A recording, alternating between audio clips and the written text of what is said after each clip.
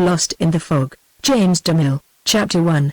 Old acquaintances gather around old scenes. Antelope, ahoy! How are you, Solomon? Roundabout plan of a roundabout voyage. The doctor warns, rebukes, and remonstrates, but, alas, in vain. It must be done. Beginning of a highly eventful voyage.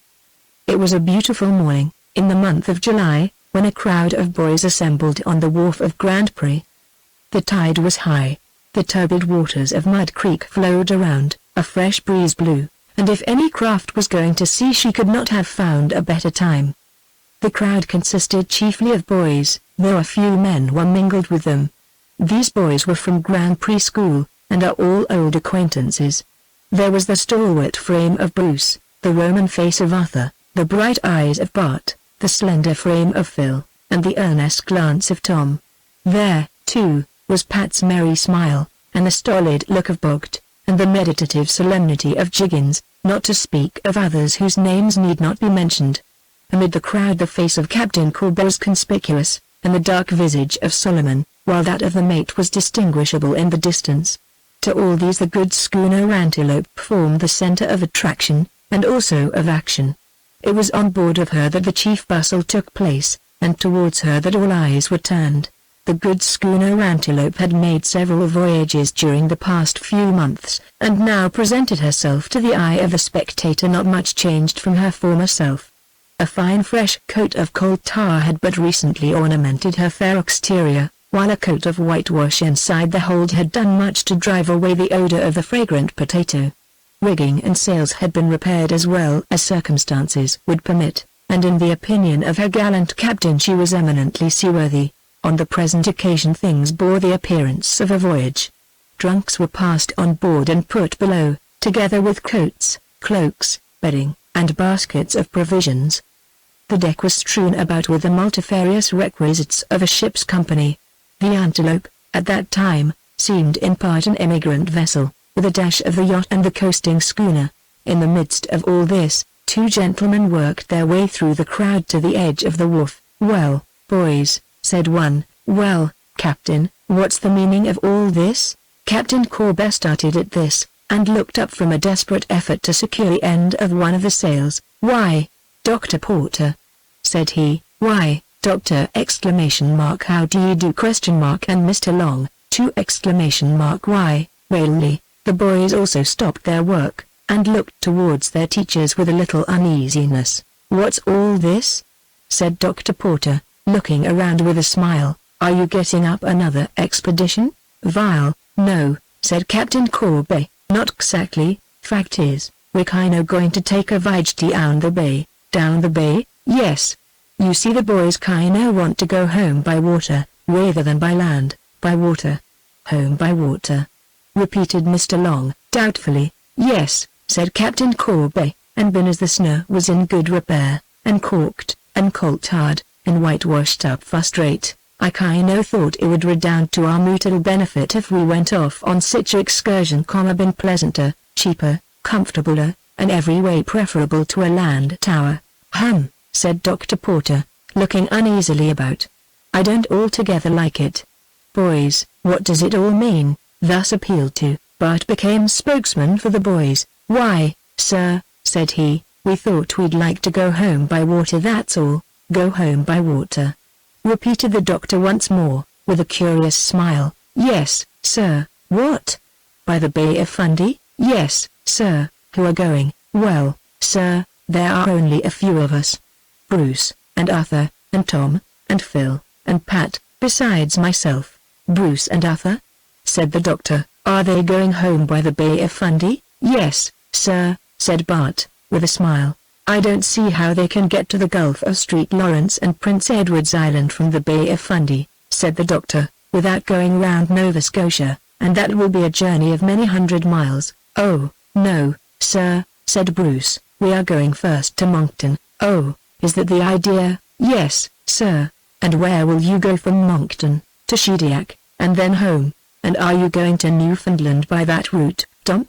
asked the doctor. "Yes, sir," said Tom, gravely. "From Shediac?" "Yes, sir. I never knew before that there were vessels going from Shediac to Newfoundland." "Oh, I'm going to Prince Edward's Island first, sir, with Bruce and Arthur," said Tom. "I'll find my way home from there." The doctor smiled. "I'm afraid you'll find it a long journey before you reach home. Won't your friends be anxious?" "Oh, no, sir. I wrote that I wanted to visit Bruce and Arthur, and they gave me leave. And you, Phil, are you going home by the Antelope?" "Yes, sir." "You are going exactly in a straight line away from it, am I, sir?" "Of course you are.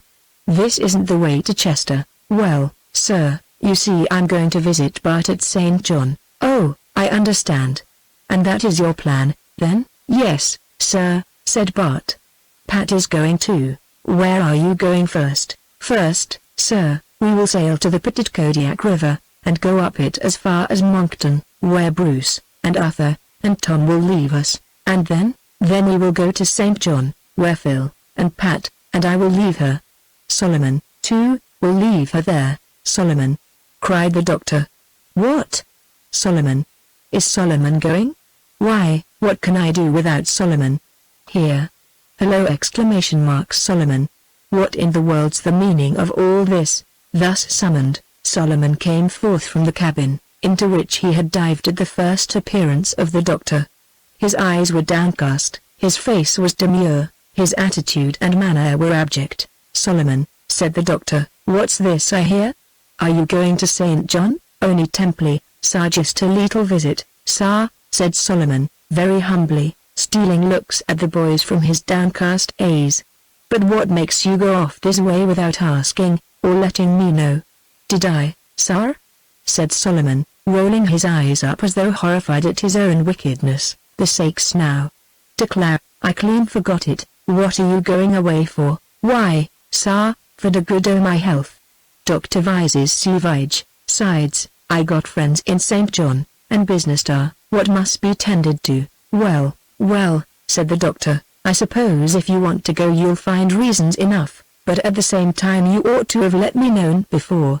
"Doesn't, sir," said Solomon. "Why not?"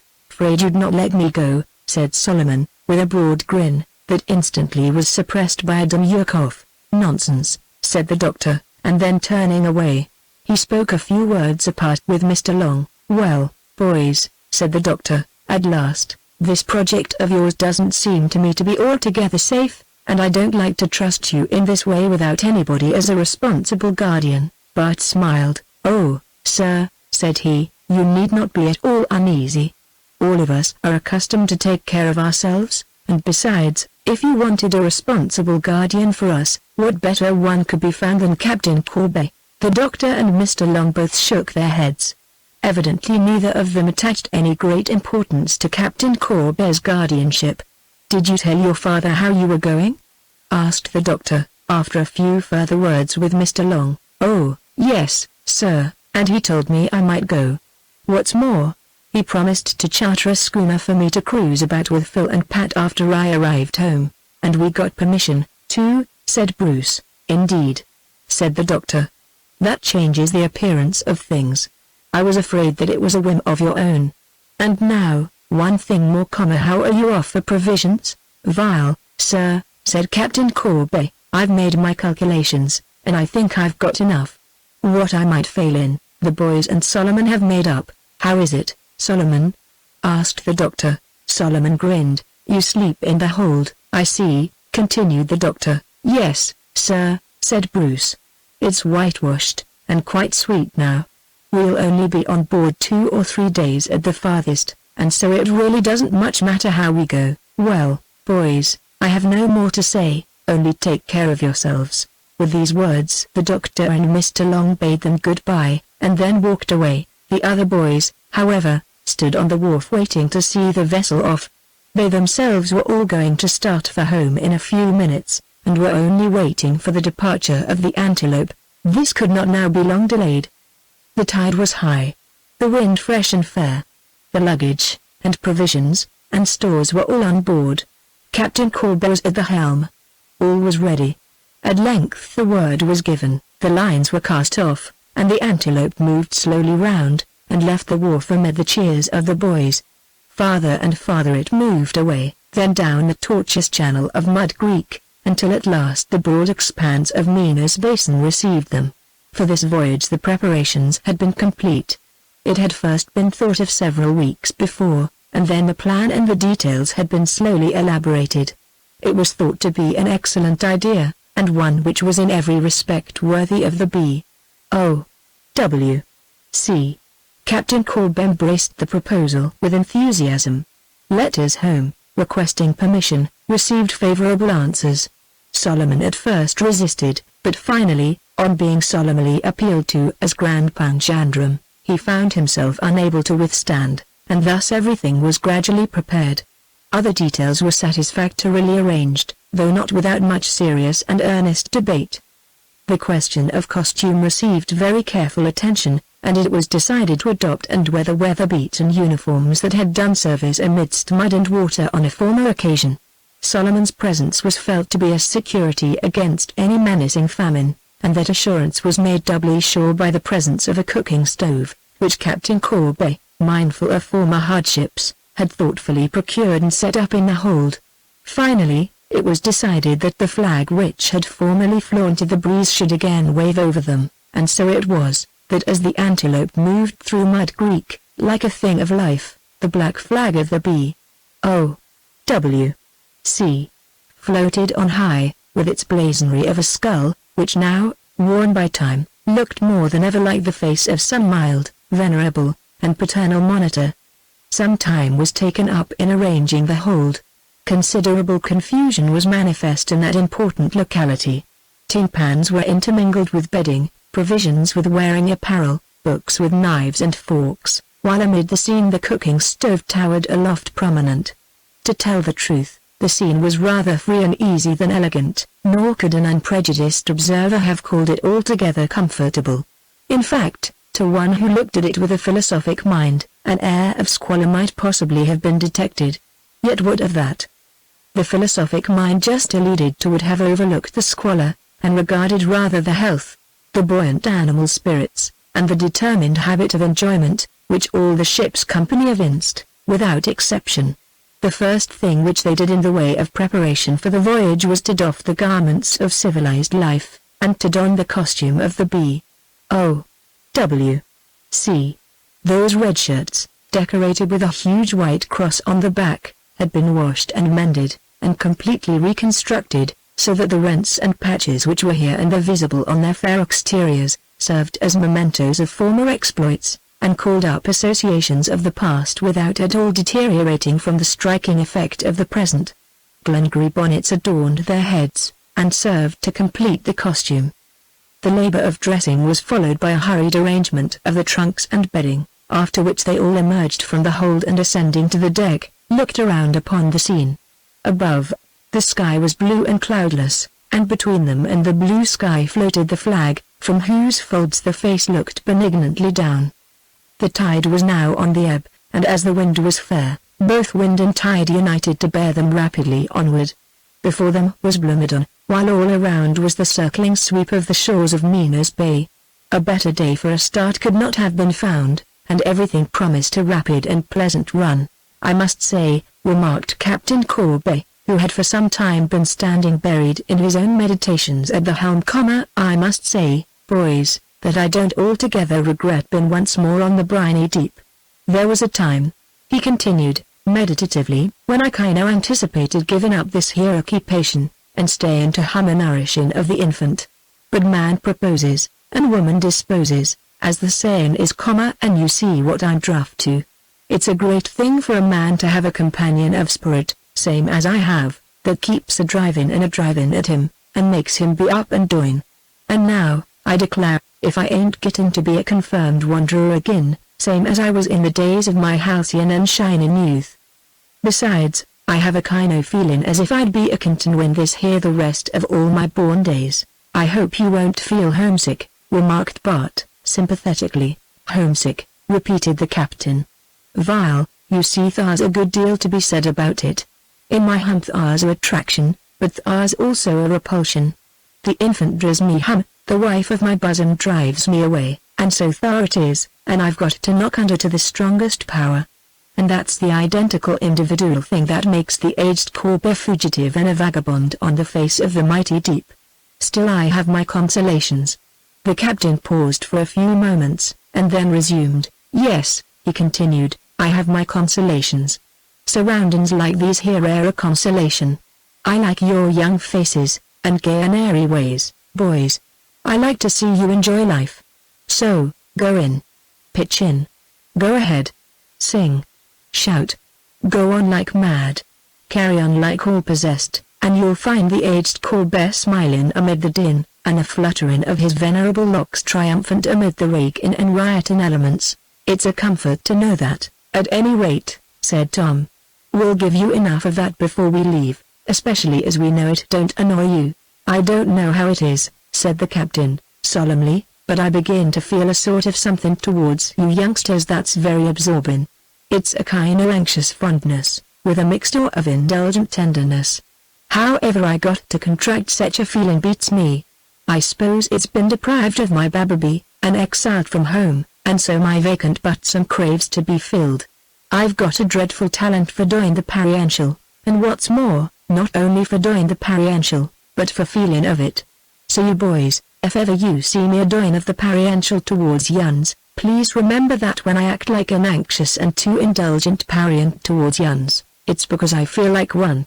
For some hours they traversed the waters, carried swiftly on by the united forces of the wind and tide. At last they found themselves close by Blomidon, and under his mighty shadow they sailed for some time. Then they doubled the cape, and there, before them, lay a long channel, the Straits of Minas, through which the waters pour at every ebb and flood. Their course now lay through this to the Bay of Fundy outside, and as it was within 2 hours of the low tide, the current ran swiftly, hurrying them rapidly past the land. Here the scene was grand and impressive in the extreme. On one side arose a lofty, precipitous cliff, which extended for miles, its sides scarred and tempest-torn, its crest fringed with trees, towering overhead many hundreds of feet, black, and menacing, and formidable. At its base was a steep beach, disclosed by the retreating tide, which had been formed by the accumulated masses of rock that had fallen in past ages from the cliffs above. These now, from the margin of the water up to high water mark, were covered with a vast growth of seaweed, which luxuriated here, and ran parallel to the line of vegetation on the summit of the cliff. On the other side of the strait the scene was different. Here the shores were more varied, in one place, rising high on steep precipices, in others, thrusting forth black, rocky promontories into the deep channel, in others again, retreating far back, and forming bays, round whose sloping shores appeared places fit for human habitation, and in whose still waters the storm-tossed bark might find a secure haven. As they drifted on, borne along by the impetuous tide, the shores on either side changed, and new vistas opened before them. At last they reached the termination of the strait, the outer portal of this long avenue, which here was marked by the mighty hand of nature in conspicuous characters. For here was a termination of that long extent of precipitous cliff which forms the outline of Blomidon, and this termination, abrupt, and stern, and black, shows, in a concentrated form, the power of wind and wave. The cliff ends abrupt, broken off short, and beyond this arise from the water several giant fragments of rock, the first of which, shaped like an irregular pyramid, rivals the cliff itself in height, and is surrounded by other rocky fragments, all of which form a colossal group, whose aggregated effect never fails to overawe the mind of the spectator. Such is Cape Split, the terminus of Cape Blomidon, on the side of the Bay of Fundy. Over its shaggy summits now fluttered hundreds of seagulls, round its black base the waves foamed and thundered, while the swift tide poured between the interstices of the rugged rocks. "Behind that far rock," said Captain Corby, pointing to Cape Split, "is a place they call Scott's Bay. Perhaps some of you have heard tell of it." "I have a faint recollection of such a place," said Bart. "Scott's Bay, do you call it?" "Yes, that must be the place that I've heard of, and is it behind this cape?" "It's a bay that runs up Thar," said the captain. "We'll see it soon after we get further down. It's a fishing and shipbuilding place. They catch a dreadful lot of shad Thar sometimes." Swiftly the Antelope passed on, hurried on by the tide, and no longer feeling much of the wind, Swiftly she passed by the cliffs, and by the cape, and onward by the sloping shores, till at length the broad bosom of the Bay of Fundy extended before their eyes. Here the wind ceased altogether. The water was smooth and calm, but the tide still swept them along, and the shores on each side receded, until at length they were fairly in the bay. Here, on one side, the coast of Nova Scotia spread away, until it faded from view in the distance, while on the other side the coast of New Brunswick extended. Between the schooner and this latter coast a long cape projected, while immediately in front arose a lofty island of rock, whose summit was crowned with trees. "What island is that?" asked Tom. "That," said Captain Corby, "is Isle Holt. I think I've heard it called Eelote," said Bart. "All the same," said Captain Corby, "only I believe it was named after the man that Disciver did first, and his name was Holt." "But it's a French name," said Tom. "Eelote means high island." "Vile, maybe he was a Frenchman," said Captain Corby. "I won't argue, I dare say he was.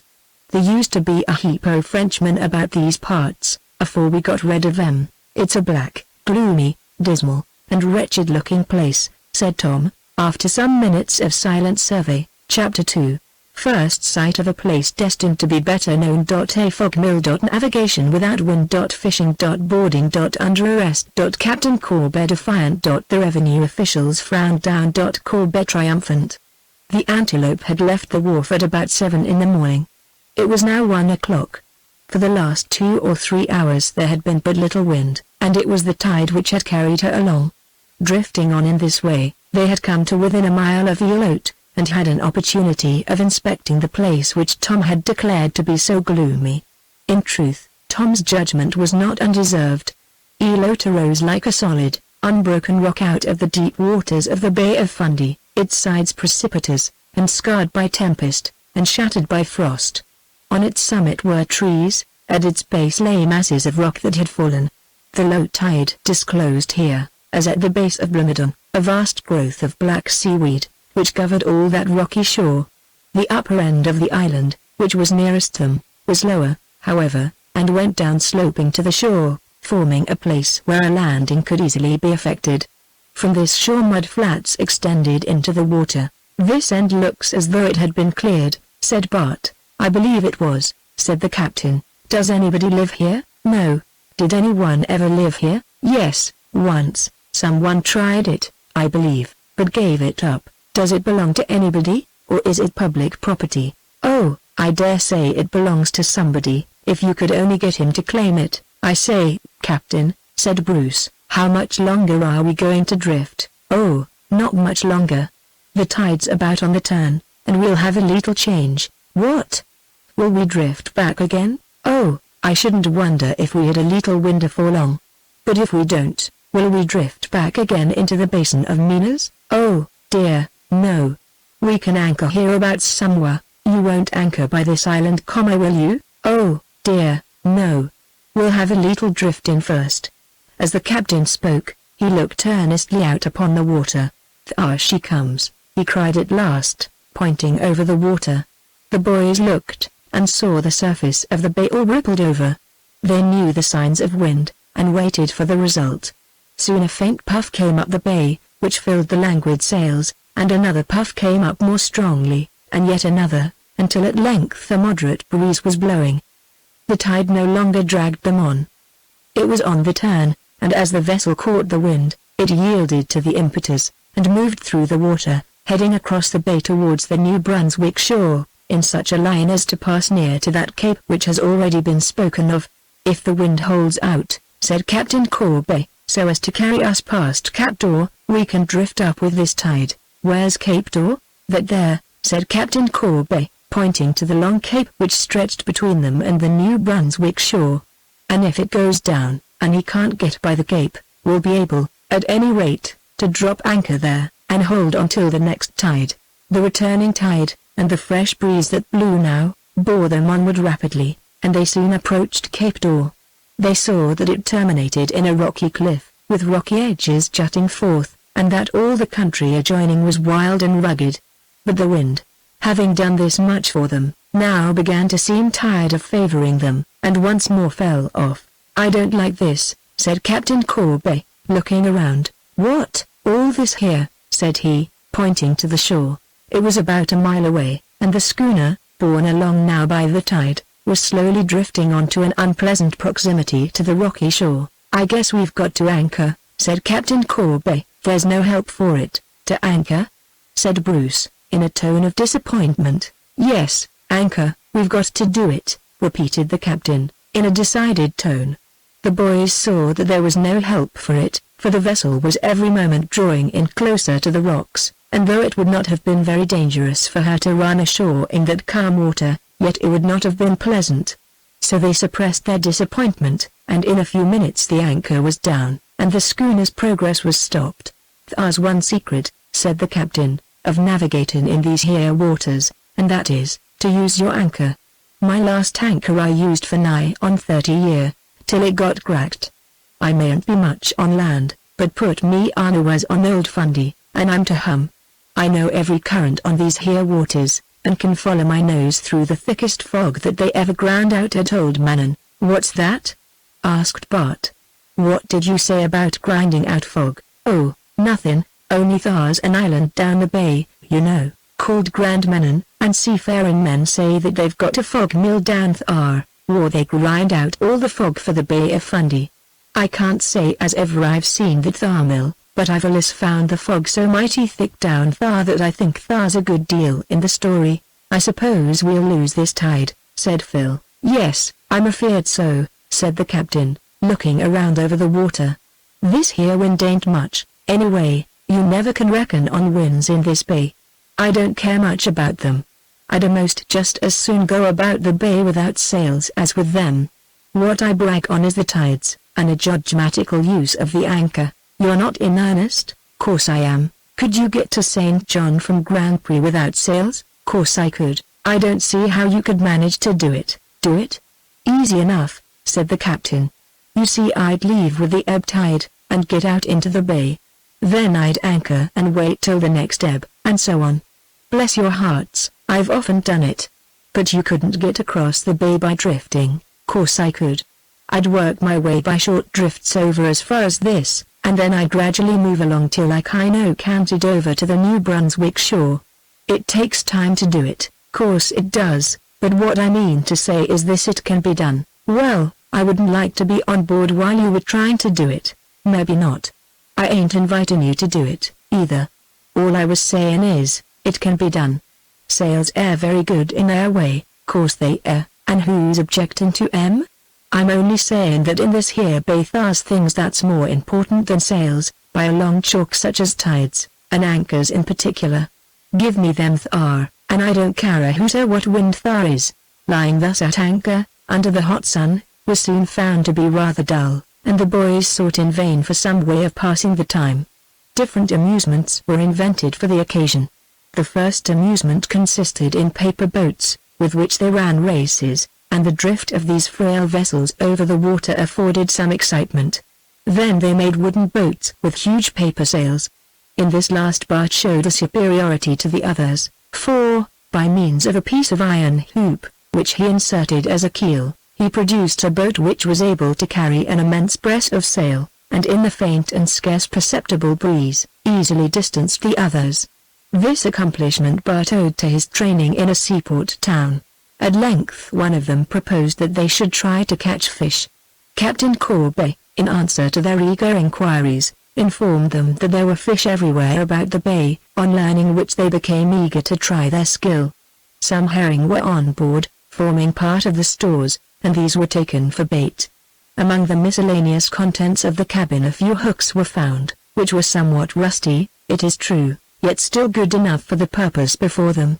Lines, of course, were easily procured, and soon a half-dozen baited hooks were down in the water, while a half-dozen boys, eager with suspense, watched the surface of the water. For a half-hour they held their lines suspended without any result, but at the end of that time, a cry from Phil roused them, and on looking round they saw him clinging with all his might to his line, which was tugged tightly by something in the water. Bruce ran to help him, and soon their united efforts succeeded in landing on the deck of the vessel a codfish of very respectable size. The sight of this was greeted with cheers by the others, and served to stimulate them to their work. After this others were caught, and before half an hour more some 20 codfish, of various sizes, lay about the deck, as trophies of their piscatory skill. They were now more excited than ever, and all had their hooks in the water, and were waiting eagerly for a bite, when an exclamation from Captain Corbe roused them. On turning their heads, and looking in the direction where he was pointing, they saw a steamboat approaching them. It was coming from the head of the bay on the New Brunswick side, and had hitherto been concealed by the projecting cape. "What's that?" said Bart. "Is it the St. John steamer?" "No, sir," said the captain. "She's a man-o'-war steamer, the river cutter, I do believe." "How do you know?" "Why, by her shape. She seems to be coming this way." "Yes, bound to Minas Bay, I suppose." "Vile, vile, vile. Strange to how singularly calm and unterrified I feel inwardly. Why, boys, I've seen the time when the sight of an approaching river vessel would make me shiver and shake from stem to stern. But now how changed. Such, my friends, is the mutability of human life." The boys looked at the steamer for a few moments, but at length went back to their fishing. The approaching steamer had nothing in it to excite curiosity. Such an object was too familiar to withdraw their thoughts from the excitement of their lines and hooks, and the hope which each had of surpassing the other in the number of catches animated them to new trials. So they soon forgot all about the approaching steamer, but Captain Corbe had nothing else to do, and so, whether it was on account of his lack of employment, or because of the sake of old associations, he kept his eyes fixed on the steamer. Time passed on, and in the space of another half hour she had drawn very near to the Antelope. Suddenly Captain Corbe slapped his hand against his thigh. "Declare, if they ain't a-going to overhaul us!" he cried. At this the boys all turned again to look at the steamer. "Declare, if that fellow in the gold hat ain't a-squinting at us through his spyglass!" cried the captain. As the boys looked, they saw that the Antelope had become an object of singular attention and interest to those on board of the steamer. Men were on the forecastle, others on the main deck. The officers were on the quarter-deck, and all were earnestly scrutinizing the Antelope. One of them was looking at her through his glass. The Antelope, as she lay at anchor, was now turned with her stern towards the steamer, and her sails flapping idly against the masts. In a few moments the paddles of the steamer stopped, and at the same instant a gun was fired. "Highly honored, kind sir," said Captain Corbe, with a grin. "What's the matter?" asked Bart. "Matter? Why, that thar steamer feels kind-o interested in us, and that thar gun means, heave to." "Are you going to heave to?" "Nary heave." "Why not?" "Can't come it nohow, 'cause why, I'm hove to, with the anchor hard and fast, only they can't see that we're anchored." Suddenly a cry came over the water from a man on the quarter-deck. "Ship o-o-o-o-oi, low o-o-o-o." Such was the informal reply of Captain Corbe. "Heave to o-o-o, till I send a boat aboard." "Hoo-ah-a-a-a-a-a." Such was again Captain Corbe's cheerful and informal answer. "Vile. Vile vile." He exclaimed, "It does beat my grandmother they are going to send a boat aboard." "What for?" Captain Corbe grinned, and shook his head, and chuckled very vehemently, but said nothing. He appeared to be excessively amused with his own thoughts. The boys looked at the steamer, and then at Captain Corbe, in some wonder, but as he said nothing, they were silent, and waited to see what was going to happen. Meanwhile Solomon, roused from some mysterious culinary duties by the report of the gun, had scrambled upon the deck, and stood with the others looking out over the water at the steamer. In a few moments the steamer's boat was launched, and a half-dozen sailors got in, followed by an officer.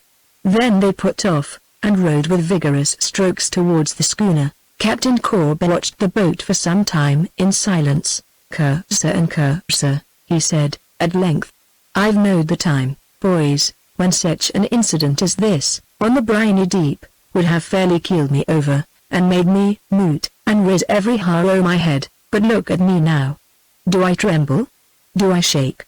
Here, feel my pulse." Phil, who stood nearest, put his finger on the outstretched wrist of the captain.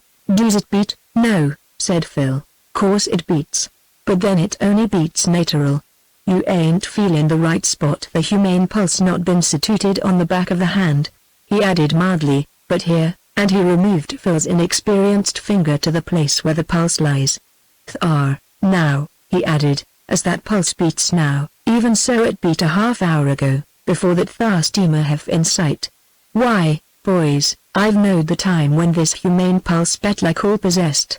You see, I've lived a life of adventure, in spite of my meek and quiet nature, and have dabbled at odd times in the smuggling business. But they don't catch me this time. I've retired from that thar, and the Antelope lets the river rest in peace. The boat drew nearer and nearer, and the officer at the stern looked scrutinizingly at the Antelope. There was an air of perplexity about his face, which was very visible to those on board, and the perplexity deepened and intensified as his eyes rested on the flag of the B. O. W. C. Leave him to me, said Captain Corby. Leave that thar young man to me. Ing having to do with the revenue officer just now, so don't go and put in your oars, but just leave him to me. All right, Captain, we won't say a word, said Bruce. We'll go on with our fishing quietly.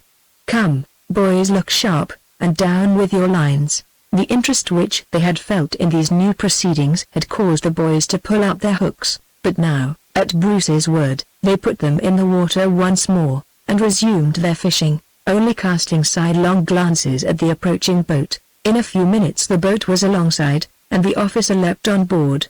He looked all around, at the fish lying about the deck, at the boys engaged in fishing, at Captain Corby, at Solomon, at the mysterious flag aloft, and finally at the boys. These all took no notice of him, but appeared to be intent on their task. What schooner was this? He asked, abruptly. The schooner Antelope, Corby master, replied the captain. Are you the master? I am. Where do you belong? Grand Prix? Grand Prix? Yes. He replied, with a stare around. Grand Prix? Yes, just so. What's that? I briefly remarked that it was just so. What's the reason you didn't lie to, when you were hailed? Lie to? Yes, couldn't do it. What do you mean by that? Asked the officer, who was rather ireful, and somewhat insulting in his manner. Valbin, as I was anchored here hard and fast, I don't exactly see how I could manage to go through that thar maneuver, unless you'd kindly lend me the loan of your steam Indian to do it on. Look here, old man, you'd better look out. Val, I do try to keep a good lookout. How much do you take for the loan? Oh, that spyglass. Oh, yawn. Let me see your papers. Papers? Yes, your papers. I ain't got none. What's that? I ain't got none. You haven't any papers? Nary paper. The officer's brow grew dark. He looked around the vessel once more, and then looked frowningly at Captain Corby, who encountered his glance with a serene smile. Look here, old man, said he, you can't come it over me. Your little game's up, old fellow. This schooner's seized. Seized? What for? For violation of the law, by fishing within the limits. Limits? What limits? No foreign vessel can come within 3 miles of the shore. Foreign vessel? Do you mean to call me a foreigner? Of course I do. You're a Yankee fisherman, am I? Of course you are. And what do you mean by that confounded rag up there? Cried the officer, pointing to the flag of the B. O. W. C. If you think you can fish in this style, you'll find yourself mistaken. I know too much about this business. Do you? Well, then, kind sir, allow me to mention that you've got something to learn yet. Spite your steam engines and spyglasses. What's that? Cried the officer, furious. I'll let you know. I arrest you, and this vessel is seized. Wait a minute, young sir, cried Captain Corby. Not quite so fast, if you please. You'll get yourself arrested. What do you mean by this here? Do you know who I am? I, sir, am a subject of Queen Victory. My home is here. I'm now on my own native shore. A foreigner, am I? Let me tell you, sir, that I was born, brung up, nourished, married, and settled in this here province, and I've got an infant born here, and I'm not a fisherman, and this ain't a fishing vessel. You arrest me if you dare. You'll see who'll get the worst of it in the long run. I'd like precious well to get damages, yea, swinging damages out of one of you river fellas. The officer looked around again. It would not do to make a mistake. Captain Corby's words were not without effect. Yea, cried Captain Corby. Yea, naval sir. I'm a free Nova Scotian, as free as a bird. I cruise about my native coast, swore I please. Who's to hinder? Seize me if you dare, and it'll be the dearest job you ever tried. This here is my own private pleasure yacht. These are my young friends, natives, an amateur fisherman. Cast your eye down into yonder hold, and see if this here's a fishing craft." The officer looked down, and saw a cooking stove, trunks, and bedding. He looked around in doubt, but this scene had lasted long enough. "Oh, nonsense," said Bart, suddenly pulling up his line, and coming forward. "See here, it's all right," said he to the officer. "We're not fishermen. It's as he says. We're only out on a short cruise, you know, for pleasure, and that sort of thing." As Bart turned, the others did the same. Bruce lounged up, dragging his line, followed by Arthur and the others. "We're responsible for the schooner," said Bruce, quietly. "It's ours for the time being. We don't look like foreign fishermen, do we?" The officer looked at the boys, and saw his mistake at once. He was afraid that he had made himself ridiculous. The faces and manners of the boys, as they stood confronting him in an easy and self-possessed manner, showed most plainly the absurdity of his position.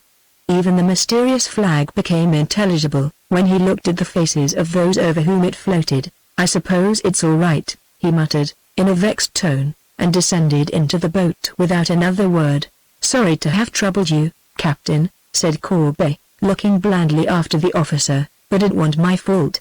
I didn't have charge of that thar engine." The officer turned his back without a word, and the men pulled off to the steamer. The captain looked after the boat in silence for some time. "I'm sorry," said he, at length, as he heaved a gentle sigh, "I'm sorry that you put in your oars. I do so like to sass a rebel officer." Chapter 3. Solomon surpasses himself. A period of joy is generally followed by a time of sorrow. Gloomy forebodings. The legend of Petticoat Jack. Captain Corbett discourses of the dangers of the deep, and puts in practice a new and original mode of navigation. This interruption put an end to their attempts at fishing, and was succeeded by another interruption of a more pleasing character, in the shape of dinner, which was now loudly announced by Solomon. For some time a savory steam had been issuing from the lower regions, and had been wafted to their nostrils in successive puffs, until at last their impatient appetite had been roused to the keenest point, and the enticing fragrance had suggested all sorts of dishes. When at length the summons came, and they went below, they found the dinner in every way worthy of the occasion.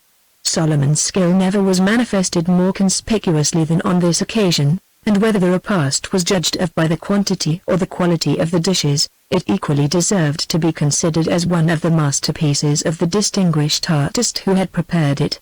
"Da, children," he exclaimed, as they took their places, "da, cap'n, just has dem our trout, to begin on, and see if you ever saw anything to beat tem in all your born days. Den tried a stew, den da meat pie, den da calf's head, but dat our pie down da mustn't be touched, nor even so much as looked at, till da lass a ball." And with these words Solomon stepped back, leaning both hands on his hips, and surveyed the banquet and the company with a smile of serene and ineffable complacency. "All right, Solomon, my son," said Bart. "Your dinner is like yourself, unequaled and unapproachable." Bless you, my friend," murmured Bruce, in the intervals of eating. "If there is any contrast between this present voyage and former ones, it is all due to our unequaled caterer." "How did you get the trout, Solomon?" said Phil. "The trout? Oh, I picked 'em up last night down in the village," said Solomon. "Met little boy from Gaspier's, and got 'em from him." "What's this?" cried Tom, opening a dish. "Not lobster." "Lobster!" exclaimed Phil. "So it is." "Why, Solomon, where did you get lobster? Is this the season for them?" "Think of the words of the poet, boys," said Bart, warningly, "in the months without the R, clams and lobsters pison are." Solomon meanwhile stood apart, grinning from ear to ear, with his little black beads of eyes twinkling with merriment. "Halo, Solomon. What do you say to lobsters in July?" Solomon's head wagged up and down, as though he were indulging in some quiet, unobtrusive laughter, and it was some time before he replied. "Oh, never you fear, children," he said, "if you're only going to get sick from lobsters, you'll live a long day. You may go in for clams, and lobsters, and oysters any time of the year you like, only they must be cooked up proper." "I'm gratified to hear that," said Bruce, gravely. but at the same time puzzled. For Mrs. Pratt says the exact opposite, and so here we have two great authorities in direct opposition. So what are we to think? Oh, there's no difficulty, said Arthur, for the doctors are not of equal authority. Mrs. Pratt is a quack, but Solomon is a professional, a regular, natural, artistic, and scientific cook, which at sea is the same as doctor.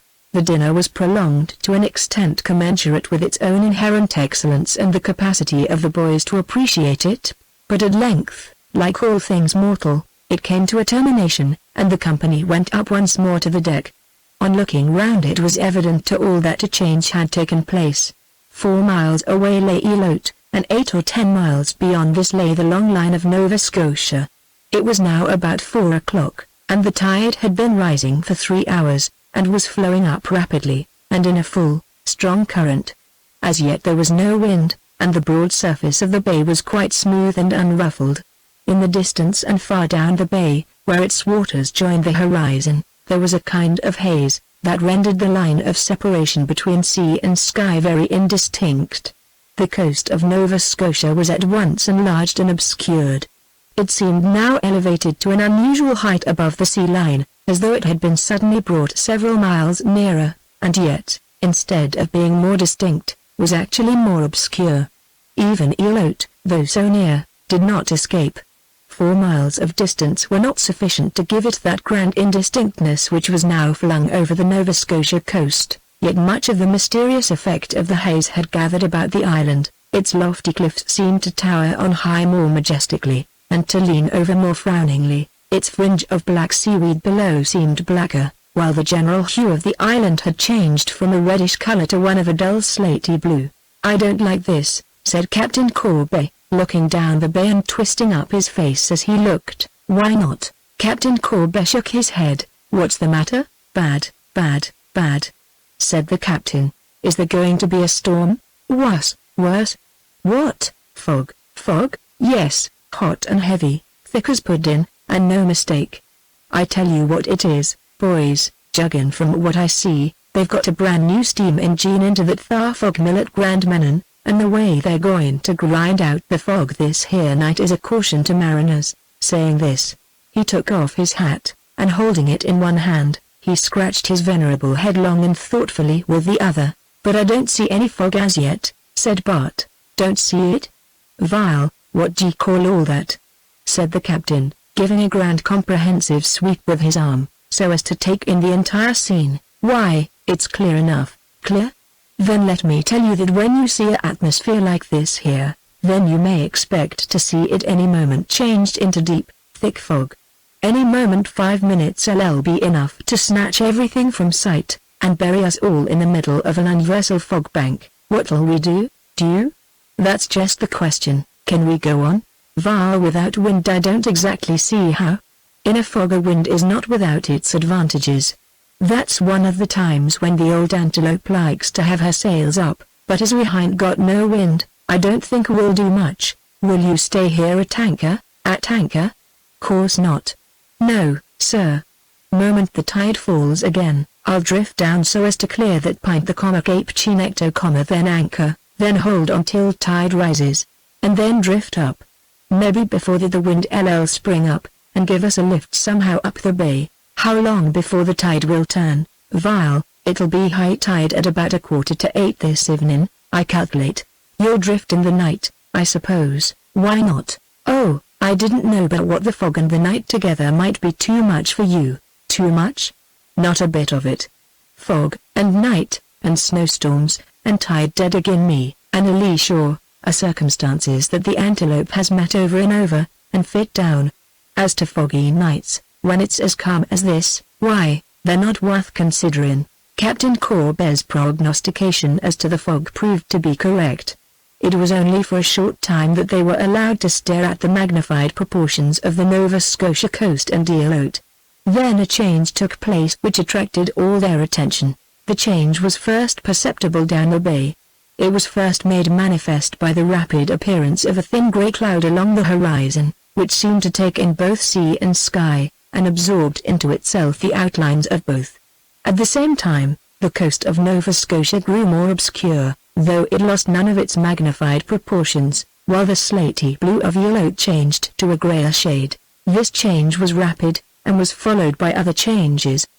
The thin grey cloud, along the southwest horizon, down the bay, gradually enlarged itself, till it grew to larger and loftier proportions. In a quarter of an hour it had risen to the dimensions of the Nova Scotia coast. In a half an hour it was towering to double that height. In an hour its lofty crest had ascended far up into the sky. "It's a-comin'," said Captain Corby.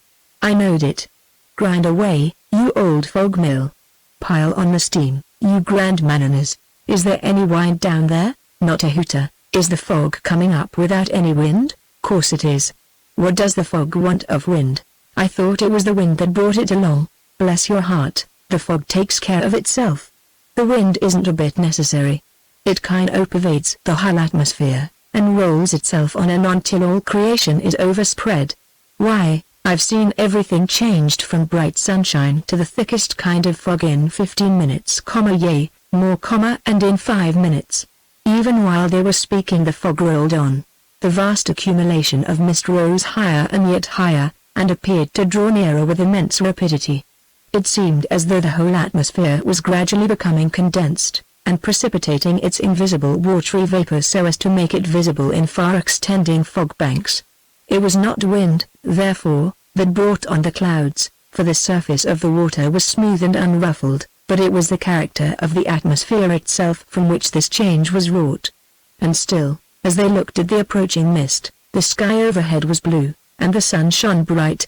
But the gathering clouds seemed now to have gained a greater headway, and came on more rapidly. In a few minutes the whole outline of the Nova Scotia coast faded from view, and in its place there appeared a lofty wall of dim grey cloud, which rose high in the air, fading away into the faintest outline. Overhead, the blue sky became rapidly more obscured, yellow changed again from its greyish blue to a lighter shade, and then became blended with the impenetrable fog that was fast enclosing all things, and finally the clouds grew nearer, till the land nearest them was snatched from view, and all around was alike shrouded under the universal veil. Nothing whatever was visible. For 100 yards, or so, around them, they could see the surface of the water, but beyond this narrow circle, nothing more could be discerned. "It's a very pooty fog," said Captain Corby, "and I only wonder that there ain't any wind. If it should come, it'll be all right." "You intend, then, to go on just the same as if the sky was clear?" "I will up anchor as the tide begins to fall, and get a good piece down, so as to dodge Cape Chenecto, and there wait for the rising tide, and just the same as if the sun was shinin'. But we can't start till 8 o'clock this evening. Anyhow, you needn't trouble yourselves a mite. You may all go to sleep, and dream that the silver moon is good in the traveler on the briny deep." The scene now was too monotonous to attract attention, and the boys once more sought for some mode of passing the time. Nothing appeared so enticing as their former occupation of fishing, and to this they again turned their attention. In this employment the time passed away rapidly until the summons was given for tea. Around the festive board, which was again prepared by Solomon with his usual success, they lingered long, and at length, when they arose, the tide was high. It was now about 8 o'clock in the evening, and Captain Corby was all ready to start. As the tide was now beginning to turn, and was on the ebb, the anchor was raised, and the schooner, yielding to the pressure of the current, moved away from her anchorage ground. It was still thick, and darkness also was coming on. Not a thing could be discerned, and by looking at the water, which moved with the schooner, it did not seem as though any motion was made.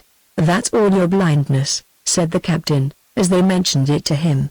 "You can't see anything but the water, and as it is moving with us, it doesn't seem as though we were moving. But we air, notwithstanding, and pretty quick too. I'll take 2 hours drift before stopping, so as to make sure. I calculate about that time to get to a place where I can hit the current that'll take me, with the rising tide, up to old Petticoat Jack." "By the way, Captain," said Phil, "what do you seafaring men believe about the origin of that name Petticoat Jack? Is it Indian or French?" "T'ain't neither," said Captain Corby, decidedly.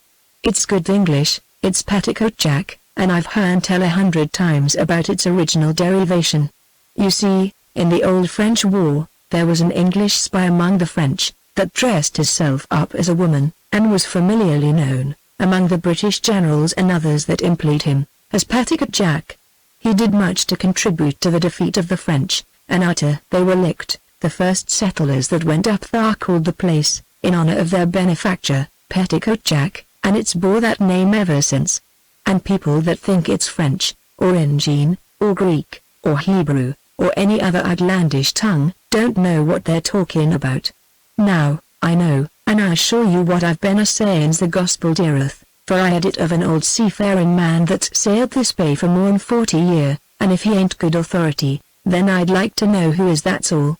At this explanation of the etymology of the disputed term, the boys were silent, and exchanged glances of admiration.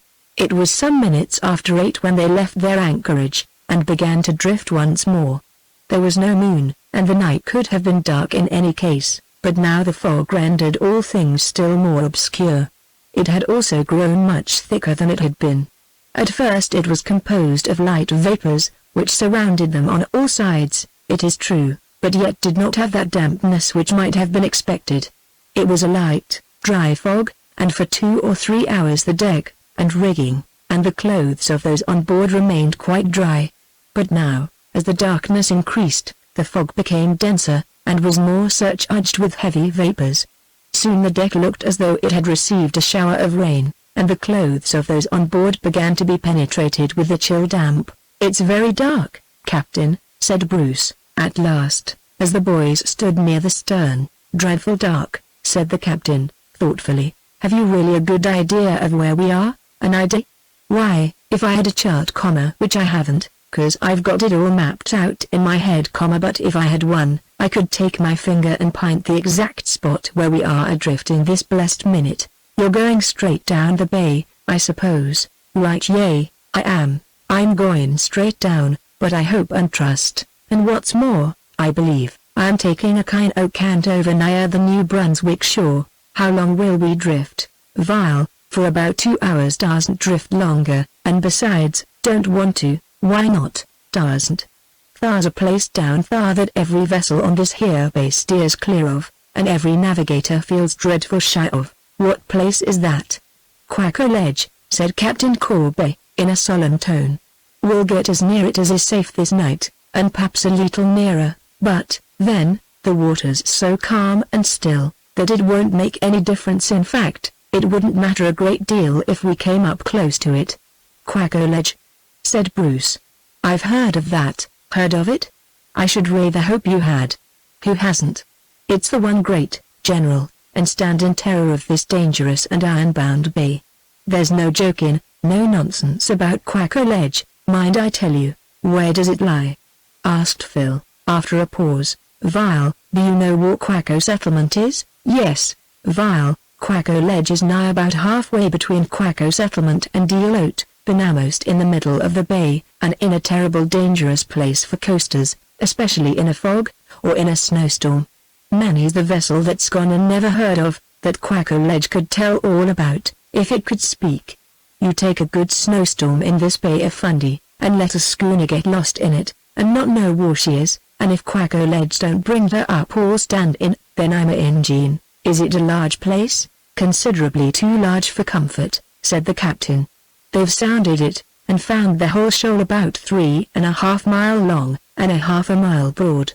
It's all covered over with water at high tide, but at half tide it begins to show its nose, and at low tide you see as pretty a shoal for shipwrecking as you may want, rather low with pleasant jagged rocks at the northeast side, and about 100 yards or so in extent. I've been nigh onto it in clear weather, but don't want to be within 5 miles of it in a fog or in a storm. In a thick night like this, I'll pull up before I get close. You've never met with any accident there, I suppose?" "Me? No, not me. I always calculate to give Quaco Ledge the widest kind o' berth. And I hope you'll never know anything more about that same place than what I'm telling you now. The knowledge which one has about that place, and places generally of that kind, comes better by hearsay than from actual observation." Time passed on, and they still drifted, and at length 10 o'clock came, but before that time the boys had gone below, and retired for the night. Shortly after, The rattle of the chains waked them all, and informed them that the antelope had anchored once more. After this they all fell asleep. Chapter 4.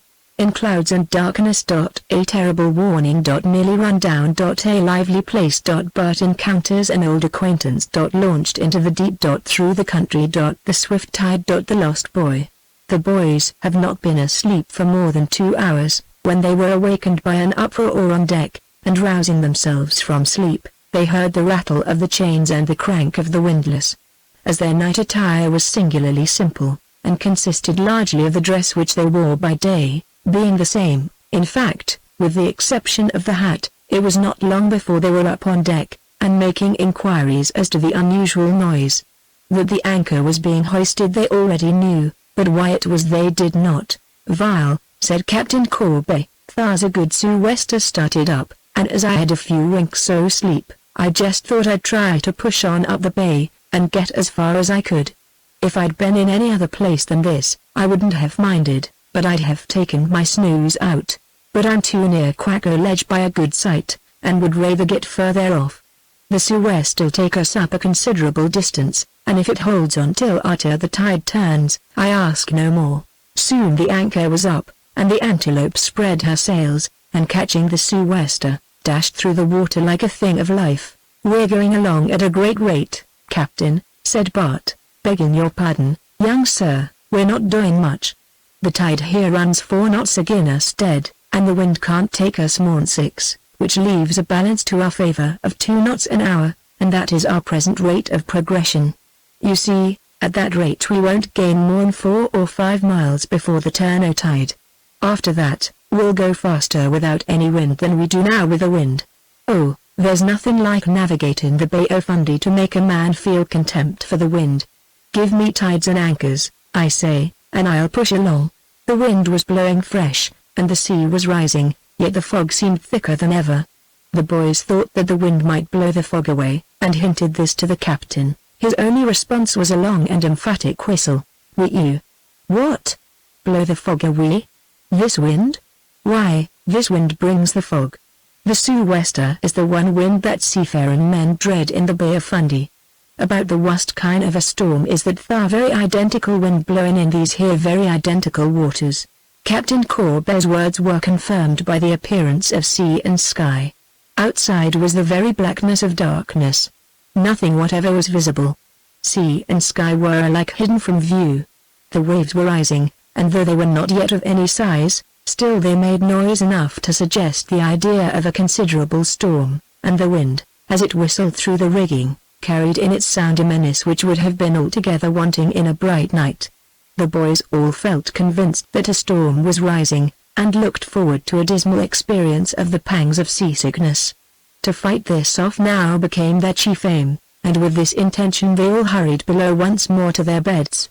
But the water was not rough, the motion of the schooner was gentle, and though there was much noise above, yet they did not notice any approach of the dreaded seasickness, and so in a short time they all fell asleep once more, but they were destined to have further interruptions. The interruption came this time in a loud cry from Solomon, which waked them all at once. "Get up, Chilton! Get up! It's all over." What?" cried the boys. "What's the matter?" And springing up in the first moment of alarm, they stood listening. As they stood, there came to their ears the roaring of the wind through the rigging, the flapping of the sails, the dashing and roaring of the waters, in the midst of which there came also a shrill, penetrating sound, which seemed almost overhead the sound of some steam whistle. "Da, da!" cried Solomon, in a tone of deadly fear. "It's a-comin'. I knowed it. We're all lost and gone. It's a steamer. We're all run down and drownded." Without a word of response, the boys once more clambered on deck. All was as dark as before, the fog as thick, the scene around as impenetrable, the wind as strong. From a distance there came over the water, as they listened, the rapid beat of a steamboat's paddles, and soon there arose again the long, shrill yell of the steam whistle. They looked all around, but saw no sign of any steamer, nor could they tell exactly in which direction the sound arose. One thought it came from one side, another thought it came from the opposite quarter, while the others differed from these. As for Captain Corby, he said nothing, while the boys were expressing their opinions loudly and confidently. At last Bert appealed to Captain Corby. "Where is the steamer?" "Down there," said the captain, waving his hand over the stern. "What steamer is it?" "The revenue steamer, not her. That revenue steamer is up to Windsor by this time." "No, this is the St. John steamer coming up the bay, and I only wish she'd take us and give us a tow up. She seems to be close by." "She is close by. Isn't there some danger that we'll be run down?" As those words were spoken, another yell, louder, shriller, and nearer than before, burst upon their ears. It seemed to be close astern. The beat of the paddles was also near them. "Pretty close," said the captain. "Isn't there some danger that we'll be run down?" To this question, thus anxiously repeated, the captain answered slowly, "Vile, there may be, and then again there mayn't. If a man tries to dodge every possible danger in life, he'll have a precious hard time of it. Why, men are killed in walk in the streets, or knocked over by sunstrokes, as well as run down at sea. So what are we to do? Do? Why, I just do what I've allus been a-doing. I just keep right straight on my own course, and mind my own biz. 10 chances to 1 they'll never come nigh us. I've heard steamers howlin' round me like all possessed, but I've never been run down yet, and I ain't going to be at my time o' life. I don't believe you'll see us. I know that thar steamer. You'll only hear her yellin', that's all." As he spoke another yell sounded. "She's a passin' us, over thar," said the captain, waving his hand over the side. "Her whistle continue fainter till it stops. So you better go below and take your sleep out." The boys waited a little longer, and hearing the next whistle sounding fainter, as Captain Corbett said, they followed his advice, and were soon asleep, as before. This time there was no further interruption, and they did not wake till about 8 in the morning, when they were summoned to breakfast by Solomon. On reaching the deck and looking around, a cry of joy went forth from all. The fog was no longer to be seen, no longer did there extend around them the wall of gloomy grey, shutting out all things with its misty folds. No longer was the broad bay visible. They found themselves now in a wide river, whose muddy waters bore them slowly along. On one side was a shore, close by them, well wooded in some places, and in others well cultivated, while on the other side was another shore, equally fertile, extending far along. "Here we are," cried Captain Corbett. "That wind served us well. We've had a first-rate run. I calculated we'd be 3 or 4 days, but instead of that we've walked over in 24 hours. Good again. Will we be able to land at Moncton soon?" "Vile, no, not till the next tide." "Why not?" "Vile, this tide won't last long enough to carry us up there, and so we'll have to wait here. This is the best place there is." "What place is this?" "Hillsborough." "Hillsborough? Yes. Do you see that there point?" And Captain Corb waved his arm towards a high, well-wooded promontory that jutted out into the river. "Yes, Vile, I'm going in behind that, and I'll wait there till the tide turns. We'll get up to Moncton some time before evening." In a few minutes the Antelope was heading towards the promontory, and soon she passed it, and advanced towards the shore.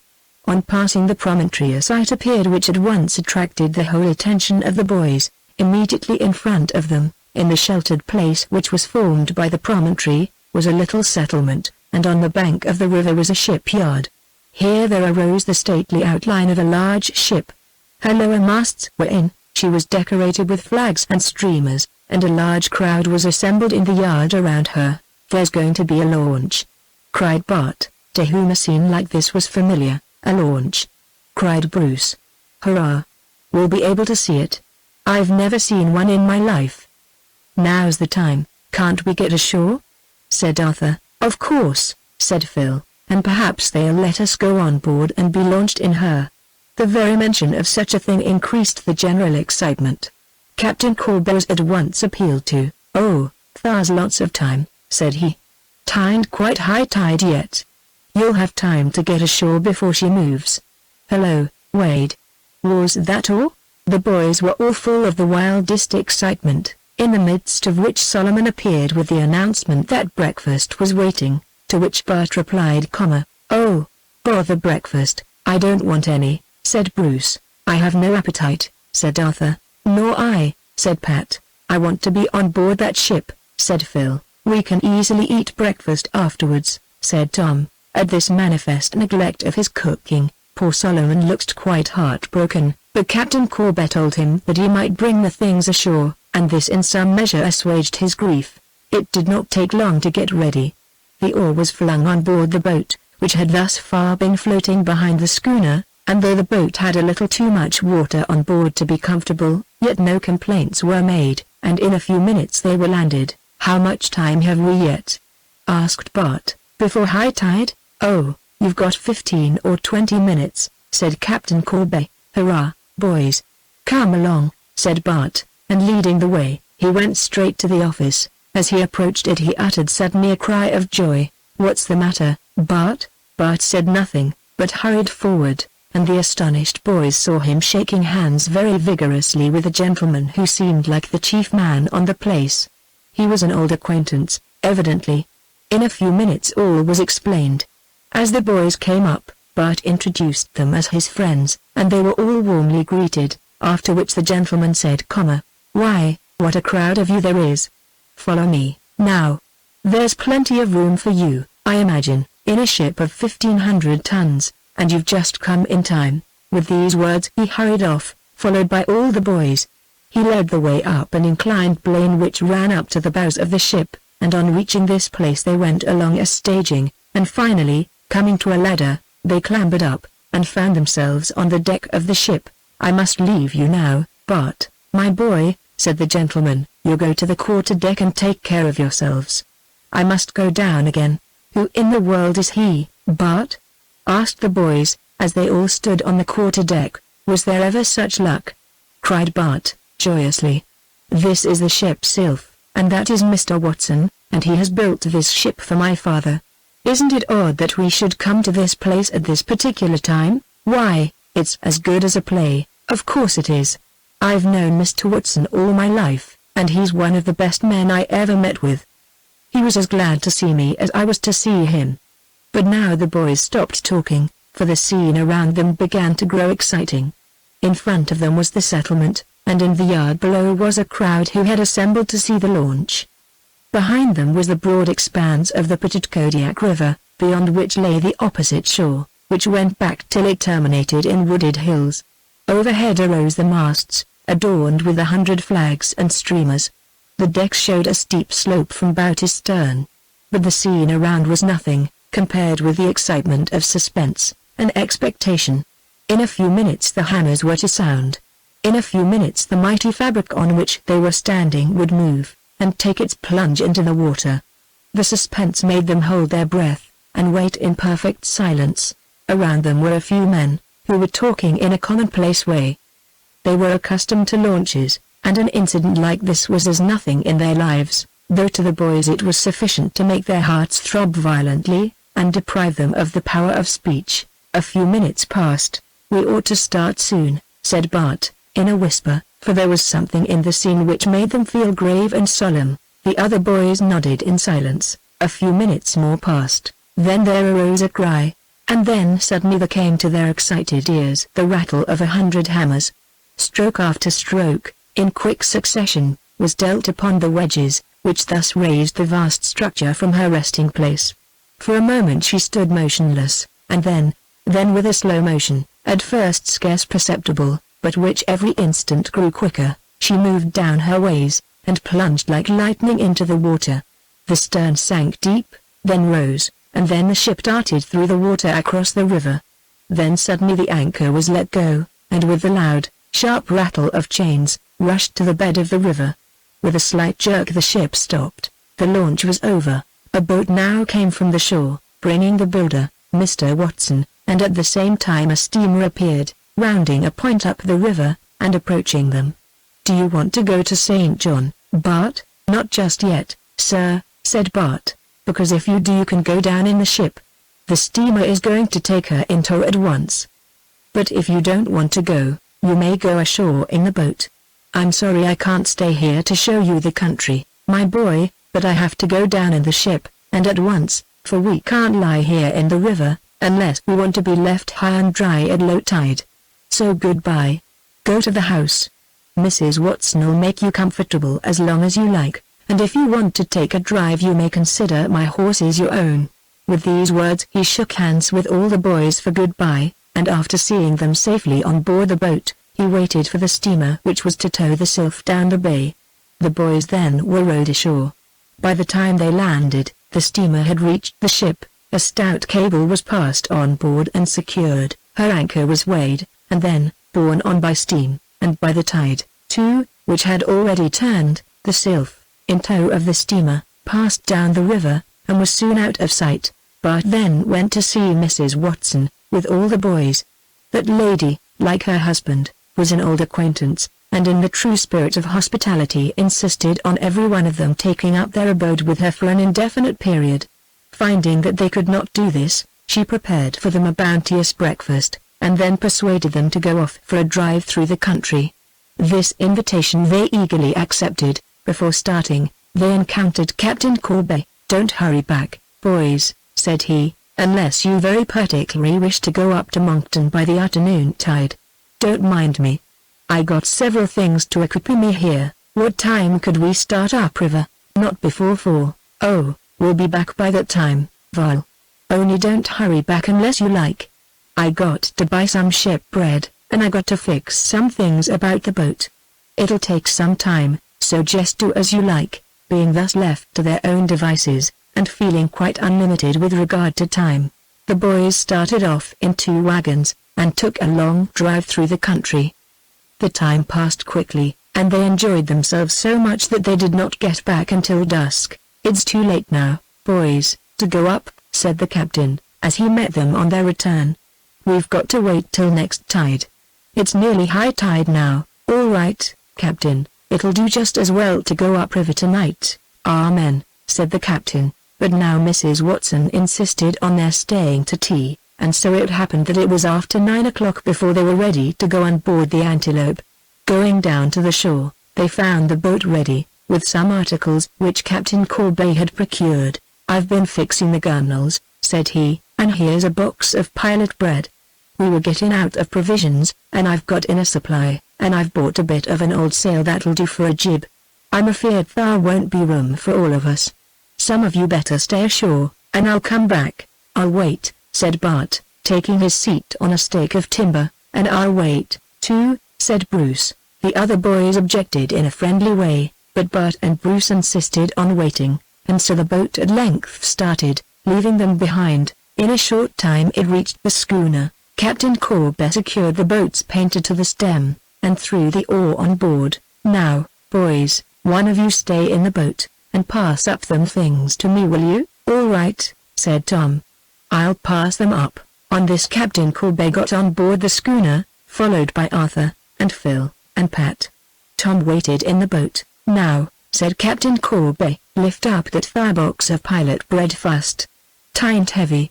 We'll get these things out afore we go ashore for the others." "All right," said Tom. He stooped, and took the box of biscuit in his arms. At that time the tide was running down very fast, and the boat, caught by the tide, was forced out from the schooner with such a pressure that the rope was stiffened out straight. Tom made one step forward. The next instant he fell down in the bottom of the boat, and those on board of the schooner who were looking at him saw, to their horror, that the boat was sweeping away with the tide, far down the river. Chapter 5. A cry of horror. "What shall we do?" Hard and fast. Bart and Bruce. Gloomy intelligence. The promontory. The bore of the pitted Kodiak. A night of misery. A mournful waking. Taking counsel. A cry of horror escaped those on board, and for some time they stood silent in utter dismay. "The rope wasn't tied," groaned Arthur. "Yes, it was," said Captain Corby. "It bruck, catch me not tie in it. It bruck, see here." And he held up in the dim light the end of the rope which still was fastened to the schooner. "I didn't know it was rotten," he moaned. "'Tain't over 10-year-old, that bit o' rope, and I've had it and used it 1,000 times without its ever thinking no break in." "What can we do?" cried Arthur. "We must do something to save him." Captain Corby shook his head. "We've got no boat," said he. "Boat? Who wants a boat? What can we do without a boat?" "Why, up anchor, and go after him with the schooner." "The schooner's hard and fast," said Captain Corby, mournfully. "Hard and fast?" Yes, don't you notice how she leans? It's only a little, but that's a sign that her keel's in the mud. I don't believe it. I won't believe it," cried Arthur. "Come, boys, up with the anchor." As the boys rushed to the windlass, Captain Corber went there, too, followed by the mate, and they worked at it for some time, until at last the anchor rose to the surface. But the antelope did not move. On the contrary, a still greater list to one side, which was now unmistakable, showed that the captain was right, and that she was actually, as he said, hard and fast. This fact had to be recognized, but Arthur would not be satisfied until he had actually seen the anchor, and then he knew that the vessel was really aground. "Do you mean to say," he cried at last, "that there is nothing to be done?" "I don't see," said Captain Corber, "what there is to be done till the snow moves. When will that be?" "Not till tomorrow morning." "How early?" "Not before 8 o'clock." "8 o'clock?" cried Arthur, in horror. "Yes, 8 o'clock. You see we had to come in pretty night to the shore, and it'll be 8 o'clock before we're floated, and what'll become of poor Tom?" groaned Arthur. "Vile," said the captain, "don't look on the worst. He may get ashore. He has no oar. The oar was thrown aboard of the schooner, still he may be carried ashore. Is there any chance?" "Vile, not much, to tell the truth. There's no use of buoying of ourselves up with false hopes, not a mite. There's a better chance of his being picked up. That there's likely now, and not unnatural. Let's all don't give up. If there's no fog outside, I'd say his chances are good, but it may be foggy. Then, in that case, he'll have to drift a while shore. Then there's no hope." "Hope? Who's a-saying there's no hope?" "Why, look here, he's got provisions on board, and needn't starve, so if he does float for a day or two, what's the harm? He's sure to be picked up eventually." At this moment their conversation was interrupted by a loud call from the promontory. It was the voice of Bruce. While these events had been taking place on board the schooner, Bruce and Bart had been ashore. At first they had waited patiently for the return of the boat, but finally they wondered at her delay. They had called, but the schooner was too far off to hear them. Then they waited for what seemed to them an unreasonably long time, wondering what kept the boat, until at length Bruce determined to try and get nearer. Bert was to stay behind in case the boat should come ashore in his absence. With this in view he had walked down the promontory until he had reached the extreme point, and there he found himself within easy hail of the Antelope. "Schooner ahoy!" he cried. "Ahoy!" cried Captain Corber. "Why don't you come and take us off?" he cried. After this there was silence for some time. At last Captain Corber shouted out, "The boat's lost." "What?" "The boat's adrift." Captain Corber said nothing about Tom, from a desire to spare him for the present. So Bruce thought that the empty boat had drifted off, and as he had been prepared to hear of some accident, he was not much surprised, but he was not to remain long in ignorance. In a few moments he heard Arthur's voice. "Bruce, hello, the boat's gone, all right, Tom's adrift in her." "What?" shouted Bruce. "Tom's adrift in her." At this appalling intelligence Bruce's heart seemed to stop beating. "How long?" he cried, after a pause. "Half an hour," cried Arthur. "Why don't you go after him?" cried Bruce again. "We're aground," cried Arthur. The whole situation was now explained, and Bruce was filled with his own share of that dismay which prevailed on board of the schooner. For a long time nothing more was said. At length Arthur's voice sounded again. "Bruce, hello, get a boat, and come aboard as soon as you can after the tide turns." "All right." "How early will the tide suit?" 8 o'clock. "Not before?" "No." After this nothing more was said. Bruce could see for himself that the tide was falling, and that he would have to wait for the returning tide before a boat could be launched. He waited for some time, full of despair, and hesitating to return to Bart with his mournful intelligence. At length he turned, and walked slowly back to his friend. "Well, Bruce?" asked Bart, who by this time was sure that some accident had happened. "The boat's adrift." "The boat?" "Yes, and what's worse, poor Tom." "Tom!" cried Bart, in a horror of apprehension. "Yes, Tom's adrift in her." At this Bart said not a word, but stood for some time staring at Bruce in utter dismay. A few words served to explain to Bart the situation of the schooner, and the need of getting a boat. "Well," said Bart, We'd better see about it at once. It's 11 o'clock. But we'll find some people up, if not, we'll knock them up." And with these words the two lads walked up from the river bank. On reaching the houses attached to the shipyard, they found that most of the people were up. There was a good deal of singing and laughter going on, which the boys interpreted to arise from a desire to celebrate the launching of the ship. They went first to Mrs. Watson's house, where they found that good lady up. She listened to their story with undisguised uneasiness, and afterwards called in a number of men, to whom she told the sad news. These men listened to it with very serious faces. "It's no joke," said one, shaking his head.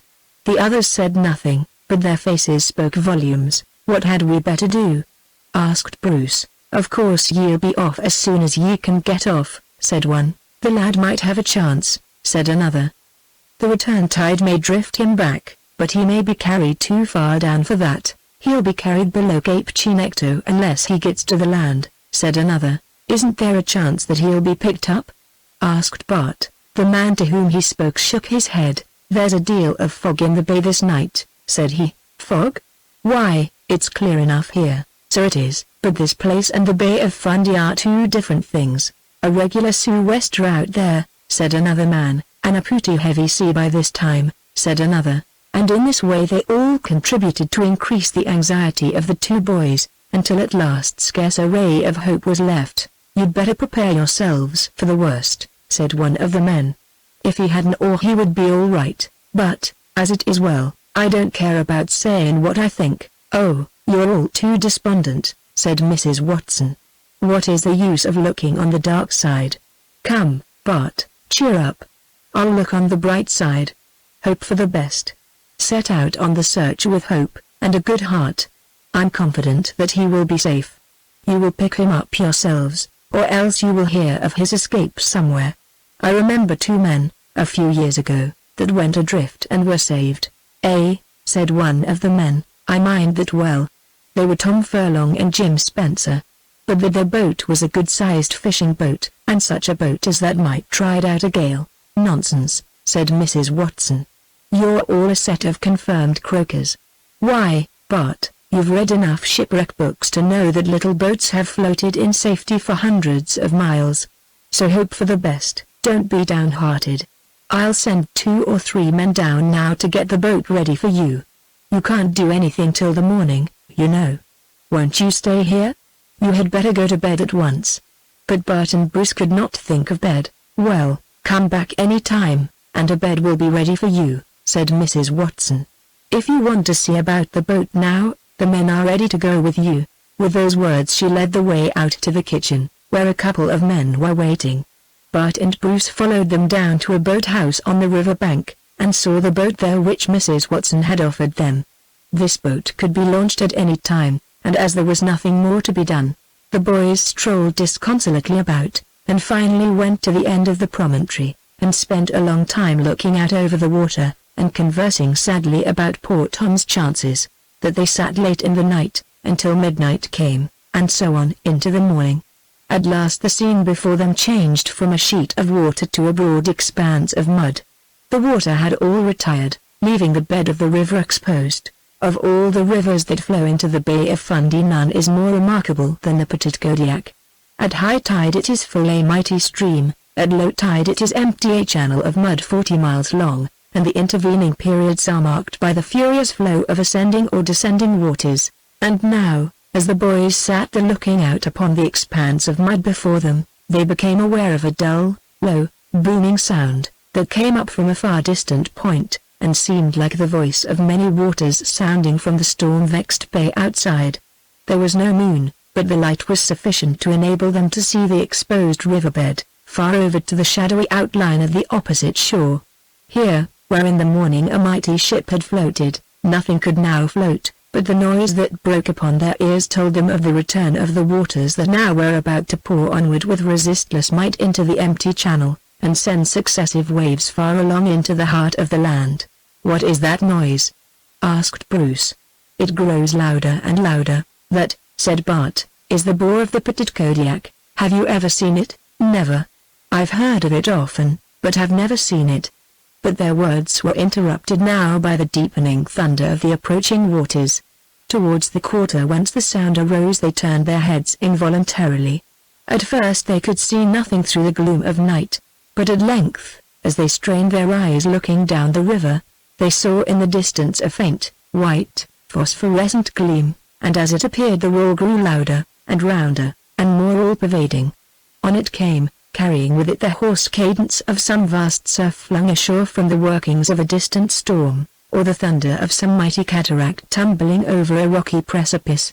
And now, as they looked, the white, phosphorescent glow grew brighter, and then whiter, like snow. Every minute it approached nearer, until at last, full before them and beneath them, there rolled a giant wave, extending across the bed of the river, crescent-shaped, with its convex side advancing forwards, and its ends following after within short distance from the shore. The great wave rolled on, one mass of snow-white foam, behind which gleamed a broad line of phosphorescent luster from the agitated waters, which, in the gloom of night, had a certain baleful radiance.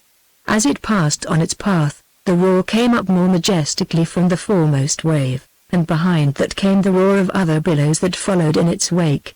By daylight the scene would have been grand and impressive, but now, amid the gloom, the grandeur became indescribable. The force of those mighty waters seemed indeed resistless, and it was with a feeling of relief that the boys reflected that the schooner was out of the reach of its sweep. Its passage was swift, and soon it had passed beyond them, and afar up the river, long after it had passed from sight, they heard the distant thunder of its mighty march. By the time the wave had passed, the boys found themselves excessively weary with their long wakefulness. "But, my boy," said Bruce, "we must get some rest, or we won't be worth anything tomorrow. What do you say? Shall we go back to Mrs. Watson's? It's too late, isn't it?" "Well, it's pretty late, no doubt. I dare say it's 2:30, but that's all the more reason why we should go to bed." "Well, what do you say? Do you think we had better disturb Mrs. Watson, or not?" "Oh, no, let's go into the barn, and lie down in the hay." "Very well. Hay makes a capital bed. For my part, I could sleep on stones." "So could I. I'm determined to hope for the best about Tom," said Bruce, rising and walking off, followed by Bart. Mrs. Watson was right.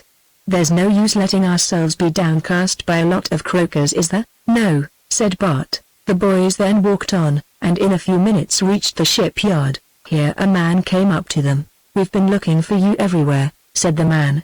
"Mrs. Watson is anxious about you." "Mrs. Watson?" "Yes. She won't go to bed till you get back to the house. There's another man out for you, up the river." "Oh, I'm sorry we have given you all so much trouble," said Bart, "but we didn't think that anybody would bother themselves about us." "Well, you don't know Mrs. Watson, that's all," said the man, walking along with them. "She's been a-worriting herself to death about you, and the sooner she sees you, the better for her and for you." On reaching the house the boys were received by Mrs. Watson. One look at her was enough to show them that the man's account of her was true. Her face was pale, her manner was agitated, and her voice trembled as she spoke to them, and asked them where they had been. Bart expressed sorrow at having been the cause of so much trouble, and assured her he thought that she had gone to bed. "No," said she, "I've been too excited and agitated about your friend and about you. But I'm glad that you've been found, and as it's too late to talk now, you had better go to bed, and try to sleep." With these words she gently urged them to their bedroom, and the boys, utterly worn out, did not attempt to withstand her. They went to bed, and scarcely had their heads touched the pillows before they were fast asleep. Meanwhile the boys on board the Antelope had been no less anxious, and, unable to sleep, they had talked solemnly with each other over the possible fate of poor Tom.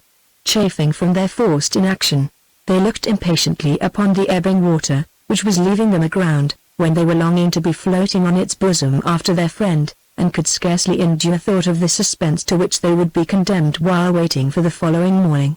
Captain Corb also was no less anxious, though much less agitated. He acknowledged, with pain, that it was all his fault, but appealed to all the boys, one by one, asking them how he should know that the rope was rotten. He informed them that the rope was an old favorite of his, and that he would have willingly risked his life on it.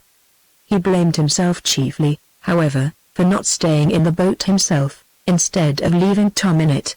To all his remarks the boys said but little, and contented themselves with putting questions to him about the coast, the tides, the wind, the currents, and the fog. The boys on board went to sleep about 1 o'clock, and waked at sunrise. Then they watched the shore wistfully, and wondered why Bart and Bruce did not make their appearance. But Bart and Bruce, worn out by their long watch, did not wake till nearly 8 o'clock. Then they hastily dressed themselves, and after a very hurried breakfast they bade good-bye to good Mrs. Watson. "I shall be dreadfully anxious about that poor boy," said she, sadly. "Promise me to telegraph as soon as you can about the result," Bart promised. Then they hurried down to the beach. The tide was yet a considerable distance out, but a half-dozen stout fellows, whose sympathies were fully enlisted in their favor, shoved the boat down over the mud, and launched her. Then Bart and Bruce took the oars, and soon reached the schooner, where the boys awaited their arrival in mournful silence. Chapter 6. Tom adrift. The receding shores. The paddle. The roar of surf. The foghorn. The thunder of the unseen breakers. A horror of great darkness. Adrift in fog and night. When the boat in which Tom was darted down the stream, he at first felt paralyzed by utter terror, but at length rousing himself, he looked around. As the boat drifted on, his first impulse was to stop it, and in order to do this it was necessary to find an oar. The oar which Captain Corby had used to scull the boat to the schooner had been thrown on board of the latter, so that the contents of the boat might be passed up the more conveniently. Tom knew this, but he thought that there might be another oar on board. A brief examination sufficed to show him that there was nothing of the kind. A few loose articles lay at the bottom. Over these was the sail which Captain Corby had bought in the shipyard, and on this was the box of pilot bread. That was all. There was not a sign of an oar, or a board, or anything of the kind. No sooner had he found out this than he tried to tear off one of the seats of the boat, in the hope of using this as a paddle. But the seats were too firmly fixed to be loosened by his hands, and, after a few frantic but ineffectual efforts, he gave up the attempt. But he could not so quickly give up his efforts to save himself. There was the box of biscuit yet. Taking his knife from his pocket, he succeeded in detaching the cover of the box, and then, using this as a paddle, he sought with frantic efforts to force the boat nearer to the shore. But the tide was running very swiftly, and the cover was only a small bit of board, so that his efforts seemed to have but little result. He did indeed succeed in turning the boat's head round, but this act, which was not accomplished without the severest labor, did not seem to bring her nearer to the shore to any perceptible extent.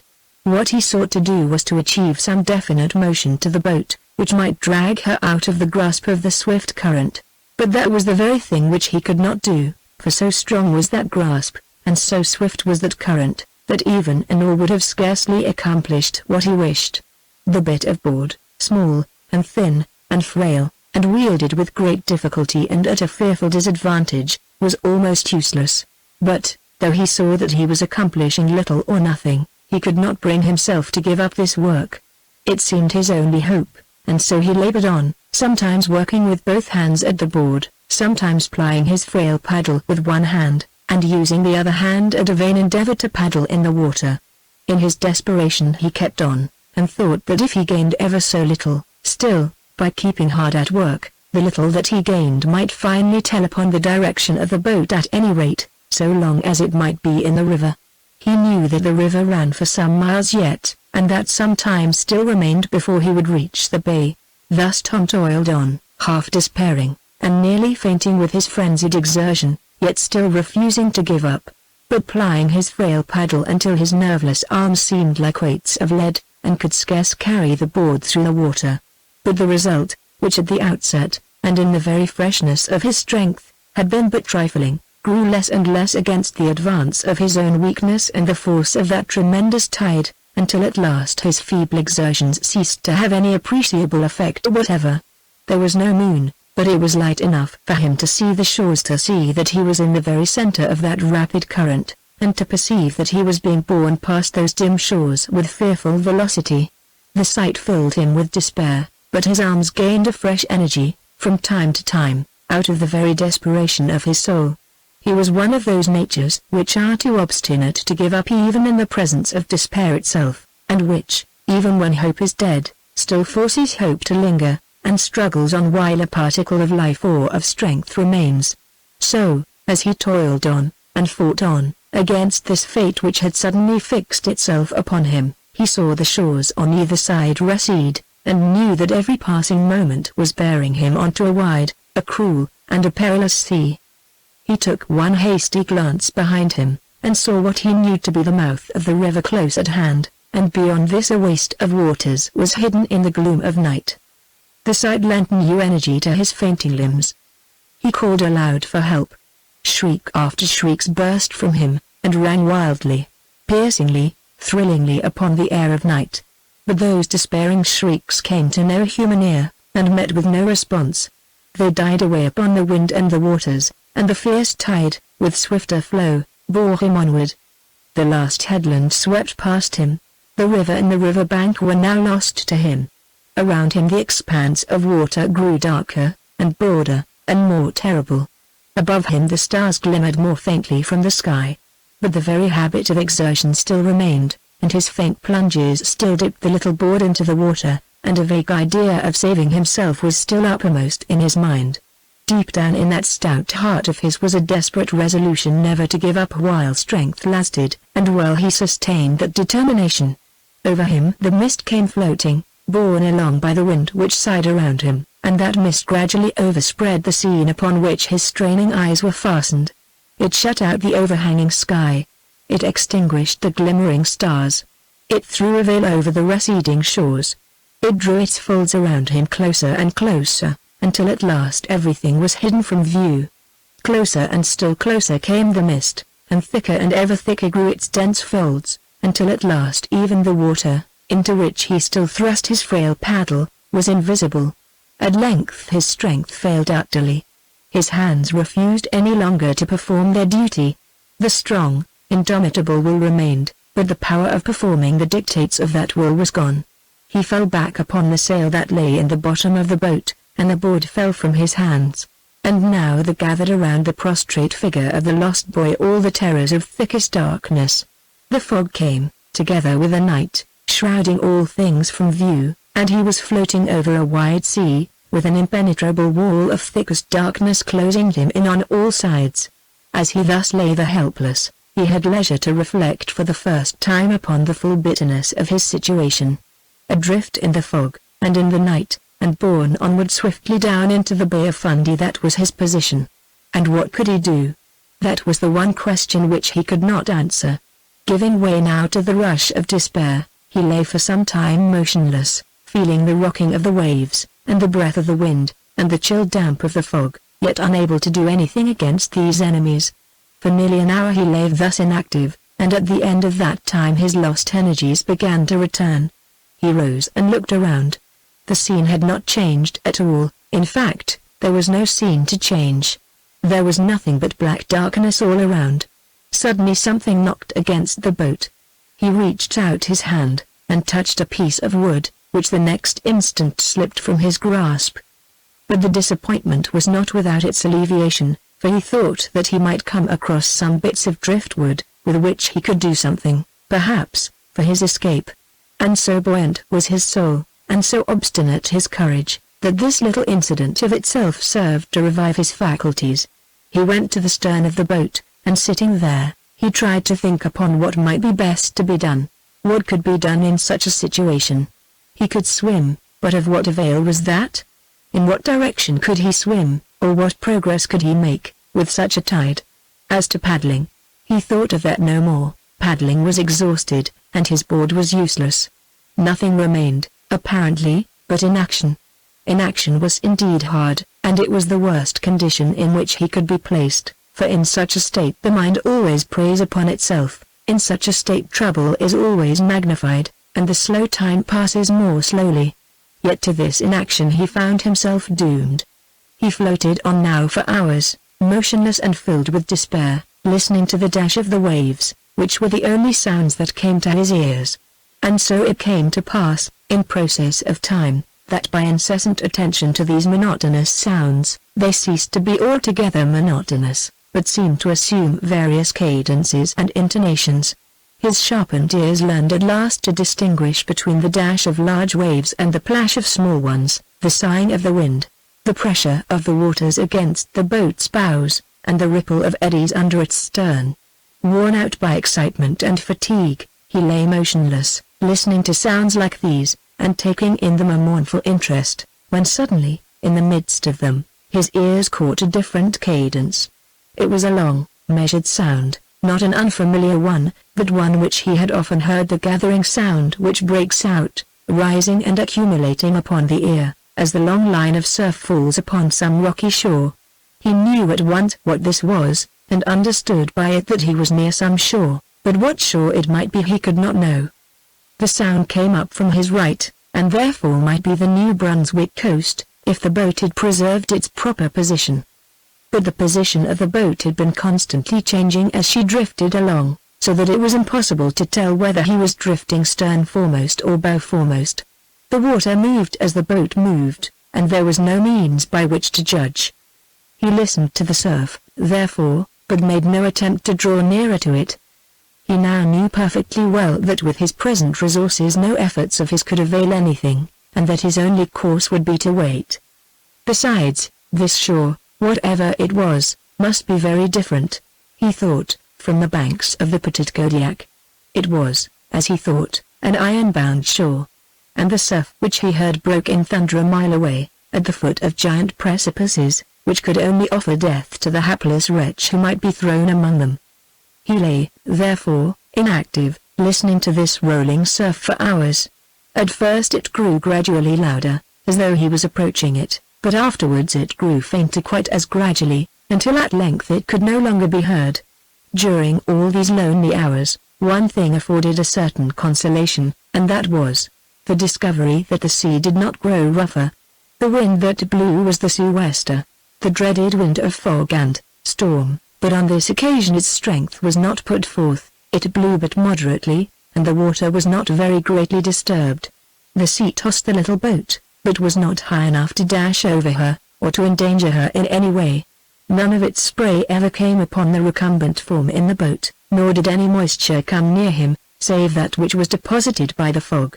At first, in his terror, he had counted upon meeting a tempestuous sea, but, as the hours passed, he saw that thus far there had been nothing of the kind, and, if he were destined to be exposed to such a danger, it lay as yet in the future. As long as the wind continued moderate, so long would he toss over the little waves without being endangered in any way. And thus, with all these thoughts, sometimes depressing, at other times rather encouraging, he drifted on.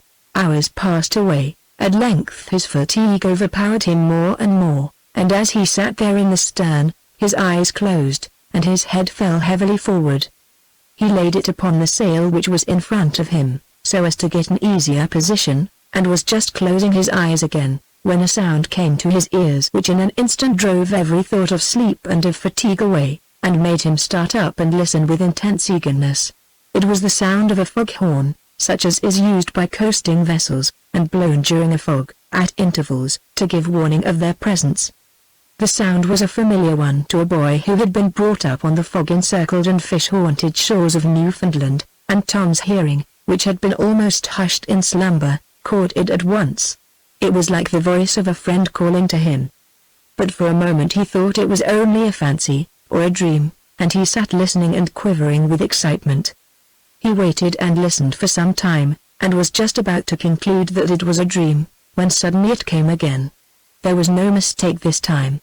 It was a foghorn. Some schooner was sailing these waters. Oh, for daylight, and oh, for clear weather, so that he might see it, and make himself seen. The sound, though clear, was faint, and the schooner was evidently at a considerable distance, but Tom, in his eagerness, did not think of that. He shouted with all his strength. He waited for an answer, and then shouted again. Once more he waited, and listened, and then again and again his screams went forth over the water. But still no response came. At last, after some interval, the foghorn again sounded. Again Tom screamed, and yelled, and uttered every sound that could possibly convey to human ears an idea of his presence, and of his distress. The sounds of the foghorn, however, did not correspond with his cries. It was blown at regular intervals, which seemed painfully long to Tom, and did not seem to sound as if in answer to him. At first his hope was sustained by the discovery that the sounds were louder, and therefore nearer, but scarcely had he assured himself of this, when he perceived that they were growing fainter again, as though the schooner had approached him, and then sailed away. This discovery only stimulated him to more frantic exertions. He yelled more and more loudly, and was compelled, at last, to cease from pure exhaustion. But even then he did not cease till long after the last notes of the departing foghorn had faintly sounded in his ears. It was a disappointment bitter indeed, since it came after a reviving hope. What made it all the worse was a fixed idea which he had, that the schooner was no other than the Antelope. He felt confident that she had come at once after him, and was now traversing the waters in search of him, and sounding the horn so as to send it to his ears and get his response. And his response had been given with this result. This was the end of his hopes. He could bear it no longer. The stout heart and the resolute obstinacy which had so long struggled against fate now gave way utterly. He buried his face in his hands, and burst into a passion of tears. He wept for a long time, and roused himself, at last, with difficulty, to a dull despair. What was the use of hoping, or thinking, or listening? Hope was useless. It was better to let himself go wherever the waters might take him.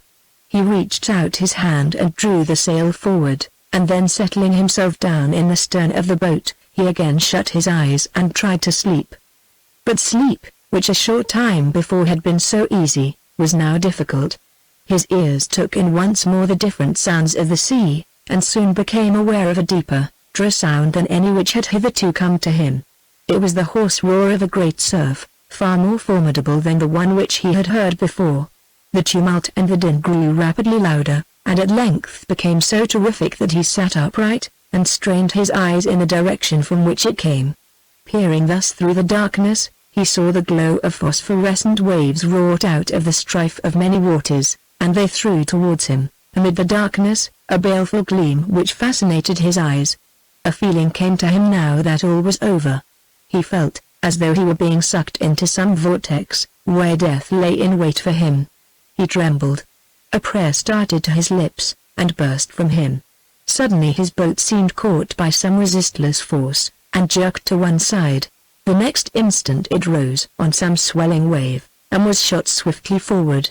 Tom closed his eyes, and a thrill of horror passed through every nerve. All at once a rude shock was felt, and the boat shook, and Tom thought he was going down. It seemed like the blow of a rock, and he could think only of the engulfing waters. But the waters hesitated to claim their prey. The rushing motion ceased, and soon the boat was tossing lightly, as before, over the waves, while the hoarse and thunderous roar of those dread unseen breakers, from which he had been so wondrously saved, arose wrathfully behind, as though they were howling after their escaped victim. A cry of gratitude escaped Tom, and with trembling lips he offered a heartfelt prayer to the divine power whose mighty hand had just rescued him from a terrible doom. Tom's agitation had been so great that it was long before he could regain his former calm. At last, however, his trembling subsided. He heard no longer the howling surf. All was calm and quiet. The wind ceased, the boat's motion was less violent, the long-resisted slumber came once more to his eyes. Still his terror kept off sleep, and as his eyes would close, they would every moment open again, and he would start in terror and look around. At length he saw that the darkness was less profound. Light was coming, and that light was increasing.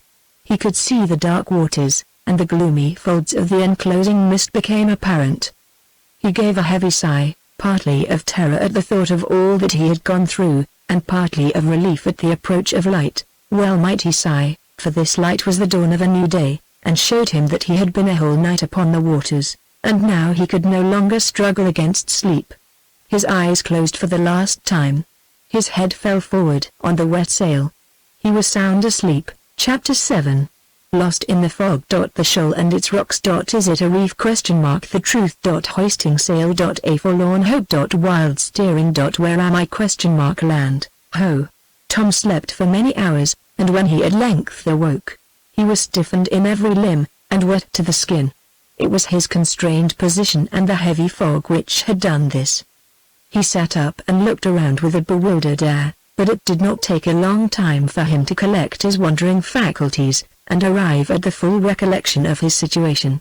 Gradually it all came before him: the night of horror, the long drift, the frantic struggles, the boom of the surf, the shrill, penetrating tone of the foghorn, his own wild screams for help, the thunder of the breakers, and the grasp of the giant wave. All these, and many more, came back to his mind, and he was all too soon enabled to connect his present situation with the desperate position of the preceding night. In spite of all these gloomy thoughts, which thus rushed in one accumulated mass over his soul, his first impulse had nothing to do with these things, but was concerned with something very different from useless retrospect, and something far more essential. He found himself ravenously hungry, and his one idea was to satisfy the cravings of his appetite. He thought at once of the box of biscuit. The sail which he had pulled forward had very fortunately covered it up, else the contents might have been somewhat damaged. As it was, the upper edges of the biscuits, which had been exposed before being covered by the sail, were somewhat damp and soft, but otherwise they were not harmed, and Tom ate his frugal repast with extreme relish. Satisfying his appetite had the natural effect of cheering his spirits, and led him to reflect with thankfulness on the very fortunate presence of that box of biscuit in the boat. Had it not been for that, how terrible would his situation be? But with that he could afford to entertain hope, and might reasonably expect to endure the hardships of his situation. Strange to say, he was not at all thirsty, which probably arose from the fact that he was wet to the skin. Immersing oneself in water is often resorted to by shipwrecked mariners, when they cannot get a drink, and with successful results. As for Tom, his whole night had been one long bath, in which he had been exposed to the penetrating effects of the sea air and the fog. He had no idea whatever of the time. The sun could not be seen, and so thick was the fog that he could not even make out in what part of the sky it might be. He had a general impression, however, that it was midday, and this impression was not very much out of the way. His breakfast refreshed him, and he learned now to attach so much value to his box of biscuit, that his chief desire was to save it from further injury. So he hunted about for the cover, and finding it underneath the other end of the sail, he put it on the box, and then covered it all up. In this position the precious contents of the box were safe. The hour of the day was a subject of uncertainty, and so was the state of the tide. Whether he was drifting up or down the bay he could not tell for certain. His recollection of the state of the tide at Petit Kodiak was but vague. He reckoned, however, from the ship launch of the preceding day, and then, allowing sufficient time for the difference in the tide, he approximated to a correct conclusion. If it were midday, he thought that the tide would be about halfway down on the ebb. These thoughts, and acts, and calculations took up some time, and he now began to look around him. Suddenly his eye caught sight of something not far away, dimly visible through the mist. It looked like a rock. A further examination showed him that such was the case. It was a rock, and he was drifting towards it. No sooner had he ascertained this, than all his excitement once more awakened. Trembling from head to foot at this sudden prospect of escape, he started to his feet, and watched most eagerly the progress of the boat. It was drifting nearer to the rock. Soon another appeared, and then another. The rocks were black, and covered with masses of seaweed, as though they were submerged at high tide. A little nearer, and he saw a gravelly strand lying just beyond the rocks. His excitement grew stronger and stronger, until at last it was quite uncontrollable. He began to fear that he would drift past this place, into the deep water again. He sprang into the bows, and grasping the rope in his hand, stood ready to leap ashore. He saw that he was drawing nearer, and so delayed for a while. Nearer he came and nearer. At length the boat seemed to pass along by the gravelly beach, and move by it as though it would go no nearer. This Tom could not endure. He determined to wait no longer. He sprang. He sank into the water up to his armpits, but he did not lose his hold of the rope. Clutching this in a convulsive grasp, he regained his foothold, which he had almost lost, and struggled forward. For a few moments he made no headway, for the boat, at the pressure of the current, pulled so hard that he could not drag it nearer. A terrible fear came to him that the rope might break. Fortunately it did not, and, after a short but violent struggle, Tom conquered the resistance of the tide, and pulled the boat slowly towards the shore. He then towed it near to the rocks, dragged its bows up as far as he could, and fastened it securely. Then he looked around. A few rocks were near him, about 6 feet high, jutting out of the gravel, and beyond these were others, which rose out of the water. Most of them were covered with seaweed. A few sticks of timber were wedged in the interstices of the nearest rocks. As to the rest, he saw only a rocky ledge of small extent, which was surrounded by water. Beyond this nothing was visible but fog. At first he had thought that this was a beach, but now he began to doubt this. He walked all around, and went into the water on every side, but found no signs of any neighboring shore. The place seemed rather like some isolated ledge. But where was it, and how far away was the shore? If he could only tell that. He stopped, and listened intently. He walked all around, and listened more intently still, in hopes of hearing the sound of some neighboring surf. In vain. Nothing of the kind came to his ears. All was still. The water was not rough, nor was there very much wind. There was only a brisk breeze, which threw up light waves on the surface. After a time he noticed that the tide was going down, and the area of the ledge was evidently enlarging. This inspired hope, for he thought that perhaps some long shoal might be disclosed by the retreating tide, which might communicate with the mainland. For this he now watched intently, and occupied himself with measuring the distance from the rock where his boat was tied. Doing this from time to time, he found that every little while the number of paces between the rock and the water's edge increased. This occupation made the time pass rapidly, and at last Tom found his stopping place extending over an area of about 100 yards in length, and half as many in breadth. The rocks at one end had increased in apparent size, and in number, but the ledge itself remained unchanged in its general character. This, he saw, was its extreme limit, beyond which it did not extend. There was no communication with any shore. There was no more indication now of land than when he had first arrived. This discovery was a gradual one. It had been heralded by many fears and suspicions, so that at last, when it forced itself on his convictions, he was not altogether unprepared. Still, the shock was terrible, and once more poor Tom had to struggle with his despair. A despair, too, that was all the more profound from the hopes that he had been entertaining. He found, at length, in addition to this, that the tide was rising, that it was advancing towards his resting place, and that it would, no doubt, overflow it all before long. It had been half-tide when he landed, and but a little was uncovered. At full tide he saw that it would all be covered up by the water, seaweed, rocks, and all and concealed from human eye. In the midst of these painful discoveries there suddenly occurred to him the true name and nature of this place. Quaco Ledge. That was the place which Captain Corbet had described. He recalled now the full description. Here it lay before him, upon it he stood, and he found that it corresponded in every respect with the description that the captain had given. If this were indeed so, and the description were true, and he could not doubt this, how desperate his situation was, and how he had been deceived in his false hopes. Far, far away was he from any shore! In the middle of the bay, on a place avoided by all, a place which he should shun above all other places if he hoped for final escape. And now he was as eager to quit this ill-omened place as he had once been to reach it. The tide was yet low. He tried to push the boat down, but could not. He saw that he would have to wait. So he got inside the boat, and, sitting down, he waited patiently. The time passed slowly, and Tom looked despairingly out over the water. Something attracted his attention. It was a long pole, which had struck against the edge of the shoal. He got out of the boat, and, securing it, he walked back again. It was some waif that had been drifting about till it was thus cast at his feet. He thought of taking it for a mast, and making use of the sail. The idea was an attractive one. He pulled the sail out, unfolded it, and found it to be the jib of some schooner. He cut off one end of this, and then with his knife began to make a hole in the seat for his mast. It was very slow work, but he succeeded at last in doing it, and inserted the pole. Then he fastened the sail to it. He was rather ignorant of navigation, but he had a general idea of the science, and thought he would learn by experience. By cutting off the rope from the edge of the sail he obtained a sheet, and taking off the cover of the biscuit box a second time. He put this aside to use as a rudder.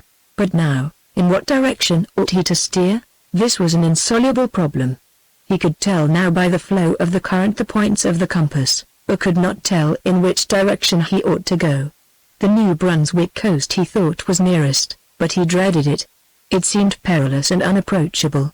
He did not think much better of the Nova Scotia coast. He thought rather of Cap d'Or, as a promising place of refuge, or the Petit Kodiak. So, after long deliberation, he decided on steering back again, especially as the wind was blowing directly up the bay. By the time that he had finished these preparations and deliberations, the boat was afloat. Eagerly Tom pushed it away from the shoal, eagerly, and with trembling hands, he let the sail unfold, and thrust the board into the water astern. The boat followed the impulse of the wind, and the young sailor saw with delight that his experiment was successful, and before long the dark rocks of Quaco Ledge were lost to view. Now, where there is a definite object to steer by, or a compass to guide one, and a decent rudder, even an inexperienced hand can manage to come somewhere near the point that he aims at. But take a boat like Tom's, and a rude and suddenly extemporized sail, with no other rudder than a bit of board, with no compass, and a surrounding of thick fog, and it would puzzle even an experienced sailor to guide himself aright. Tom soon suspected that his course was rather a wild one. His board in particular became quite unmanageable, and he was fatigued with trying to hold it in the water. So he threw it aside, and boldly trusted to his sail alone. The boat seemed to him to be making very respectable progress. The wind was fresh, and the sea only moderate. The little waves beat over the bows, and there was quite a commotion astern. Tom thought he was doing very well, and heading as near as possible towards the Petit Kodiak. Besides, in his excitement at being thus saved from mere blind drifting, he did not much care where he went, for he felt assured that he was now on the way out of his difficulties. In an hour or two after leaving the ledge it grew quite dark, and Tom saw that it would be necessary to prepare for the night. His preparations were simple, consisting in eating a half-dozen biscuit. He now began to feel a little thirsty, but manfully struggled against this feeling. Gradually the darkness grew deeper, until at last it assumed the intense character of the preceding night. But still Tom sat up, and the boat went on. The wind did not slacken, nor did the boat's progress cease.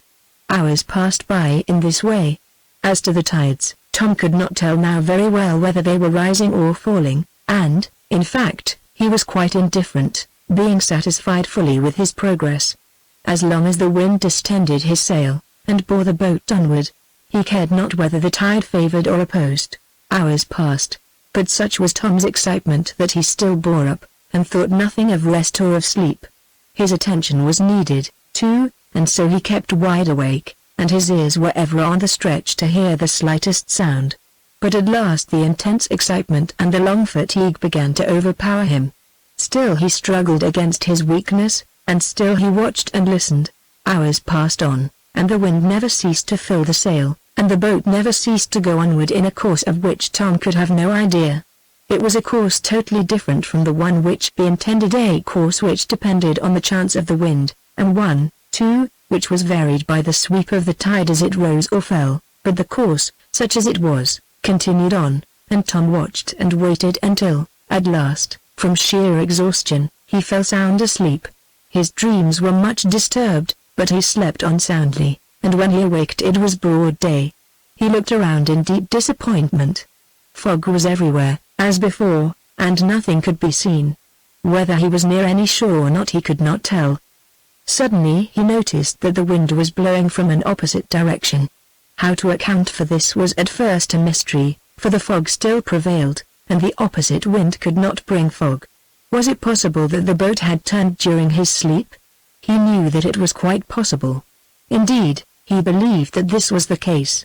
With this impression he determined to act on the theory that the boat had turned, and not that the wind had changed.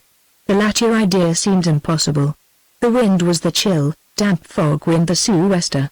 Convinced of this, Tom turned the boat, and felt satisfied that he had resumed his true course.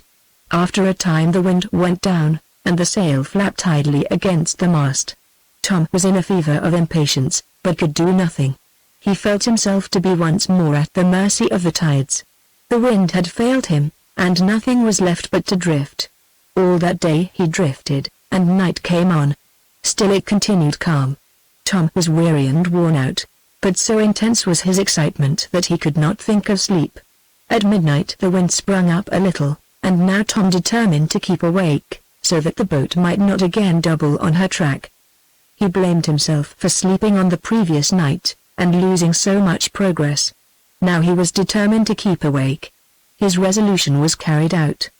His intense eagerness to reach some shore, no matter where, and his fear of again losing what he had gained, kept sleep from his eyes. All that night he watched his boat. The wind blew fitfully, sometimes carrying the boat on rapidly, again dying down. So the next morning came. It was Thursday. It was Monday night when he had drifted out, and all that time he had been on the deep, lost in the fog, and now, wearied, dejected, and utterly worn out, he looked around in despair, and wondered where this would end. Fog was everywhere, as before, and, as before, not a thing could be seen. Hours passed on. The wind had sprang up fresh, and the boat went on rapidly. Suddenly Tom sprang upright, and uttered a loud cry. There full before him he saw a giant cliff, towering far overhead, towards which the boat was sailing. At its base the waves were dashing. Over its brow trees were bending. In the air far above he heard the hoarse cries of seagulls. In his madness he let the boat drive straight on, and was close to it before he thought of his danger. He could not avoid it now, however, for he did not know how to turn the boat. On it went, and in a few moments struck the beach at the base of the cliff. The tide was high, the breeze was moderate, and there was but little sun. The boat was not injured by running ashore there. Tom jumped out, and, taking the rope in his hands, walked along the rough and stony beach for about 100 yards, pulling the boat after him. For the cliff was succeeded by a steep slope, beyond which was a gentle, grass-grown declivity. Towards this he bent his now feeble steps, still tugging at the boat, and drawing it after him. At length he reached the grassy slope, and found here a rough beach. He fastened the boat securely to the trunk of a tree that grew near. Then he lifted out the box of biscuit, and over this he threw the sail. He stood for a few moments on the bank, and looked all around for signs of some human habitation, but no signs appeared. Tom was too exhausted to go in search of one. He had not slept for more than 30 hours. The country that he saw was cleared. Hills were at a little distance, but the fog which hung all around concealed everything from view. One look was enough. Overwhelmed with gratitude, he fell upon his knees, and offered up a fervent prayer of thankfulness for his astonishing escape. Then fatigue overpowered him, and, rolling himself up in the sail, he went to sleep. Chapter 8. Off in search. Eager outlook. Nothing but fog. Speaking a schooner. Pleasant anecdotes. Cheer up. The heart of Corbe. After the arrival of Bruce and Bart, Captain Corbe did not delay his departure much longer. The vessel was already afloat, and though the tide was still rising, yet the wind was sufficiently favorable to enable her to go on her way. The sails were soon set, and, with the new boat in tow, the Antelope weighed anchor, and took her departure. For about 2 hours but little progress was made against the strong opposing current, yet they had the satisfaction of reaching the mouth of the river, and by 10 o'clock, when the tide turned and began to fall, they were fairly in the bay. The wind here was ahead, but the strong tide was now in their favor, and they hoped for some hours to make respectable progress. During this time they had all kept an anxious lookout, but without any result. No floating craft of any kind appeared upon the surface of the water. Coming down the river, the sky was unclouded, and all the surrounding scene was fully visible, but on reaching the bay, they saw before them, a few miles down, a lofty wall of light grey cloud. Captain Corbe waved his hand towards this. "We're in for it," said he, "or we precious soon will be." "What's that?" asked Phil, our old friend. "A fog bank. You'd ought to know it by this time." Sure. There it lay, a few miles off, and every minute brought them nearer. The appearance of the fog threw an additional gloom over the minds of all, for they saw the hopeless character of their search. Of what avail would it be to traverse the seas if they were all covered by such thick mists? Still nothing else was to be done, and they tried to hope for the best. "Anyhow," said Captain Corbe, Thar's one comfort. That Thar fog may go as quick as it come. It only needs a change of wind. Why, I've knowed it all vanish in half an hour, and the fog as thick as it is now, but sometimes it lasts long, don't it? I should think it did. I've knowed it hang on for weeks. At this gloomy statement the boys said not a word. Soon after the schooner approached the fog bank, and in a little while it had plunged into the midst of its misty folds. The chill of the damp clouds, as they enveloped them, struck additional chill to their hearts. It was into the midst of this that poor Tom had drifted, they thought, and over these seas, amidst this impenetrable atmosphere, he might even now be drifting. In the midst of the deep dejection consequent upon such thoughts, it was difficult for them to find any solid ground for hope. The wind was moderate, yet adverse, and the schooner had to beat against it. As she went on each tack, they came in sight of the shores, but as time passed, the bay widened, and Captain Corbe kept away from the land as much as possible. All the time the boys never ceased to maintain their forlorn lookout, and watched over the sides, and peered anxiously through the mist, in the hope that the gloomy waters might suddenly disclose to their longing eyes the form of the drifting boat and their lost companion. "I tell you what it is, boys," said Captain Corbe, after a long and thoughtful silence, "the best plan of acting in a biz of this kind is to pluck up spirit and go on. Why, look at me. You mind the time when that boat, that Thar identical, individual boat, drifted away on Staffor, with Yuns in it? You remember all about that comic course. Well, look at me. Did I mourn? Did I fret? Was I cast down? Nary down, not me. I cheered up. I cheered up Mr. Long.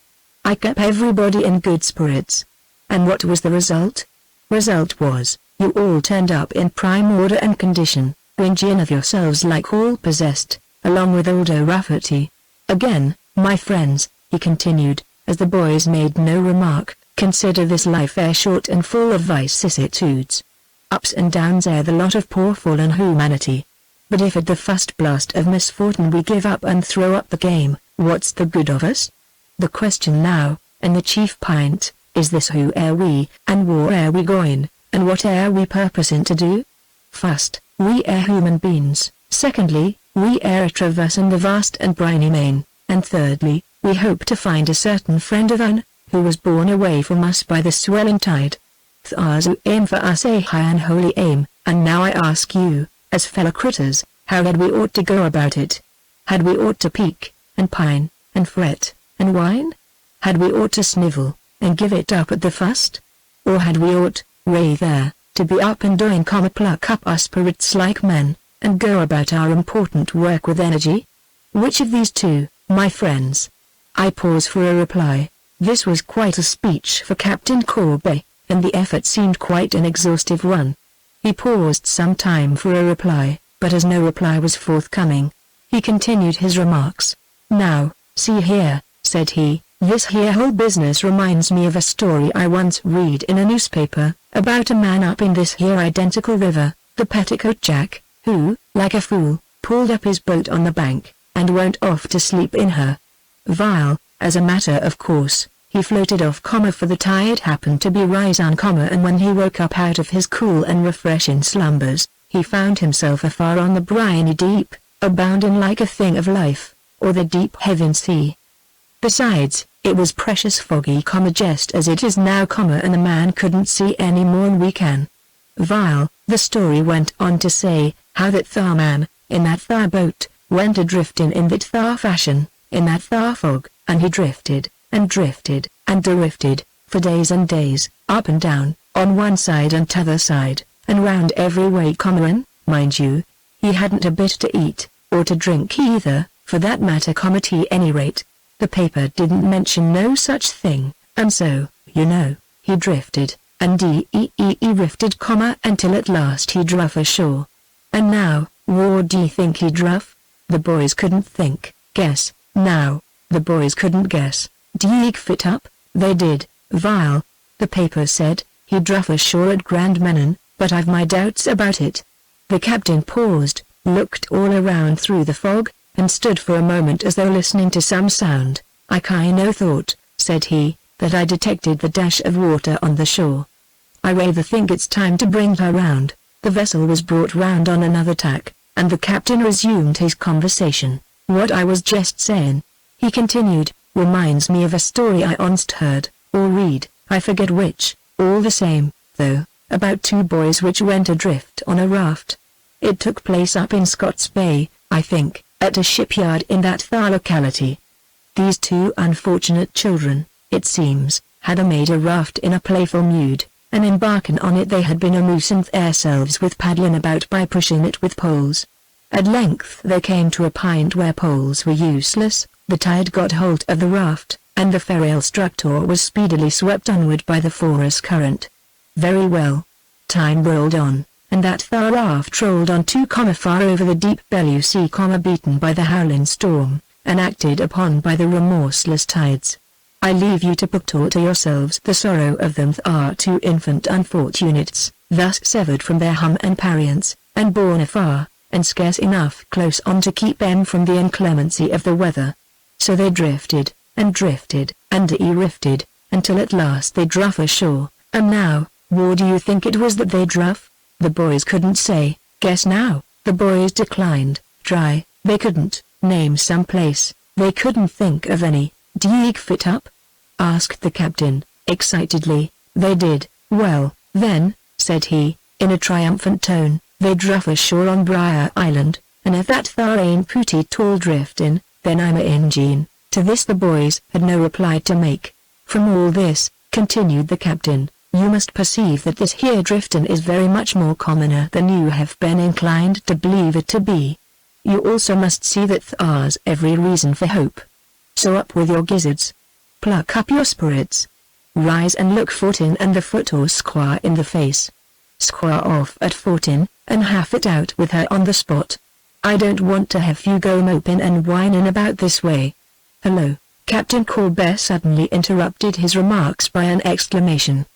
The exclamation was caused by the sudden appearance of a sail immediately to windward. She was coming up the bay before the wind, and came swiftly through the fog towards them.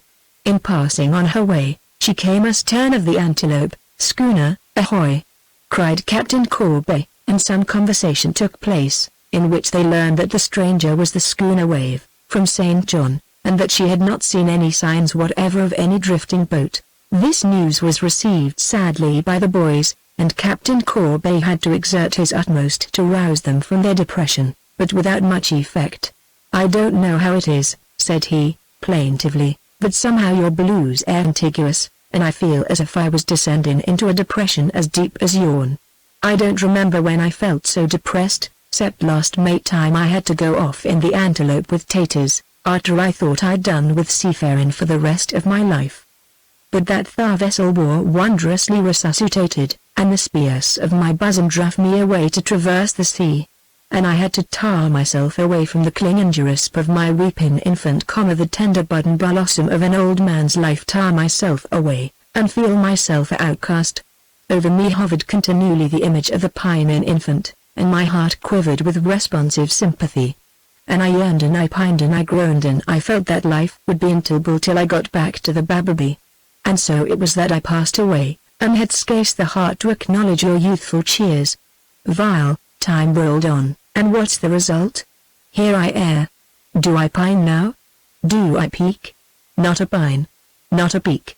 As tender a heart as ever beat still beats in this aged frame, but I am no longer a part to such tender reminiscences of the Babby as once choose to consume my vitals. Thus it was that the venerable captain talked with the boys, and it was thus that he sought, by every possible means, to cheer them up.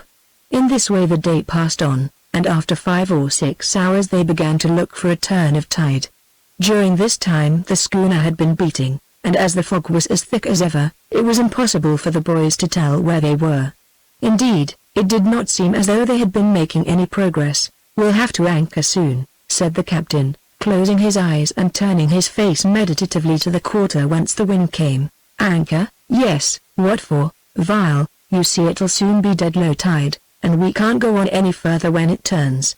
We'll have wind and tide both agin us. How far have we come now, Vile? We've come a pretty considerable of a lick now, mind I tell you. T'ain't, of course, as good as if the wind had been favourable, but after all, That far tide was a pretty considerable of a tide. Now, how long will you anchor? Why, till the next turn of tide come of course. When will that be? Vile, somewhere about 11 o'clock. 11 o'clock, yes, why, that's almost midnight. Course it is. Wouldn't it be better to cruise off in the bay? It seems to me anything is better than keeping still. No, young sir, it seems to me that just now anything is better than trying to cruise in the bay, with a flood tide a-coming up. Why, where do you think we'd be? It would only take an hour or two to put us on Cape Chinecto, or Captor, onto a place that we wouldn't get away from in a hurry. Mind, I tell you. To this, of course, the boys had nothing to say. So, after a half-hour's further sail, the anchor was dropped, and the Antelope stopped her wanderings for a time. Tedious as the day had been, it was now worse. The fog was as thick as ever, the scene was monotonous, and there was nothing to do. Even Solomon's repasts had, in a great measure, lost their attractions. He had spread a dinner for them, which at other times, and under happier circumstances, would have been greeted with uproarious enthusiasm, but at the present time it was viewed with comparative indifference. It was the fog that threw this gloom over them. Had the sky been clear, and the sun shining, they would have viewed the situation with comparative equanimity, but the fog threw terror all its own around Tom's position, and by shutting them in on every side, it forced them to think of him who was imprisoned in the same way their lost companion, who now was drifting in the dark. Besides, as long as they were in motion, they had the consciousness that they were doing something, and that of itself was a comfort, but now, even that consolation was taken away from them, and in their forced inaction they fell back again into the same despondency which they had felt at Petit Kodiak. "It's all this fog, I do believe," said Captain Corbe. "If it weren't for this you'd all cheer up, and be as merry as crickets. Is there any prospect of its going away, Vile? Not just yet. You can't reckon on it.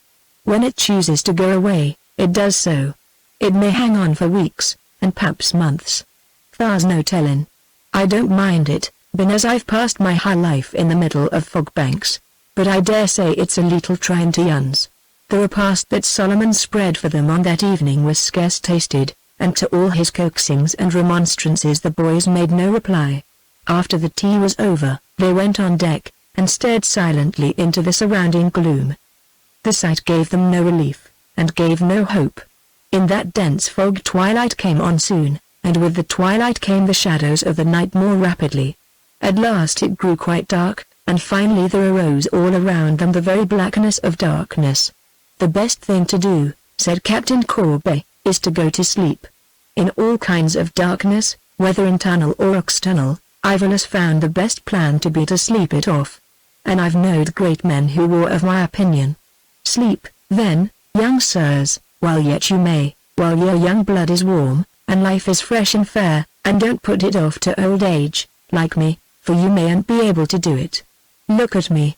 How much do you think I've slept since I left Mud Creek? Precious little. I don't know how it is, but been alone with you, and having the responsibility of you all, I kinda don't feel altogether able to sleep as I used to do, and since our late loss I feel as though I'd never sleep again. I'm talking and talking, boys, but it's a solemn time with me. On me, boys, rests the fate of that lad, and I'll scour these here seas till he turns up, if I have to do it till I die. Anxious? Yes, I am. I'm that anxious that the discovery of the lost boy is now the one idea of my life, for which I forget all else, but allow me to say, at the same time, that I fully, firmly, and conscientiously believe in him, that my conviction is, that thar lad is bound to turn up all right in the end, right side up with care, sound in every respect, in good order and condition, just as when first shipped on board the good schooner Antelope, Quartermaster, for Petticoat Jack, as per bill laden. The captain's tones were mournful. He heaved a deep sigh as he concluded, and relapsed into a profound and melancholy silence. The boys waited on deck for some time longer, and finally followed his advice, and sought refuge below. They were young and strong, and the fatigue which they felt brought on drowsiness, which, in spite of their anxiety, soon deepened into sleep. All slept, and at length Captain Corboni was awake. It was true enough, As he had said, the fate of the lost boy rested upon him, and he felt it. His exhortations to the boys about keeping up their courage, and his stories about lost men who had drifted to a final rescue, were all spoken more with reference to himself than to them. He sought to keep up his own courage by these words. Yet, in spite of his efforts, a profound depression came over him, and well-nigh subdued him. No one knew better than he the many perils which beset the drifting boat in these dangerous waters, the perils of storm, the perils of fog, the perils of thick darkness, the perils of furious tides, the perils of sunken rocks, of shoals, and of iron-bound coasts. The boys had gone to sleep, but there was no sleep for him. He wandered restlessly about, and heavy sighs escaped him. Thus the time passed with him until near midnight. Then he roused the mate, and they raised the anchor and hoisted the sails. It was now the turn of tide, and the waters were falling again, and the current once more ran down the bay.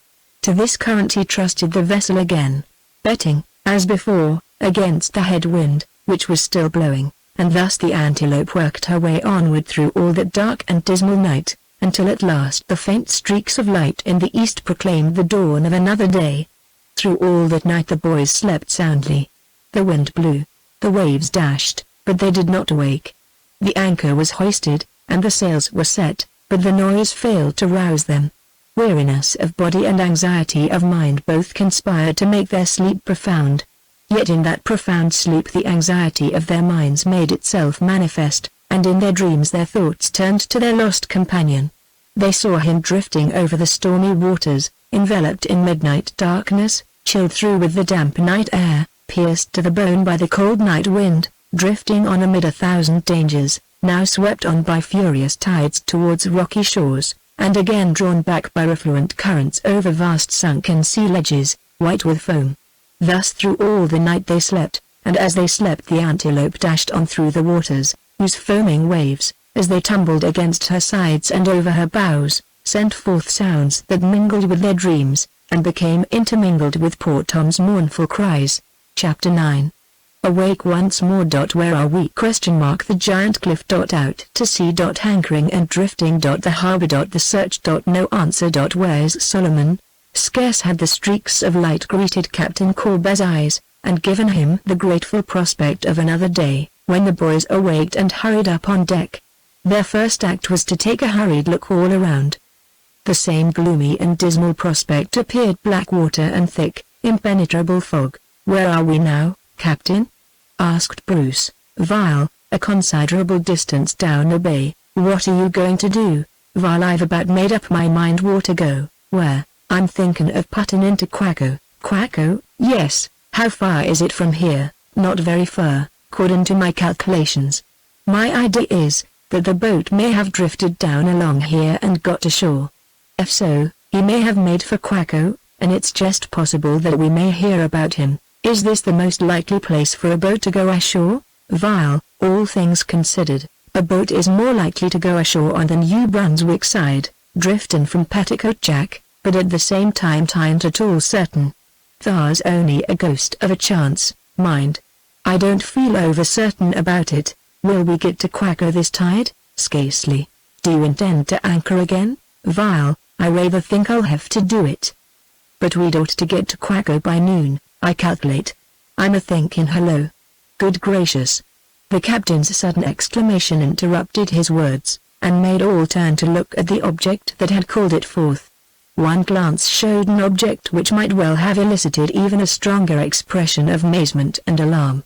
Immediately in front of them arose a vast cliff, black, rocky, frowning, that ascended straight up from the deep water, its summit lost in the thick fog, its base white with the foaming waves that thundered there.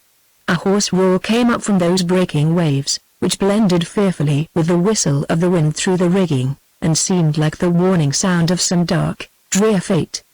The cliff was close by, and the schooner had been steering straight towards it. So near was it that it seemed as though one could have easily tossed a biscuit ashore.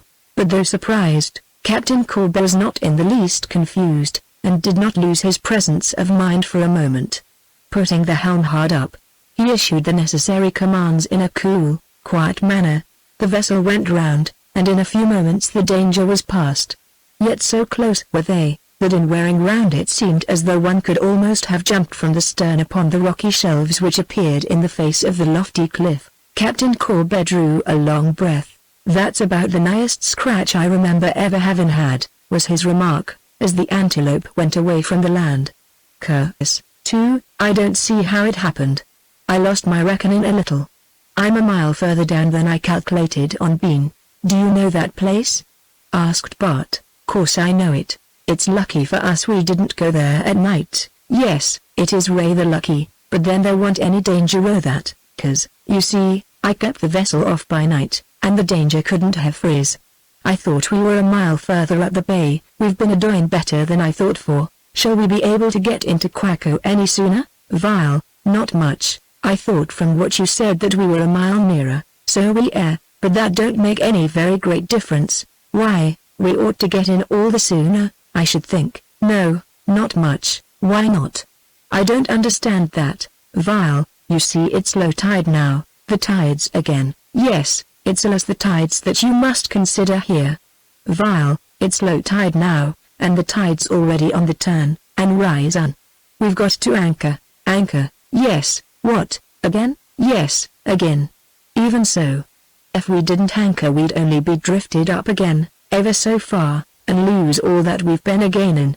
We're not more'n a mile above Quaco Harbor, but we can't fetch it with wind and tide agin us, so we've got to put out some distance and anchor. It's my firm belief that we'll be in Quaco by noon. The next fallen tide will carry us far as slick as a whistle, and then we can pursue our investigations." The schooner now held on her course for about a mile away from the shore, and then came to anchor. The boys had for a moment lost sight of this unpleasant necessity, and had forgotten that they had been using up the hours of the ebb tide while asleep. There was no help for it, however, and they found, to their disgust, another day of fog, and of inaction. Time passed, and breakfast came. Solomon now had the satisfaction of seeing the meat more, and gave manifest signs of that satisfaction by the twinkle of his eye and the luster of his ebony brow. After this the time passed on slowly and heavily, but at length 11 o'clock came, and passed, and in a short time they were once more underway. "We're going to Quaco now, aren't we?" asked Phil. "Yes, right straight on into Quaco Harbor, fair and square. I don't see how it's possible for you to know so perfectly where you are." "Young sir, there ain't a nook, nor a corner, nor a hole, nor a stun, in all the outlining and configuration of this here bay but what's mapped out and laid down all correct in this here brain. I'd undertake to navigate these waters from year's end to year's end, if I was never to see the sun at all, and even if I was to be perpetually surrounded by all the fogs that ever is. Yea, verily, and moreover, not only this here bay, but the whole coast all along to Bosting. Why, I'm at home here on the Rollin Billa.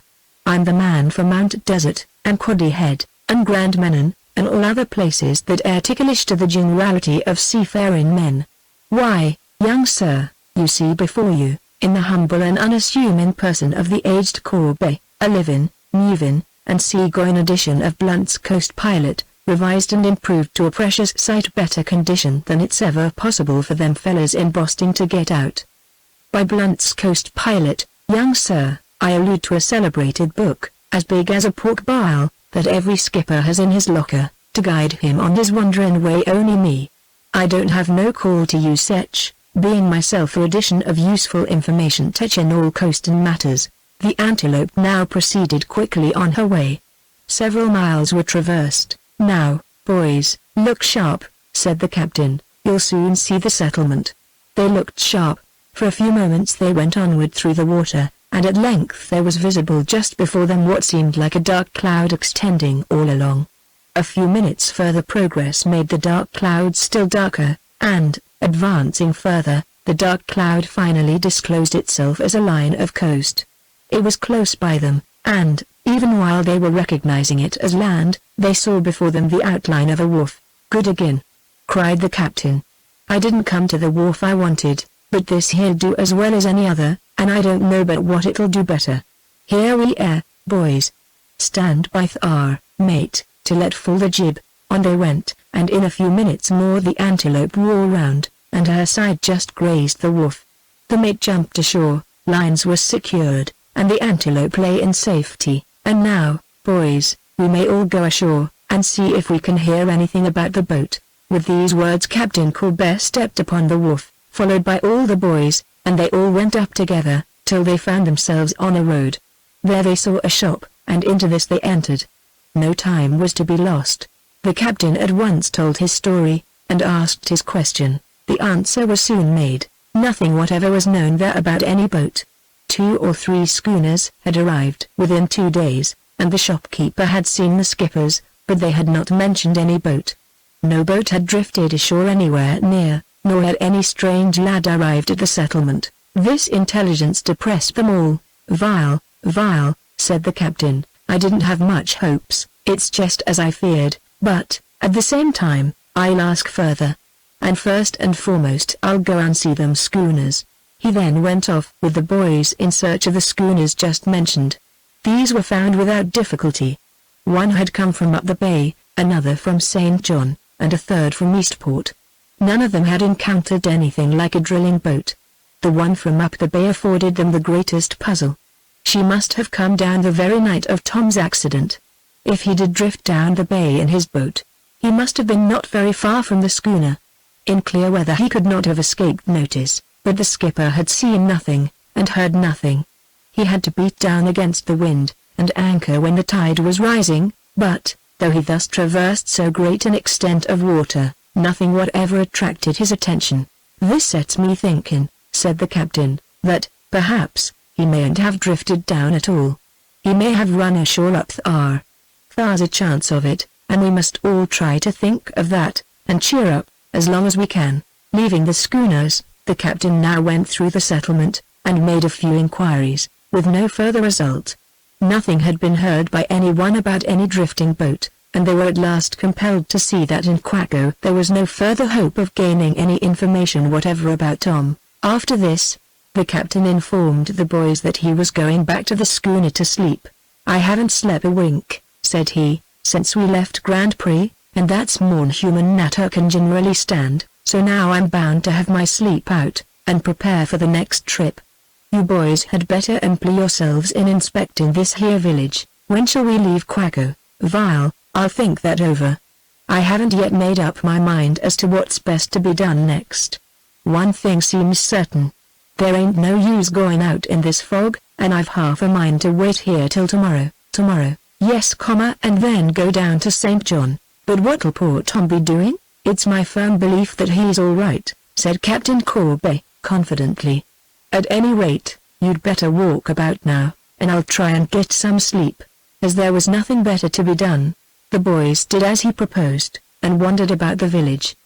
It was about 2 miles long, with houses scattered at intervals along the single street of which it was composed, with here and there a shipyard. At one end was a long, projecting ledge, with a lighthouse. At the other there was a romantic valley, through which a stream ran into the bay. On the other side of this stream were cliffs of sandstone rocks, in which were deep, cavernous hollows, worn by the waves. Beyond this, again, was a long line of a precipitous shore, in whose sides were curious shelves, along which it was possible to walk for a great distance, with the sea thundering on the rocks beneath. At any other time they would have taken an intense enjoyment in a place like this, where there were so many varied scenes, but now their sense of enjoyment was blunted, for they carried in their minds a perpetual anxiety. Nonetheless, however, did they wander about, penetrating up the valley, exploring the caverns, and traversing the cliffs. They did not return to the schooner till dusk. It would not be high tide till midnight, and so they prolonged their excursion purposely, so as to use up the time. On reaching the schooner they were welcomed by Captain Corbet. "I declare, boys," said he, "I'm getting to be a little the biggest old fool that ever lived. It's all this accident. It's onmanned me. I had a nap for 2 or 3 hours, but waked at 6, and ever since I've been a-worriting and a-fretting about yuns. Since that thar accident, I can't bear to have you out of my sight, for I fear all the time that you are getting into mischief. And now I've been scared for 2 mortal hours, a-fancying you all tumbling down from the cliffs, or a-struggling in the waters." "Oh, we can take care of ourselves, Captain," said Bart. "No, you can't, not you. I wouldn't trust one of you. I'm getting to be a feeble creature too, so don't go away again." "Well, I don't think we'll have a chance in Quaco. Aren't we going to leave tonight, Vile? That far is just the pint that I've been moosing on. You see it's thick, the fog's as bad as ever. What's the use of going out tonight? Now, if we wait till tomorrow, it may be clear, and then we can decide what to do. At this proposal, the boys were silent for a time. The experience which they had formed of the bay and its fogs showed them how useless would be any search by night, and the prospect of a clear day, and, possibly, a more favorable wind on the morrow, was very attractive. The question was debated by all, and considered in all its bearings, and the discussion went on until late, when it was finally decided that it would be, on the whole, the wisest course to wait until the following day. Not the least influential of the many considerations that occurred was their regard for Captain Corbeil. They saw that he was utterly worn out for want of sleep, and perceived how much he needed one night's rest. This finally decided them. Early on the following morning they were all up, and eager to see if there was any change in the weather. The first glance around elicited a cry of admiration from all of them. Above, all was clear and bright. The sun was shining with dazzling luster. The sky was of a deep blue, and without a cloud on its whole expanse, while the wide extent of the bay spread out before them, blue like the sky above, which it mirrored, and throwing up its waves to catch the sunlight. A fresh north wind was blowing, and all the air and all the sea was full of light and joy. The scene around was in every respect magnificent. The tide was low, and the broad beach, which now was uncovered by the waters, spread afar to the right and left in a long crescent that extended for miles. On its lower extremity it was terminated by a ledge of black rocks, with the lighthouse before spoken of, while its upper end was bounded by cavernous cliffs of red sandstone, which were crowned with tufted trees. Behind them were the white houses of the village, straggling irregularly on the borders of the long road, with here and there the unfinished fabric of some huge ship, while in the background were wooded hills and green sloping fields. Out on the bay a grander scene appeared. Far down arose a white wall, which marked the place where the fog clouds were sullenly retreating. Immediately opposite, and 40 miles away over the water, arose the long line of the Nova Scotia coast, which bounded the horizon, while far up arose Cape Chinecto, and beside it towered up the dark form of a lonely island, which they knew, in spite of the evident distortion of its shape, to be no other than Elote. The wondrous effects which can be produced by the atmosphere were never more visible to their eyes than now. The coast of Nova Scotia rose high in the air, dark in color, apparently only half its actual distance away, while the summit of that coast seemed as level as a table. It seemed like some vast structure which had been raised out of the water during the night by some magic power. Elote rose to an extraordinary height, its summit perfectly level, its sides perfectly perpendicular, and its color a dark purple hue. Nor was Cape Chinecto less changed. The rugged cliff arose with magnified proportions to a majestic height, and took upon itself the same somber color, which pervaded the whole of the opposite coast. Another discussion was now begun as to their best plan of action. After talking it all over, it was finally decided to go to St. John. That they would have a better opportunity of hearing about Tom, and there, too, if they did hear, they could send messages to him, or receive them from him. So it was decided to leave at about 11 o'clock, without waiting for high tide, for, as the wind was fair, they could go on without difficulty. After coming to this conclusion, and learning that the tide would not be high enough to float the schooner until 11, they all took breakfast, and stimulated by the exhilarating atmosphere and the bright sunshine, they dispersed down the village towards the lighthouse. By 10 o'clock they were back again. The tide was not yet up, and they waited patiently. "By the way, Captain," asked Bart, "what's become of Solomon?" "Solomon? Oh, he took a basket and went off on a Kino foraging tower." "Foraging?" "Yes. He said he'd go along the shore, and hunt for lobsters." "The shore? What shore?" "Why, away up there," said the captain, pointing towards the headland at the upper end of the village. "How long since?" "Vile, just after breakfast. It must have been afore 7. It's strange that he hasn't got back." "Yes, he'd ought to be back by this time. He can't get any lobsters now. The tide is too high, that's a fact." They waited half an hour. The rising tide already touched the Antelope's keel. "Solomon ought to be back," cried Bart, starting up. "That's so," said Captain Corby. "I'm afraid something's happened. He's been gone too long." 2 hours were enough. The boys all looked at one another with anxious faces. "If he went up that shore," said Bart, "he may have got caught by the tide. It's a very dangerous place for anybody, let alone an old man like him. Vile. He did go up there," he said, particular that he wanted to find something of a relish, and would hunt up there. "He said, too, he'd be back by 9. "I'm certain something's happened," cried Bart, more anxiously than before. "If he's gone up there, he's been caught by the tide." Captain Corby stared, and looked uneasy. "Vile, I must say, that's not unlikely. It's a bad place, a dreadful bad place, and him an old man, a dreadful bad place. He'd be down here by this time, if he was alive." "I won't wait any longer," cried Bart. "I must go and see. Come along, boys. Don't let's leave poor old Solomon in danger. Depend upon it, he's caught up there somewhere." "Vile, I think you're right," said Captain Corby, "and I'll go too. But if we do go, we'd better go with some preparations." "Preparations? What kind of preparations?" "Oh, only a rope or two," said Captain Corby, and taking a coil of rope over his arm, he stepped ashore, and all the boys hurried after him. "I feel kinda safer with a collar rope, being a seafaring man," he remarked. "Give a seafaring man a rope, and he'll go anywhere and do anything. He's like a spider onto a web." Chapter 10. Tom ashore. Storm at night. Up in the morning. The cliffs and the beach. A startling discovery. A desert island. A desperate effort. Afloat again. Tom slept soundly for a long time in the spot where he had flung himself. The sense of security came to the assistance of his wearied limbs, and lulled him into profounder slumbers. There was nothing here that might rudely awaken him, no sudden boat shocks, no tossings and heavings of waves, no hoarse, menacing thunders of wrathful surges from rocky shores, nor were the distressing dreams to harass him, or any anxieties carried from his waking hours into the land of slumbers to annoy and to arouse. From Monday night until this time on Thursday, he had known but little sleep, and much fatigue and sorrow.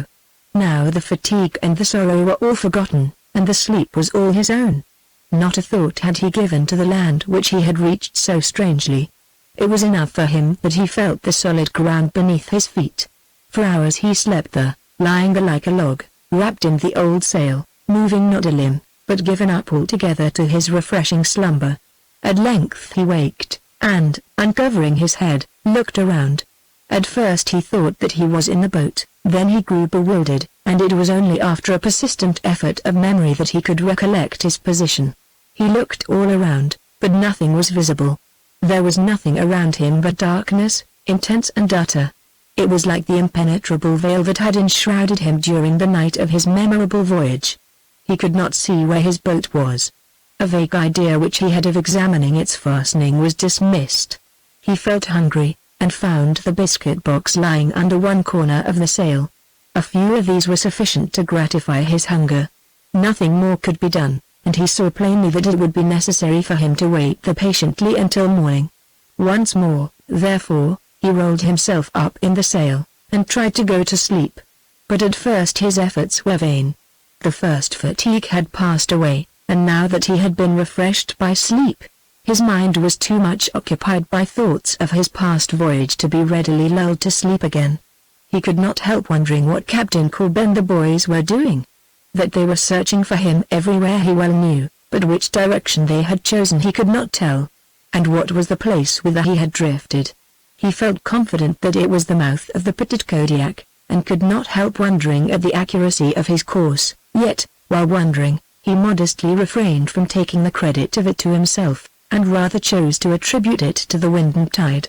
It was by committing himself so completely to their guidance, he thought, that he had done so well. In the midst of such thoughts as these, Tom became aware of the howling of the wind and the dash of the waters. Putting forth his head, he found that there was quite a storm rising, and this only added to his contentment. No fear had he now, on this solid ground, of rising wind or swelling wave. Even the fog had lost its terrors. It was with feelings like these that he once more covered up his head from the night blast, and not long after he was once more asleep.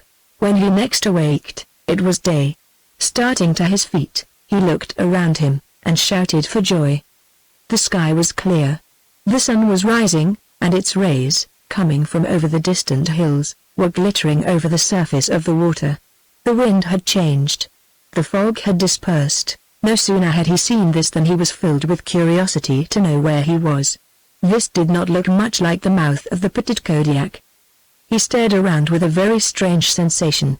Immediately beside him, where he was standing, the easy slope went back for 100 yards or so, covered with short, wild grass, with here and there a stunted tree.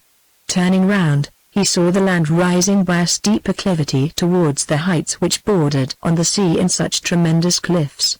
Over the heights, and along the crest of those cliffs, were flying great flocks of seagulls, which kept up one incessant chorus of harsh, discordant screams. In front of him spread out a broad sheet of water, on the opposite side of which rose a lofty line of coast. Into this there penetrated a long strait, beyond which he could see broad waters and distant shores, a bay within a bay, approached by this strait. On each side of the strait were lofty, towering cliffs, and on one side, in particular, the cliffs were perpendicular, and ran on in a long and unbroken wall. The extremity of the cliff nearest him was marked by a gigantic mass of broken rock, detached from the mainland, and standing alone in awful grandeur. What place was this? Was this the mouth of the Petit Kodiak? Was that broad bay a river? Was he still dreaming, or what did it all mean? And that gigantic fragment severed from a cliff, which thus stood guard at the entrance of a long strait, what was that? Could it be possible? Was there indeed any other broken cape, or could it be possible that this was Cape Split? He hurried up the slope, and on reaching the top, saw that it descended on the other side towards the water. This water was a broad sheet, which extended for 7 or 8 miles, and was terminated by a lofty coast that extended down the bay as far as the eye could reach. One comprehensive glance was sufficient. He saw it all, and understood it all. It was not the mouth of the Petit Kodiak River. It was the entrance to the basin of Minas that lay before him. There lay the great landmarks, seen under new aspects, it is true, yet now sufficiently distinguishable.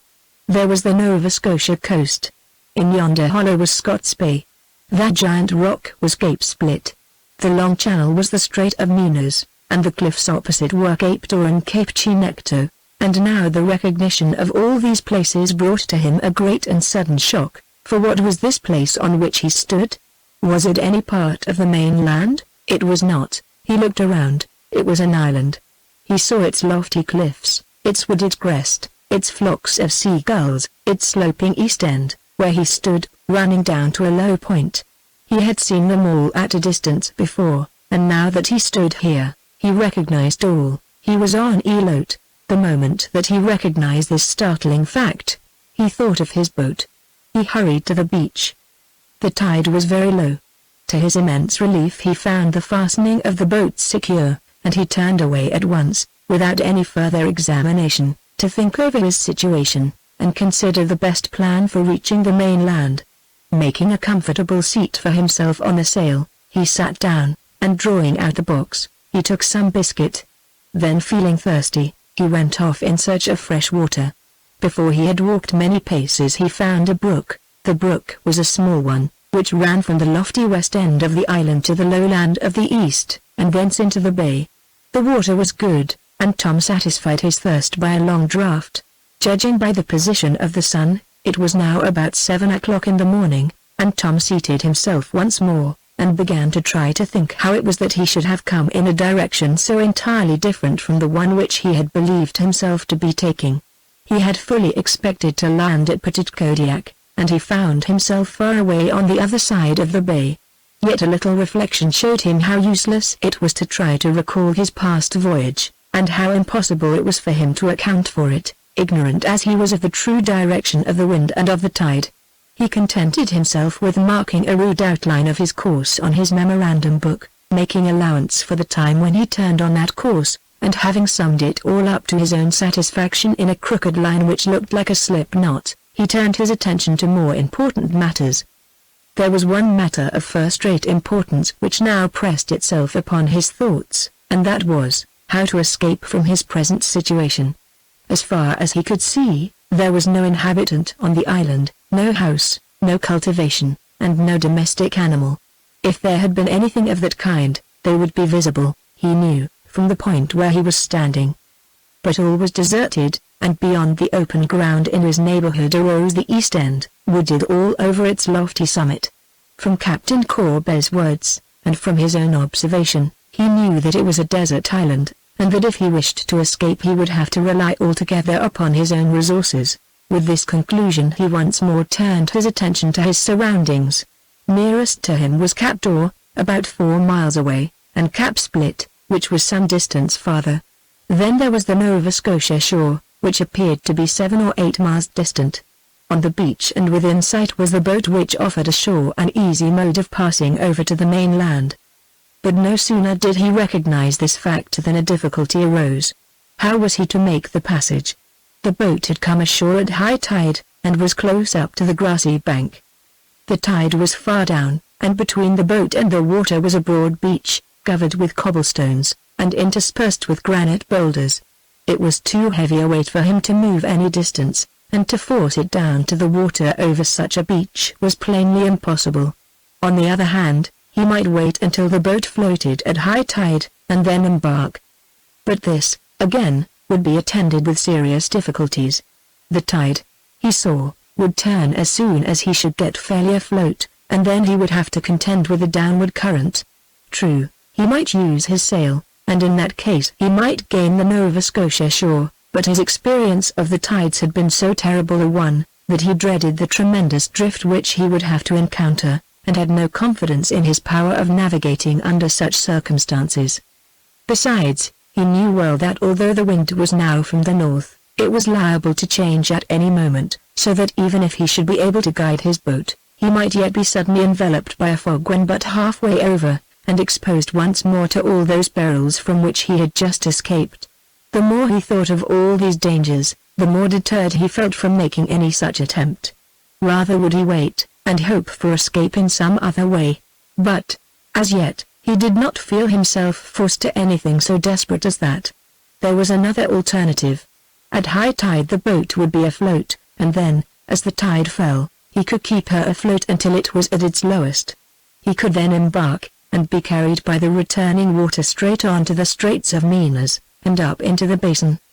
He now made a calculation, and concluded that it would be high tide about midday, and low tide about 6 in the evening.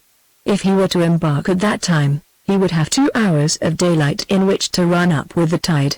He saw now that his whole plan was perfectly feasible, and it only remained to make preparations for the voyage.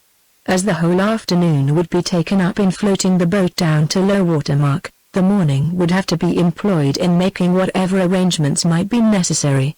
Certain things were needed which required all that time. His hastily extemporized mast and sail had done wonderfully well, but he needed something to steer with. If he could only procure something that would serve the purpose of a rudder, he would feel well prepared for his voyage. On the search for this he now started. He walked all about the open ground, looking around in all directions, to see if he could find anything, but without any success. Then he ascended the declivity towards the woods, but nothing appeared which was at all adapted to meet his wants. He saw a young tree, which he thought might do, and tried to cut it down with his pocket knife. After about an hour's hard work he succeeded in bringing it down, and another hour was spent in trimming the branches. The result of all this labor at length lay at his feet in the shape of a rough pole, with jagged splinters sticking out all over it, which promised to be of about as much utility as a spruce bush. In utter disgust he turned away, leaving the pole on the ground, and making up his mind to sail, as he did before, without any rudder. In this mood he descended the declivity, and walked disconsolately towards the shore which was on the side of the island directly opposite to where the boat lay. He had not yet been near enough to see the beach, but now, as he came nearer, a cry of delight escaped him involuntarily, for there, all along the beach, and close up to the bank, lay an immense quantity of driftwood, which had been brought here by the tide from all the upper waters of the bay. It was a most heterogeneous mixture that lay before him: chips from timber ponds, logs from shipyards, boards from sawmills, deals, battens, fence posts, telegraph poles, deal ends, edgings, laths, palings, railway sleepers, tree nails, shingles, clapboards, and all the various forms which wood assumes in a country which makes use of it as the chief material of its manufactures. Along the countless streams that flow into the bay, and along its far-winding shores, and along the borders of all its subsidiary bays, and inlets, and basins, the manufacture of wood is carried on in sawmills, in shipyards, and in timber ponds, and the currents that move to and fro are always loaded with the fragments that are snatched away from these places, most of which are borne afar out to sea, but many of which are thrown all along the shores for hundreds of miles. Elote, being directly in the way of some of the swiftest currents, and close by the entrance to a basin which is surrounded by mills and shipyards, naturally received upon its shores an immense quantity of these scattered and floating fragments.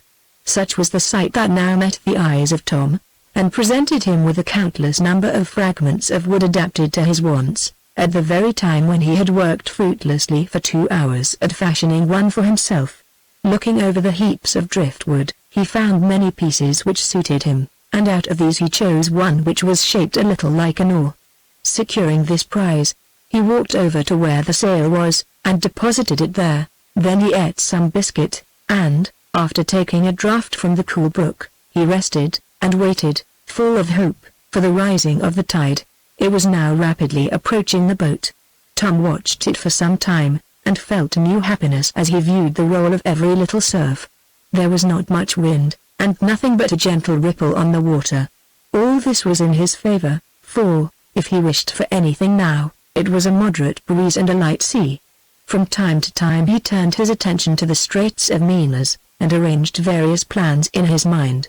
At one time he resolved to try and reach Ba, again he thought that he would be content if he could only get to Paspera, and yet again, he came to the wise conclusion that if he got to any settlement at all he would be content.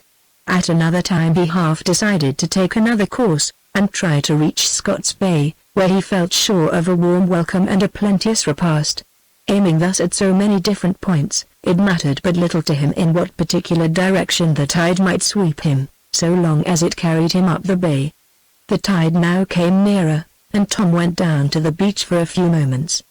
He paced the distance between the boat and the water. He noticed a few things lying in the boat. In the bow was a coil of rope which Captain Corbet had probably obtained when he was ashore at Petit Kodiak. There was also a tin pan, used for bailing. As the tide drew nearer, Tom began to feel more and more impatient. Again and again he paced the intervening space between the boat and the water, and chafed and fretted because it did not lessen more rapidly. If the boat were once fairly afloat, he felt that the time would pass much more rapidly, for then he would be working at some definite task, and not standing idly waiting. But everything has an end, and so, at length, the end came here. The water rose higher and higher, until, at length, it touched the keel. Tom gave a shout of joy. He now untied the rope, and tried to shorten his suspense by pushing the boat towards the water, but his strength was insufficient. He could not move it. He would have to wait longer. Thus far the things which he had taken out had been lying on the grass. It was now time to put them on board. So he carried down the sail, folded it up, and stowed it away neatly at the bottom of the boat. On this he stood the box of biscuit, taking care to put the cover over it, and to spread over it again one fold of the sail. This took up some time, and he had the gratification of seeing that the water had come up a few feet farther. He now tried once more to force the boat down, using his piece of board as a lever, but the board bent, and almost broke, without moving the boat. He stood for a moment waiting, and suddenly thought of the pole which he had left up in the woods.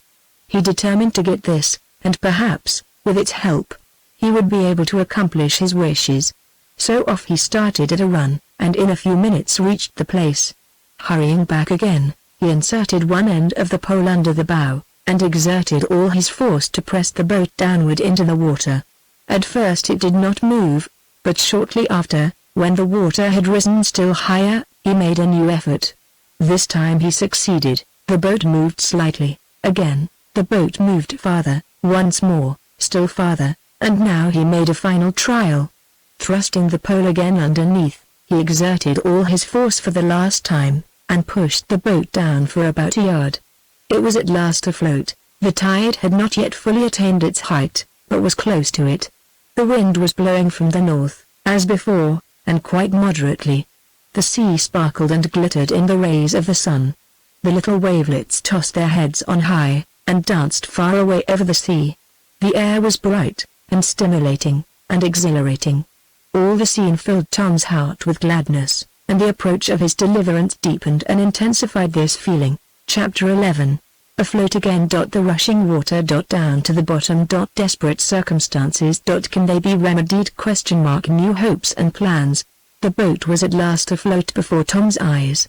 At first he had thought of holding it by the painter, and patiently standing on the beach, but the sight of it now changed his purposes. He thought that it would be a far more sensible plan to get on board, and keep the boat near the beach in that way. His bit of stick, which he had found among the driftwood, could be used as an oar, and was good enough to enable him to move the boat as much as would be necessary. As he would have to wait for 6 hours at least, it was a matter of great importance that he should be as little fatigued as possible, especially as he had to look forward to a voyage, after the tide had fallen, attended with the possibility of increased labor and exertion. All these thoughts came rapidly to his mind, but passed in much less time than it takes to tell it, so that Tom had scarcely seen the boat afloat than he rushed through the water, and clambered into it. Then, taking his stick, he stood up and looked around. The scene around has already been described. Tom kept his stick in the water, so as to have it ready for use. He purposed keeping the boat at a convenient distance from the shore by pushing and paddling. By keeping it within a distance of from 3 to 6 yards, he thought he would, for the present at least, be able to keep afloat, and yet avoid the sweep of the tides. He did not expect to remain in this particular spot all the time, but expected to find some place which would be out of the way of the tide, where he could float comfortably without being forced to keep in too close to the land. But suddenly Tom's thoughts and speculations were rudely interrupted. It appeared to him that there was a very unusual feeling about the boat. She did not seem as high out of the water as she ought to have been, and her bows seemed to be lower than they had been. There was also a slight vibration in her, which he had never noticed before, and which struck him now as very peculiar. In the midst of this there came to his ears a low, faint, and scarcely perceptible sound, made up of peculiar bubbling and gurgling noises, which sounded from the boat. One brief examination showed him that the boat was certainly very much deeper in the water than she had been. 5 seconds later her bows had sunk farther, 2 seconds more, and Tom's feet were surrounded by water up to his ankles. The boat was filling. Scarce had he made this discovery than the water rose swiftly up, the boat sank quickly down, the sea rolled over her sides, and the boat went to the bottom. Very fortunate was it for Tom, at that moment, that he had not pushed out farther from the shore. When the boat went down he was not more than 3 or 4 yards off, and he did not sink lower than up to his neck. But the shock was a sudden one, and for a moment almost paralyzed him. The next instant, however, he recovered from it, and looking round, he saw the box of biscuit floating within his reach. Making a wild dash at this, he secured it, and waded ashore with it in safety. He then turned mournfully to look after the boat, and found that it was visible, floating on the surface. As he left it, it had floated up, his weight being the only thing that had sent it below. The tide was still coming in, so that it did not float away. Tom flung off his coat and waistcoat, and hurrying into the water, soon caught and dragged it as near as he could to the beach. Then he secured it once more, and waited. Standing there, he looked gloomily at the vessel, wherein such precious hopes had been freighted only to be lost. What had happened? Why could not the boat float? What was the matter with her? These were the wondering questions which occurred to him without his being able to give any answer. One thing he saw plainly, and that was, that he had lost this tide. The next high tide would be after midnight, and the next would be between 1 and 2 on the following day. If he could find out what was the matter with the boat, and fix it, he would have to wait till the next day, unless he chose to watch for his chance after midnight, and make the journey then. He was not a boy who could be long inactive, so now, after a brief period, in which he gave up to the natural despondency of his soul, he stirred himself up once more, and sought comfort in occupation. The box of biscuit did not seem much injured. It had not floated long enough for the seawater to penetrate it. Assuring himself of this, he next turned to the boat and took out its contents. These were the old sail, the coil of rope, and the bailing dipper. By this time the tide had reached its height, and after the usual time of delay, began to fall once more. The boat was secured to the shore, and after a time the water began to leave her. Tom sat at a little distance, wondering what could be the matter with her, and deferring his examination until the boat should be left aground. It was a mystery to him how this sudden change had occurred, and why the boat, which had floated so well during his long drift, should now, all of a sudden, begin to leak with such astonishing rapidity. Something must have happened, something serious, too, but what it was, or how it had happened, he could not, for the life of him, conjecture. As Tom sat there, the tide gradually left the boat, and as the tide left, the water ran out, keeping at just the same level inside as the water outside. This showed, even to his inexperienced eyes, that the leak must be a very large one, since it admitted of such a ready flow of water in and out. The water descended lower and lower as he sat, until, at last, the boat was left by the retreating waves. The water had all run out. Tom now advanced, and proceeded to examine her. When he was arranging her cargo before, the coil of rope had been in the bows. This had prevented him from detecting anything wrong in the boat. But now, since everything had been taken out, one glance only was quite sufficient to make known to him instantly the whole difficulty. There, in the bows, underneath the very place where the coil of rope had lain, was a huge aperture. The planks had been beaten in, and one side of the bow was destroyed beyond hope of remedy. The sight of such an irremediable calamity as this renewed for a time the despondency which he had felt at the first sinking of the boat. Full of depression, he turned away, and tried to account for it all. It was on the previous day that he had landed about 24 hours ago. How had he passed the time since then, and what had happened? This he tried to remember. In the first place, up to the moment of landing the boat was perfectly sound, and far from all injury. It had not been hurt during the drift. It had struck at one place, but the long voyage that had followed showed that no damage had resulted. Finally, it had not been harmed by landing on Quaco Ledge. Since that time he had drifted in safety far across the bay, without meeting with any accident. All this proved clearly that the damage must have been done to the boat since his landing on the island. He found it very difficult to recall anything that had happened since then. On his first arrival he was worn out and exhausted. He remembered vaguely how he came in sight of the giant cliff, how he dragged the boat along, how he secured it to a tree, and then how he flung himself down on the grass and fell asleep. After that all was obscure to his memory, but he could recall his waking at midnight and listening to the roar of the wind and the dash of the surf. Evidently there must have been a heavier sea on the beach at that time than when he landed, and this was sufficient to account for the accident to the boat. She had been beating on the rough rocks at high tide, exposed to the full sweep of the surf, and her bows had been stove in. The melancholy spectacle of the ruined boat made Tom see that his stay on the island might be prolonged even beyond the following day. No sooner had this thought occurred to him than he went over to the articles which he had taken out of the boat, and passed them all in review before him, as though he were anxious to know the full extent of his resources. He spread out the wet sail in the sun. He spread out his coat and waistcoat. In the pocket of the latter he found a card of matches, which were a little damp. These he seized eagerly and laid on the top of a stone, exposed to the rays of the sun, so as to dry them. The clothes which he kept on were wet through, of course, but he allowed them to dry on him. He had been working now pretty industriously all the morning, first at searching after a piece of wood, then in cutting down the pole, then in searching among the driftwood, and finally at the boat. He felt, at length, hungry, and as he could not yet decide upon what was to be done next, he determined to satisfy his desires, and kill the time by taking his dinner. The repast was a frugal one, consisting as before, of biscuit, which were washed down by cold water, but Tom did not complain. The presence of food of any sort was a cause for thankfulness to one in his position, and it was with a feeling of this sort, in spite of his general depression of spirits, that he ate his meal. After this he felt much more refreshed, and began to consider what he had better do next. Of course, the center of interest to him was the boat, and he could not give up that hope of escape without a struggle.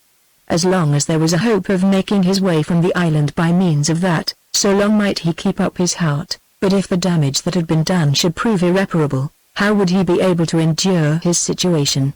Whatever it was, it would be best to know the worst once for all. Perhaps he might stop the leak. He had material around which seemed to be the right sort of thing to stop a leak with.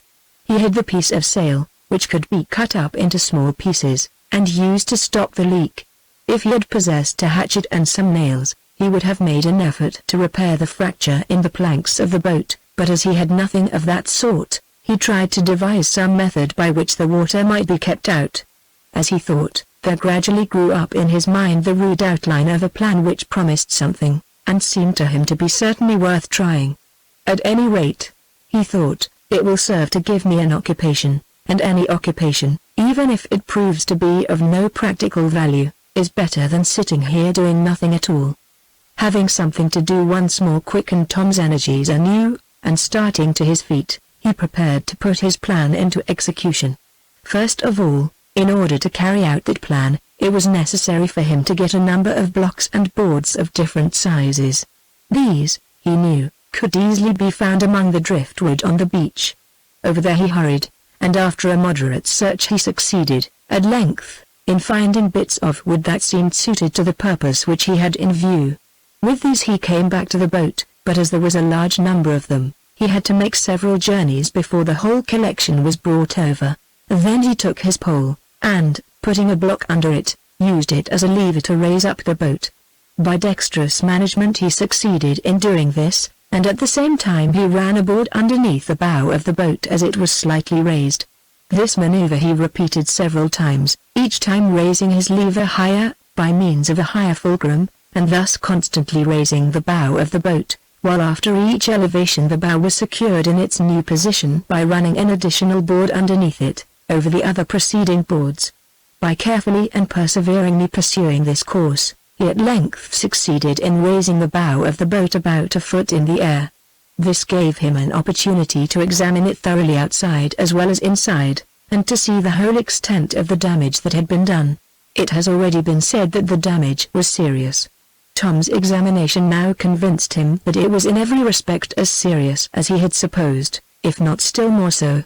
Even if he did possess a hatchet and nails, or a whole box full of tools, he doubted whether it would be in his power to do anything whatever in the way of repairing it.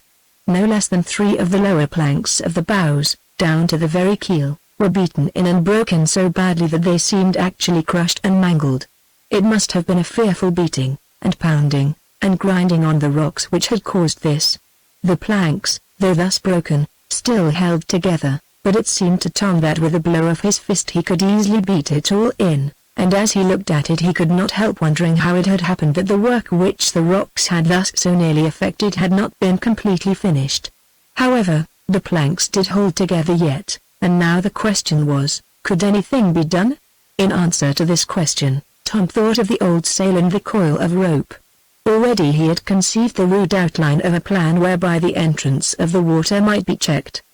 The plan was worth trying, and he determined to set about it at once, and use up the hours before him as long as he could, without any further delay. If by any possibility he could stop that leak, he determined to start off at the next high tide, that very night, and run the risk. It was a daring, even a foolhardy thought, but Tom was desperate, and the only idea which he had was, to escape as soon as possible.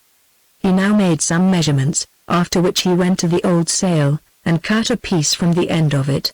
This he divided into smaller pieces, each about a yard square. Each of these pieces he folded up in 3 folds, so as to make them about a foot wide and 18 inches long. Others he folded into 6 folds, making them about half the size of the larger pieces. All this took up much time, for he measured and planned very carefully, and his calculations and measurements had to be done slowly and cautiously. Returning to the boat with these bits of folded canvas, he put one of the larger pieces on the inside, against the bow, right over the broken place. Another large piece was placed carefully over this, and then the smaller pieces were laid against these. In this way he adjusted all the pieces of canvas in such a way as to cover up the whole place where the leak was. Then he went over to the driftwood, and spent a long time searching after some bits of wood. He at length found a half-dozen pieces of board, about a foot long, and from 6 to 8 inches in width. He also found some bits of scantling, and palings, which were only a foot or so in length. All these he brought back, and laid them down on the beach near the boat.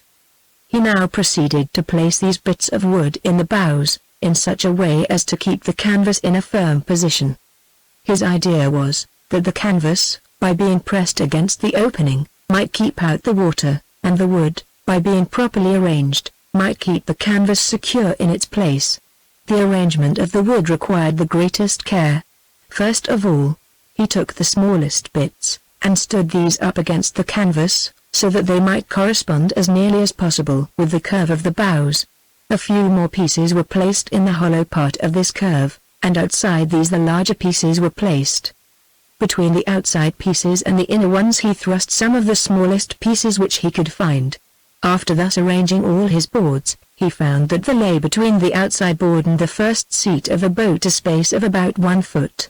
Selecting a piece of wood of about that length, he put one end against the board, and the other against the seat, and pressed it into a position where it served to keep the board tight in its place. Then he took other pieces of about the same length, and arranged them in the same way, so that, by being fixed between the board and the seat, they might keep the whole mass of boards and canvas pressed tight against the opening in the bows. After placing as many blocks in position as he conveniently could, his next work was to secure them all. In order to effect this, another journey to the driftwood was necessary, and another search. This time he selected carefully a number of sticks, not more than half an inch in thickness, some of them being much thinner. He found pieces of paling, and laths, and shingles which suited his ideas. Returning with these to the boat, he proceeded to thrust them, one by one, into the interstices of the boards, using a stone to drive them into their places. At last the work was finished as far as he could accomplish it, and there remained nothing more to be done. As far as he could see, by shaking, and pulling, and pushing at the collection of sticks and canvas, it was very firm and secure. Every stick seemed to be tight, and the pressure which they maintained against the aperture was so strong that the woodwork now was forced out a little distance beyond the outline of the boat. He examined most carefully all about the bows on the outside, but saw no place which did not seem to be fully protected. It seemed to him now as though the piled-up canvas ought to resist the entrance of the water, or, if not, at least that it ought not to allow it to enter so rapidly but that he could easily keep the boat bailed out. He was not altogether confident, yet he was hopeful, and as determined as ever to make a trial. Chapter 12. Waiting for high water. A trial. A new discovery. Total failure. Down again. Overboard. A struggle for life. Tom's work was thus, at length, accomplished, and it remained now to get the boat in readiness and wait. Slowly and carefully he raised the bow by means of the lever, and one by one he withdrew the boards which held it up. At last the boat lay on the beach, ready to receive the uplifting arms of the returning tide whenever it should make its appearance again. Tom saw with satisfaction that the boat was about 3 yards down below high water mark, on the spot to which he had dragged it after the failure of his last experiment. This, of course, would be so much in his favor, for it would thus be able to float before the water should reach its height. He had worked hard all the afternoon, and it was already dark. The tide, which had been falling, had some time ago reached its lowest point, and was now returning. Between him and the lowest point was a great distance, for the tides here rise to a perpendicular height of over 40 feet, but Tom knew that the time required to traverse the long space that here intervened between high and low water mark was precisely the same as if it had only to rise a few feet. He was very hungry, but some things had yet to be done. He had to put on board the boat the articles that he had taken ashore.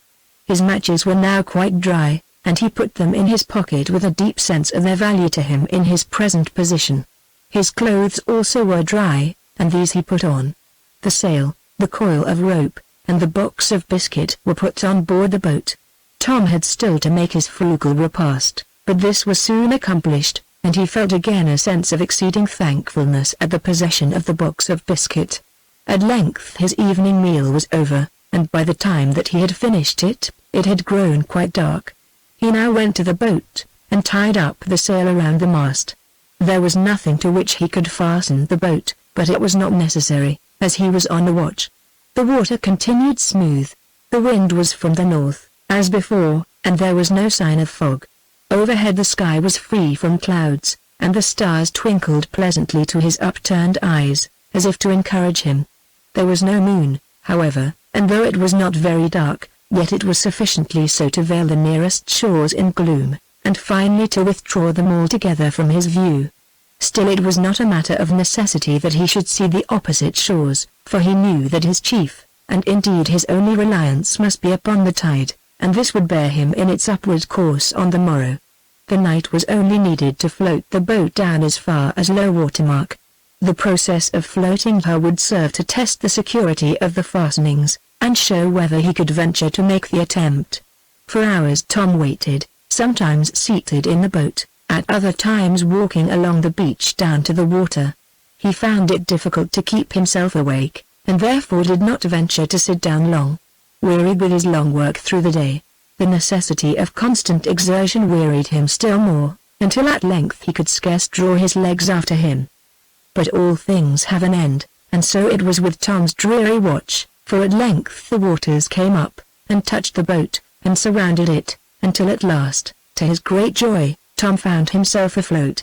He seized his stick, and pushed the boat into deeper water, a few yards off, with the intention of keeping her at about that distance from the shore. The one thought that was now in his mind referred exclusively to his work in the boat. Was it firm? Would it hold? Did it leak? The boat was floating, certainly. How long would it continue to do so? For a few minutes he waited anxiously, as he floated there in deep water, with his eyes fixed on the work in the bow, and his ears listening intently to detect any sign of that warning, gurgling sound, which had struck terror to his heart on his last embarkation.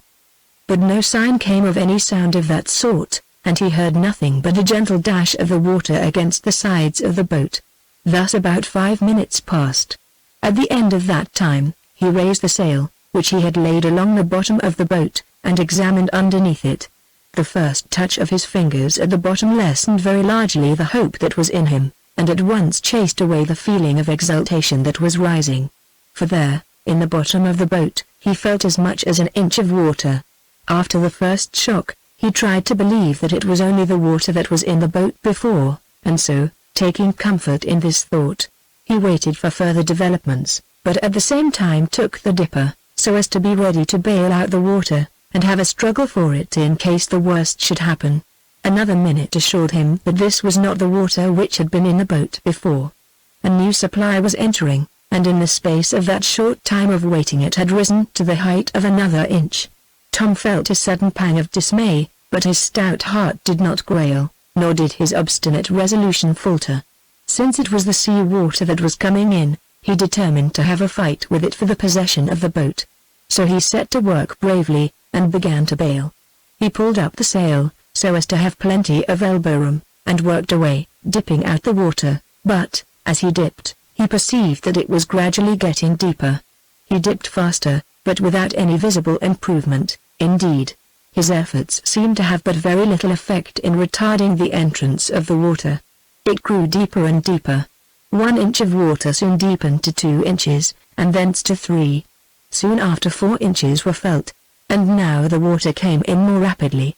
It seemed to Tom as though it had been delayed at first, for a little time, in finding an entrance, but that now, after the entrance was found, it came pouring in with ever-accelerated speed. Tom struggled on, hoping against hope, and keeping up his efforts long after they were proved to be useless. But the water came in faster and faster, until at length Tom began to see that he must seek his safety in another way. Flinging down his dipper, then, with a cry of vexation, he started up, and, seizing his bit of board, he looked around for the shore. He had been caught by some side current, and had been carried along in such a way that he was about 100 yards from the island, and seemed to be drifting up the bay. The dark, shadowy shores were much farther away than he had suspected. While struggling to bail out the boat, he had forgotten how necessary it was to keep near to the shore. He now saw his mistake, and strove to paddle the boat back again. With such a clumsy oar it is not likely that he could have achieved his desire at all, had the flood tide been stronger. But now it was about at its height, and would soon turn, if it was not turning already. The current, therefore, was but a weak one, and Tom found himself able to move slowly back, but his progress was very slow, and working at such a disadvantage was excessively fatiguing. At last he saw that if he trusted to paddling he could never reach the shore. In a moment another idea suggested itself. There was no time to lose, and he at once acted on it. Darting forward, he loosed the sail. The wind was still blowing from the north. At once the sail was filled, and, yielding to this new power, the boat began to move more rapidly. Tom tied the sheet astern, and, seizing his paddle, tried to scull the boat.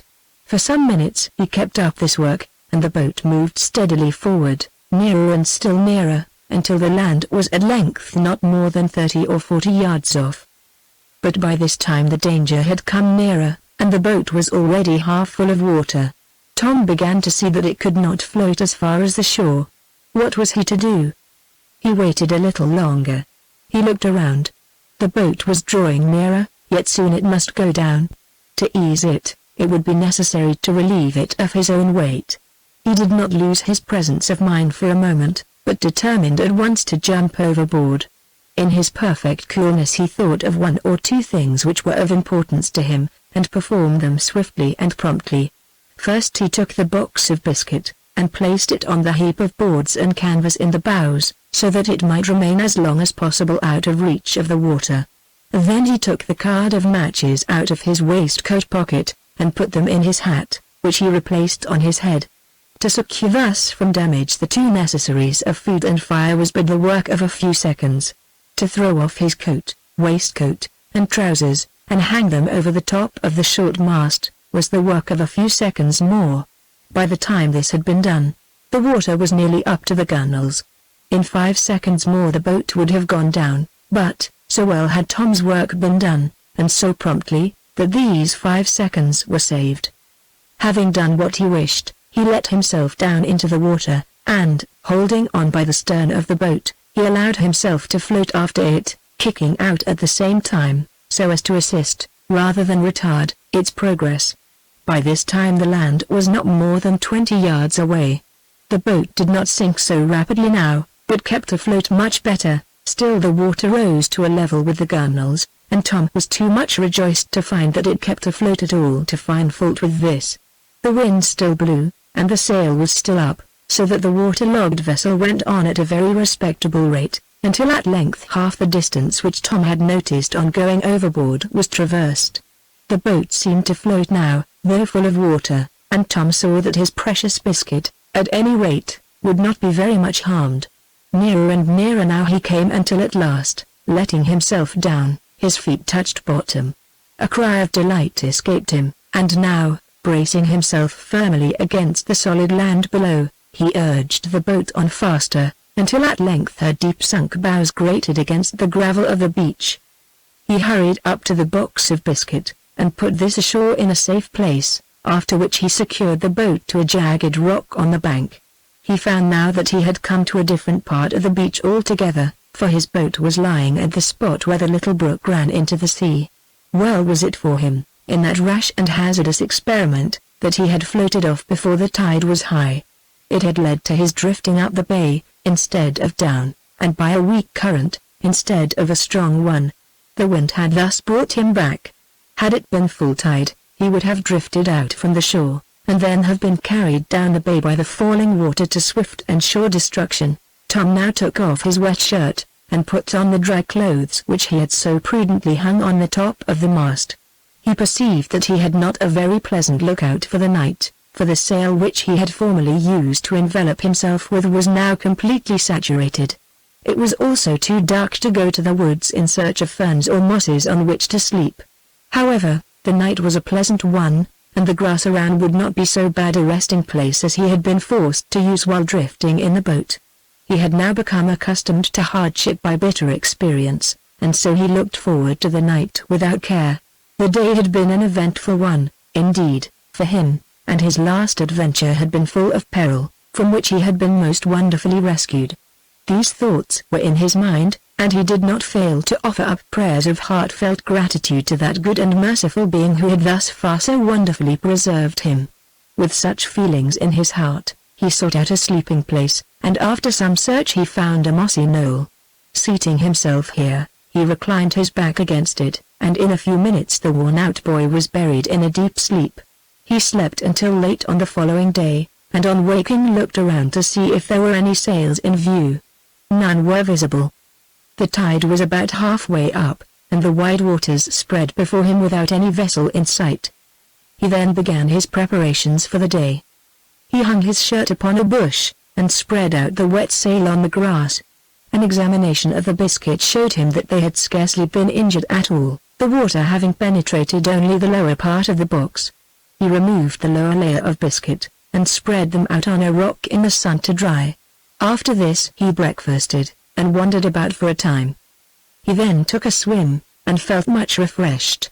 By the time that his swim was over, he found that the hot sun had dried his shirt, so that he could once more assume that very important article of clothing.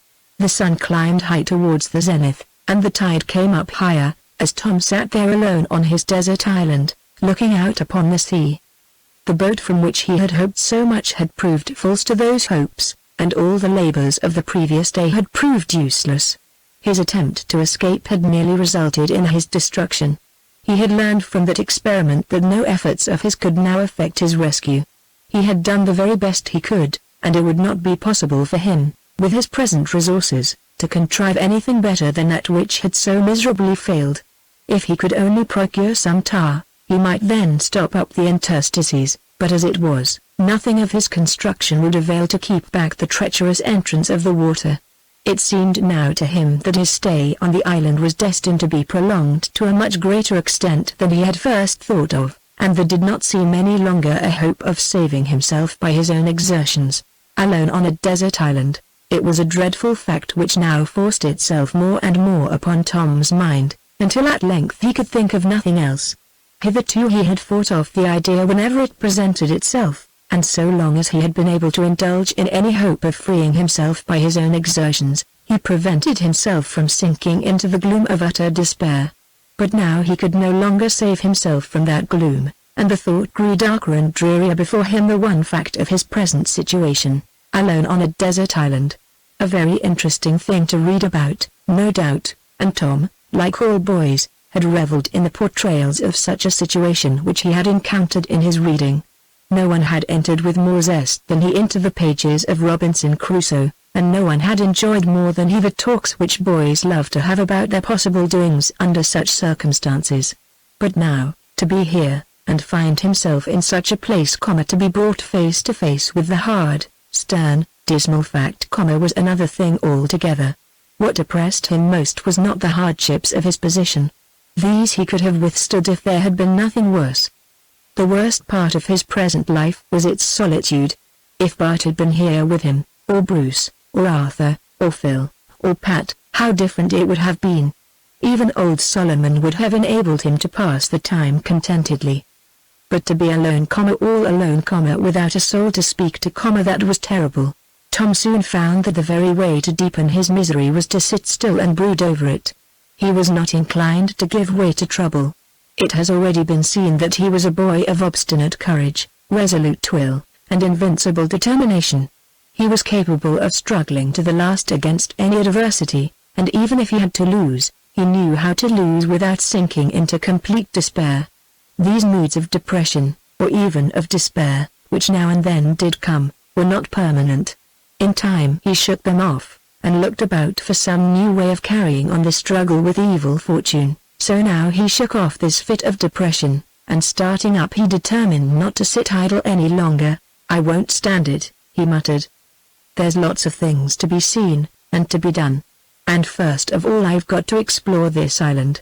Come, Tom, my boy, cheer up, old fellow. You've pretended to admire Robinson Crusoe, act up to your profession. And first of all, my boy, you've got to explore Juan Fernandez." The sound of his own voice had the effect of encouraging and inspiriting him, while the purpose which he thus assigned to himself was sufficient to awaken his prostrated energies. There was something in the plan which roused all his curiosity, and turned his thoughts and feelings into a totally new direction. No sooner, then, had this thought occurred to him, than he at once set out to put it into execution. First of all he took one parting look at the scene around him. The sun had now passed its meridian, and it seemed to be 1 o'clock or after. The tide was high. The boat, which had at first floated, was now nearly full of water. Tom threw a melancholy glance at this fresh proof of the utter futility of all his labor, and then examined the fastenings, so that it might not drift away during his absence. Then he searched among the driftwood until he found a stout stick to assist him in climbing, and to serve as a companion in his walk, after which he started. The sun was bright, but over the sky some clouds were gathering, and the opposite shores seemed to have grown darker than they were a few hours ago, having assumed a hue like olive green. The wind had also died away, and the water was as smooth as glass. Chapter 13. Where's Solomon? An anxious search. The beach. The cavernous cliffs. Up the precipice. Along the shore. Back for boats. The loss of Solomon had filled the boys with anxiety, and even Captain Corbett shared in the common feeling. He had preferred to set out, as he said, with a coil of rope, but the sight of this seemed to make Solomon's fate appear darker, and looked as though he might have fallen over a precipice, or into a deep pool of water. They all knew that a serious accident was not at all improbable. They had seen the lofty and rugged cliffs that lined the bay shore, and knew that the rising waters, as they dashed over them, might form the grave of a man far younger and more active than the aged Solomon. He was weak and rheumatic, he was also timid and easily confused. If the water had overtaken him anywhere, he might easily fall a prey. In his efforts to escape, he would soon become so terrified that his limbs would be paralyzed. He might then stumble over the rocks, and break some of his bones, or he might be entrapped in some recess of the cliffs, from which escape might be impossible without external help. Full of thoughts like these, the boys went on, with Captain Corbett, up through the village, looking carefully around as they went on, and making inquiries of everyone whom they met. No one, however, could give them any information. At last they reached the end of the village. Here, on the left, there arose a high hill. The road wound round this, and descended into a valley, through which a stream ran to the bay. In this valley there was a shipyard, where the half-finished fabric of a large ship stood before them, and from which the rattle of 100 axes rose into the air. The valley itself was a beautiful place, running up among steep hills, till it was lost to view among a mass of evergreen trees and rich foliage. Below the shipyard was a cove of no very great depth, but of extreme beauty. Beyond this was a broad beach, which, at the farthest end, was bounded by the projecting headland before alluded to. The headland was a precipitous cliff of red sandstone, crowned at the summit with a fringe of forest trees. Right at its base were 2 or 3 hollow caverns, worn into the solid rock by the action of the surf. One of these was about 30 feet in height at its mouth, and ran back for 60 or 70 feet, narrowing all the way, like a funnel, from its entrance to its farthest extremity. The tide was now nearly at its height, and progress down the beach and along the cliff was impossible. The caves were cut off also, and the water penetrated them for some distance.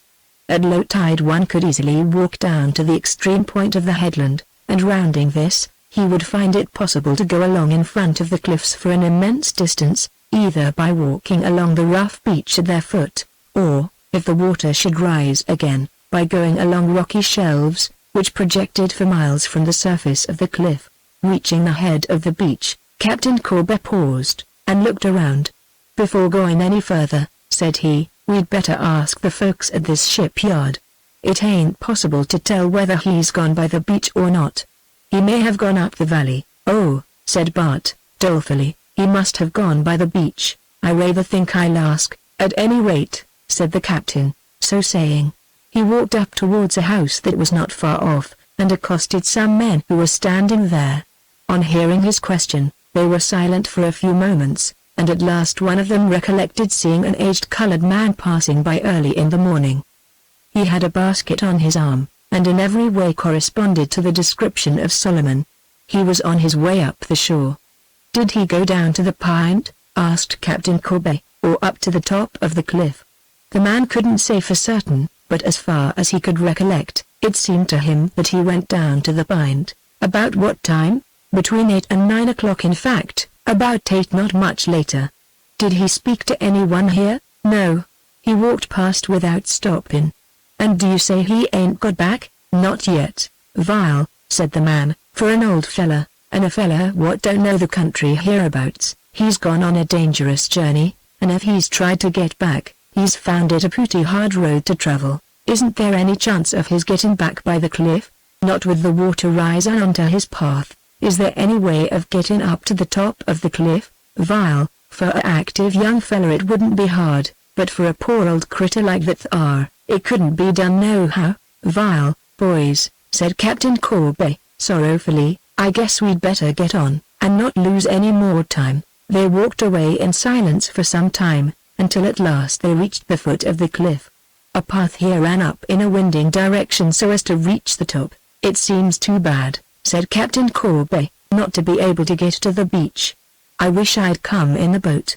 What a fool I was not to think of it. Oh, I dare say the top of the cliff will do, said Bruce. Vile, it'll have to do. At any rate I've got the coil of rope. We shall be able to see him from the top just as well, and perhaps better. Vile, I hope so, but we'll be a little too far above him for my fancy, only we can use the rope, I suppose. Can any of you youngsters climb? Oh, yes, said Bart, all of us. What kind of heads have you got, Steady? Yes, good enough, said Bruce. I'll engage to go anywhere that I can find a foothold, and here's Bart, that'll go certainly as far, and perhaps farther. And here's Phil, that can do his share. As for Pat, he can beat us all. He can travel like a fly, upside down, or in any direction. Vile, I'm glad to hear that, boys, for it's likely you'll be wanted to do some climbing before we get back. I used to do something in that way, but since I've growed old, and rheumatic, I've got kinda out o' the way of it, and don't scarcely feel such confidence in myself as I used to onst. But come, we mustn't be waiting here all day. At this they started up the path, and soon reached the top of the cliff. Arriving here, they found themselves in a cultivated meadow, passing through which they reached a pasture field. After a walk of about a quarter of a mile, they came to the cliff that ran along the shore of the bay, and on reaching this, the whole bay burst upon their view. It was still a beautiful day, the sun was shining brilliantly, and his rays were reflected in a path of dazzling luster from the face of the sea.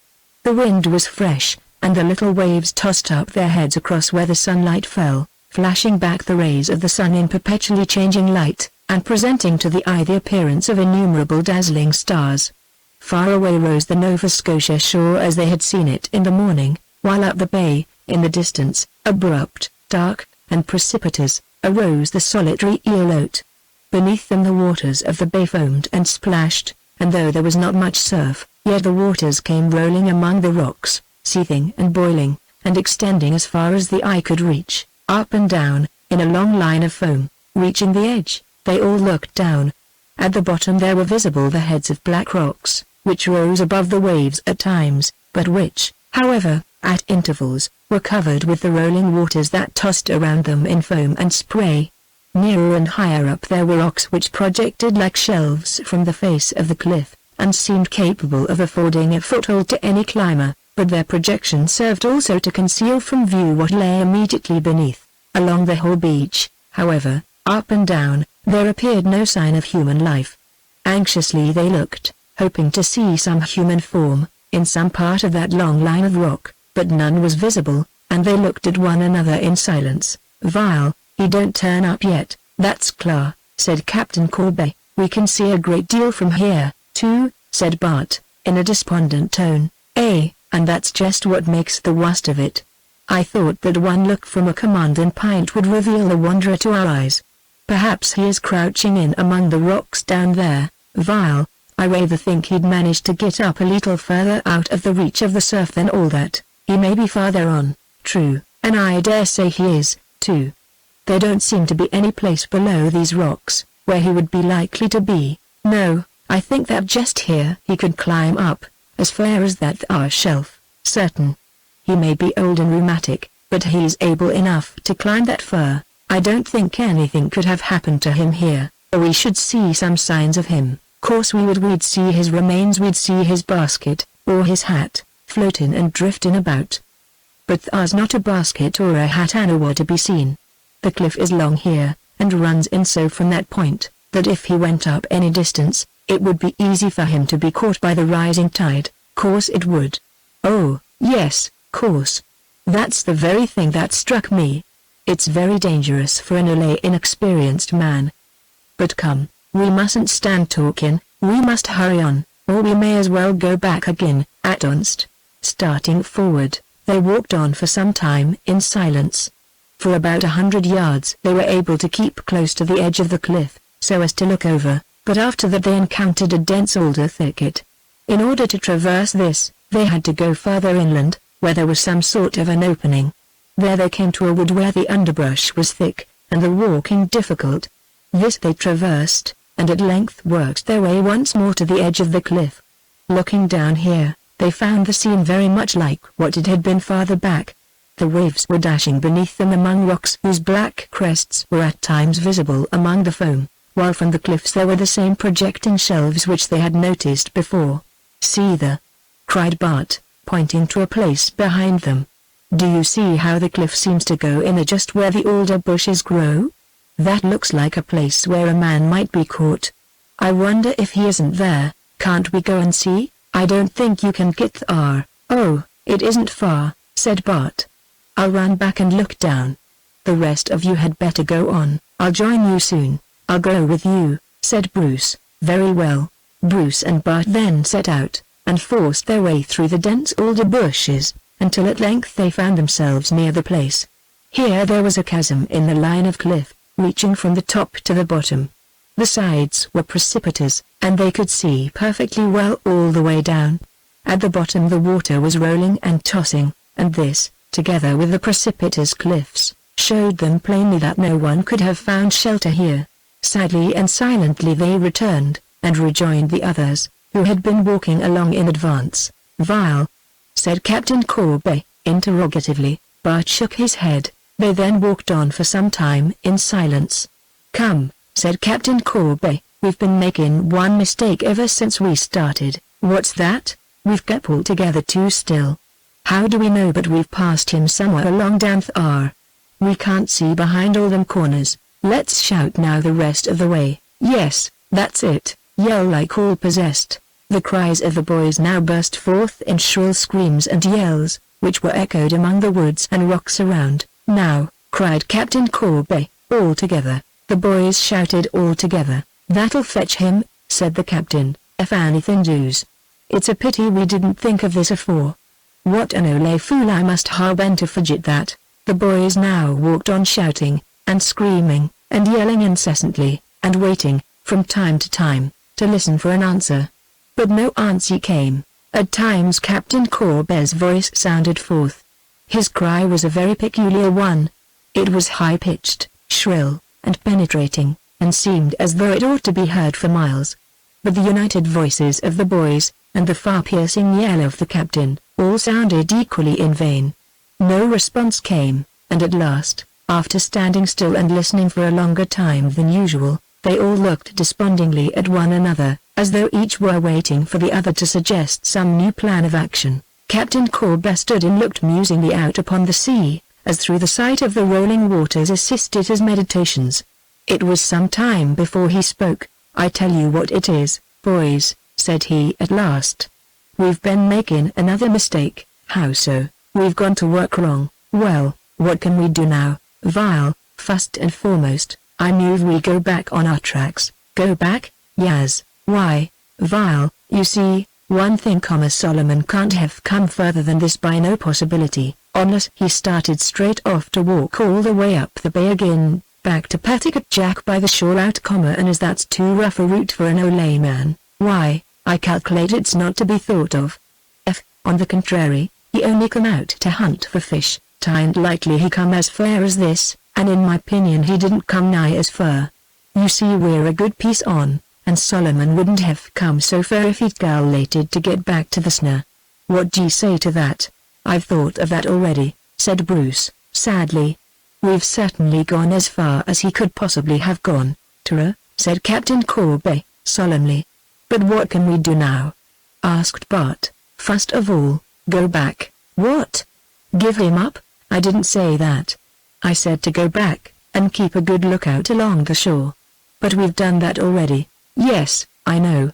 But then we didn't begin to yell till quite lately, whereas we'd ought to have yelled from the time of first startin'. Now, I think if we went back yellin' all the way, we'd have a chance of turnin' him up somewhere back thar where we first came in sight of the cliff. Very likely, if he ain't already drownded, he's a-twisted himself up in some holler in the cliff back thar. He couldn't have got this far, certain, unless he'd been running away." All this seemed so certain to the boys that they had nothing to say in opposition to it. In fact, as Bruce said, they had already gone as far as Solomon could possibly have gone, and this thought had occurred to them all. Captain Corby's proposition, therefore, seemed to them the only course to follow. So they all turned and went back again. "What I was a-going to say," remarked Captain Corby, after walking a few paces, "what I was a-going to say was this. The mistake I made was in not getting a boat." "A boat? Why, we've traced the coast from the cliff well enough, haven't we?" "No, not well enough. We'd ought to have planned this here expedition more carefully. It wasn't enough to go along the top of the cliff this here way. You see, we've not been able to take in the lower part of the cliff underneath. We'd ought to have got a boat. Some of us could have gone along the cliff, just as we have been doing, and the others could have pulled along the shore and kept up a sharp lookout that way. We've lost any quantity of time that way, but that's no reason why we should lose any more, so I move that some of us go back, right straight off, and get a boat at the shipyard, and come back. I'll go, unless some o' yuns think selves smarter, which ain't unlikely." "Oh, you can't run, Captain," said Bart. "Bruce and I will go, and we'll run all the way, Vile. That's the very best thing that you could do. You're both young, and active. As for me, my days of youth and activity are over, and I'm in the sere and yaller leaf, with spells o' rheumatics. So you start off as quick as your legs can carry you, and if you run all the way, so much the better." The boys started off at this, and going on a full run, they hurried, as fast as possible, back over the path they had traversed, and through the woods, and over the fields, and down the cliff towards the shipyard. Phil and Pat, however, remained with Captain Corby, and these three walked back along the edge of the cliff, still looking down carefully for signs of Solomon, and keeping up constantly their loud, shrill cries. Thus they walked back, till, at length, they reached the place where the alders were growing. Here they were compelled to make a detour as before, after which they returned to the cliff, and walked along, shouting and yelling as when they came. Chapter 14. Back again. Calls and cries. Captain Corby's yell. A significant sign. The old hat. The return cry. The boat rounds the point. Captain Corby, with Phil and Pat, walked along the top of the cliff in this way, narrowly scrutinizing the rocks below, and calling and shouting, until, at length, they reached the place at which they had first come out upon the shore. "Now, boys," said the captain, "from here to the pine down there is all new ground. We must go along here, and keep a good lookout. If we have any chance left of findin' anything, it's thar. I'm only sorry we didn't examine this here first and foremost, before wanderin' away off up thar. What ain't at all likely that Solomon ever dreamed of going. I hope the boys won't be long getting off that thar boat. Perhaps they can't get one." "Oh, yes, they can. I saw 2 or 3 down thar." They now walked on a little farther. At this place the cliff was as steep as it had been behind, but the rocky shelves were more numerous, and down near the shore they projected, one beyond another, so that they looked like natural steps. "If Solomon was caught by the tide anywhere hereabouts," said Captain Corby, "thar's no youthly reason why he shouldn't save himself. He could walk up them rocks just like going upstairs, and get out of the way of the heaviest surf and the highest tide that these shores ever saw." "It all depends," said Phil, "on whether he stayed about here, or went farther up. Course, and it's my opinion that he did stay about here. He was never such an old fool as to go so far up as we did. Why, if he'd a done so over them rocks, he'd never have got the use of his legs again. Strange we don't see any signs of him. Oh, vile, there's places yet we haven't tried. One thing is certain, we haven't found any signs of him. If anything had happened, we'd have seen his basket floating. Yes, or his old hat. I should think, if he were anywhere hereabouts, he'd hear the noise. We are shouting loud enough, I'm sure. As for your voice, why, he ought to hear it a mile away, and the point down that doesn't seem to be a quarter that distance. Oh, it's further than that. Besides, my voice can't penetrate so easily down there. It gets kinda lost among the rocks. It can go very easy in a straight line, but when it's got to turn corners and go kinda round the edges o' sharp rocks, it don't get on so well by a long chalk. But I think I'll try and diversify these here proceedings by yelling a little lower down. So saying, Captain Corbin knelt down, and putting his head over the cliff, he uttered the loudest, and sharpest, and shrillest yell that he could give. Then he listened in silence, and the boys also listened in breathless expectation for some time. But there was no response whatever. Captain Corbin rose with a sigh. "Vile, boys," said he, in a mournful tone, "we must get on to the bind. We'd ought to know the worst pretty soon. But, at any rate, I'm bound to hope for the best till hope air over." The little party now resumed their progress, and walked on towards the point, shouting at intervals, as before. From this place on as far as the point, the ground was clear, and there was nothing to bar their way. They could go along without being compelled to make any further detour, and could keep near enough to the edge to command a view of the rocks below. They walked on, and shouted without ceasing, and thus traversed a portion of the way. Suddenly Captain Corbin's eye caught sight of something in the water. It was round in shape, and was floating within a few feet of the shore, on the top of a wave. As Captain Corbin looked, the wave rolled from underneath it, and dashed itself upon the rocks, while the floating object seemed to be thrown farther out. The tide had turned already, and was now on the ebb, so that floating articles, such as this, were carried away from the shore, rather than towards it. Upon this Captain Corbin fastened his gaze, and stood in silence looking at it. At length he put his hand on Phil's shoulder, and directed the attention of the boys to the floating object. "Do you see that?" said he. "What? That thing? What, that round thing?" "Yes, that round thing. Look sharp at it now. What does it look like to your young eyes?" Phil and Pat looked at it very carefully, and in silence. Then Phil looked up into Captain Corbin's face without saying a word. "Vile, what is it, do you think?" asked Phil, in a low voice. "What do you think?" "Sure, and it's a hat, a straw hat," said Pat. Captain Corbin exchanged a meaning glance with Phil. "Do you think it's his hat?" asked Phil. "Whose else can it be?" Phil was silent, and his gaze was once more directed to the floating object. As it rose and fell on the waves, it showed the unmistakable outline of a straw hat, and was quite near enough for them to recognize its general character and color. It was dark, with the edges rather ragged, a broad brim, and a roomy crown, not by any means of a fashionable or graceful shape, but coarse, and big, and roomy, and shabby, just such a hat as Solomon had put on his head when he left Grand Prix with them on this memorable and ill-fated voyage. They looked at it for a long time in silence, and none of them moved. Captain Corbin heaved a deep sigh. "This here," said he, "has been an eventful voyage.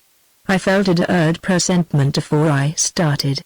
Long ago I told you how the finger of destiny seemed to warn me away from the ocean main.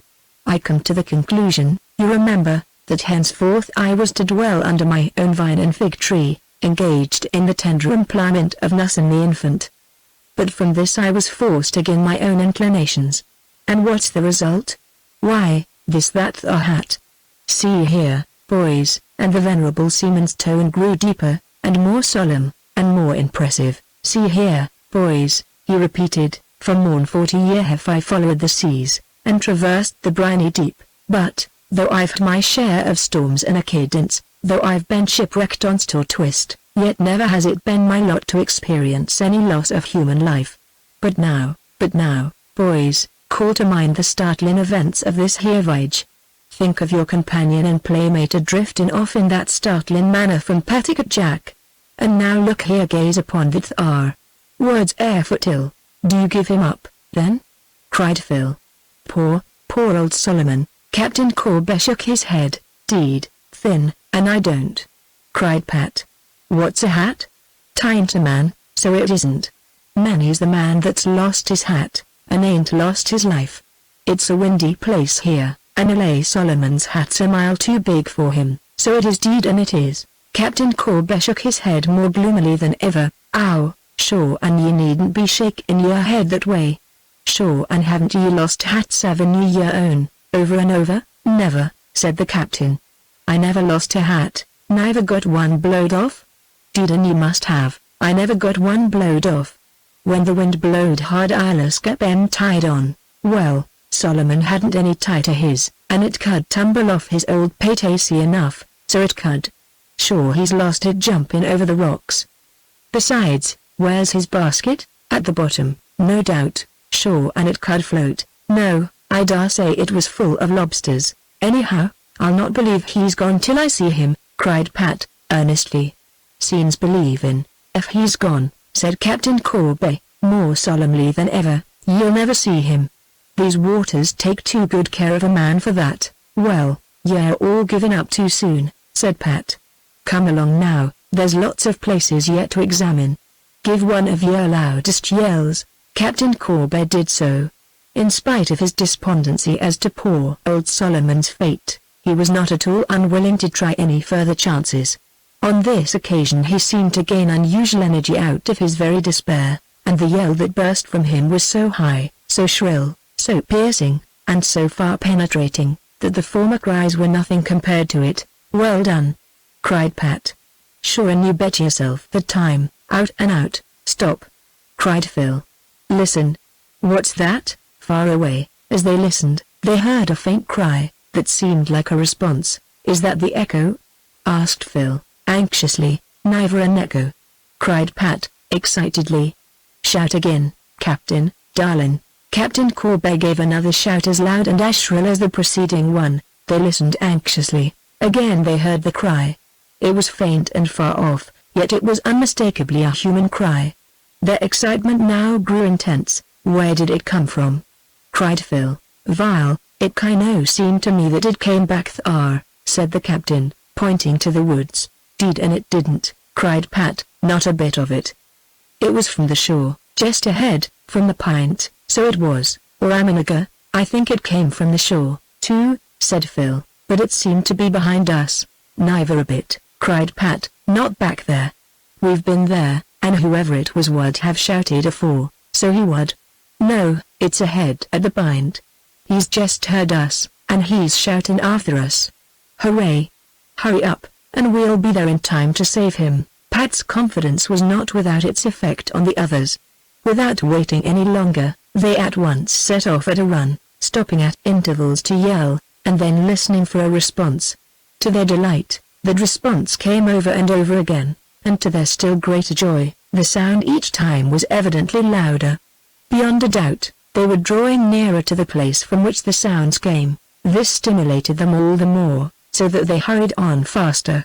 The edge of the cliff was not covered by any trees, but the ground at its summit had been cleared, so that progress was not at all difficult. They therefore did not take much time in traversing the space that intervened between the spot where they had first heard the cry, and the point where the cliff terminated. The cry grew steadily louder, all the way, until at last, when they approached the point, it seemed to come directly from beneath. The cliff here was perpendicular for about 40 feet down, and below this it seemed to retreat, so that nothing could be seen. The tide was on the ebb, but it was still so high that its waves beat below them, and seemed to strike the base of the rock. Beyond, on the right, there was a sloping ledge, which descended from the cliffs into the sea, over which the waves were now playing. It was from the hollow and unseen recess down at the foot of the cliff that the cry seemed to arise, which had come in response to the calls of those on the summit. On reaching the place above, they knelt down, and looked over, but were not able to distinguish any human being, or any sign of the presence of one. But as they looked anxiously over, the cry arose, not very loud, but quite distinct now, and assured them that this was the place which sheltered the one who had uttered that cry. Captain Corber now thrust his head over as far as he could, and gave a call in his loudest voice. Hello, oh, oh, oh, oh, oh, oh, oh, oh, oh, oh, oh, to which there came up in answer a cry that sounded like, hi, Solomon, oh, oh, oh, oh, oh, oh, oh, on, is that you? Oh, it's me, where are you? Come you up, car ain't, why no, oh, oh, oh, oh, oh, oh, oh, oh, what, too high, go round the pint, too high ida, will it, or IGHT. Captain Corby now sprang up as nimbly as a young lad, and looked at Phil and Pat with an expression of such exceeding triumph, that his face seemed fairly to shine. "It is Solomon!" he cried. But it was of no use for him to convey that piece of information to the boys, who already knew that fact quite as well as he did. "It is Solomon," he repeated, "and now the pint is, how are we to get him up?" "Let me go down," said Pat. "How? Sure, and I can get down with that bit tow rope you have." "Maybe you can, and then again maybe you can't.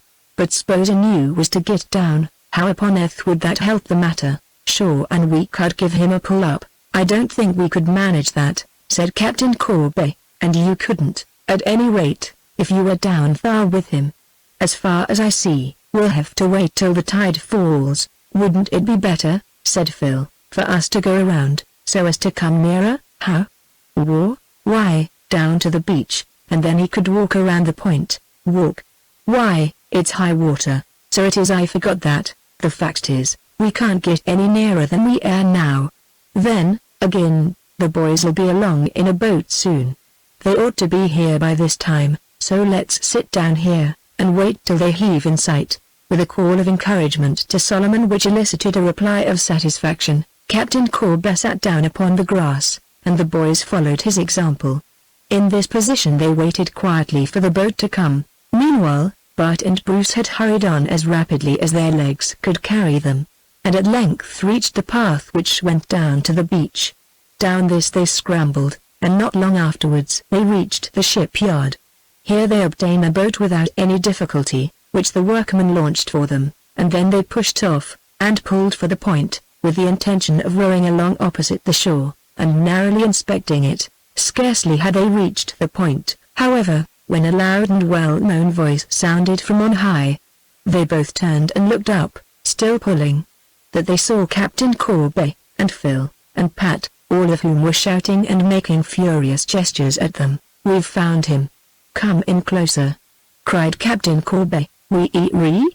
cried Bruce, but before any answer could come, a loud, shrill scream, followed by a yell of delight, burst forth from some place still nearer. Bert and Bruce both started, and looked towards the place from which this last cry came. There a very singular and pleasing sight met their eyes. About 6 feet above the water was a shelf of rock, that ran down sloping to the beach, and over this there projected a great mass of the cliff. In this recess there crouched a familiar figure. He had no hat, but between his legs, as he sat there, he held a basket, to which he clung with his knees and his hands. As he sat there his eyes were fixed upon them, and their whites seemed enlarged to twice their ordinary dimensions, while yell after yell came from him. "Help! Help! Masra art! Oh, Masra art! Help! Sa ave me! Hurrah! Hurrah!" cried Bart and Bruce, in a burst of heartfelt joy. "Help!" came forth once more from Solomon.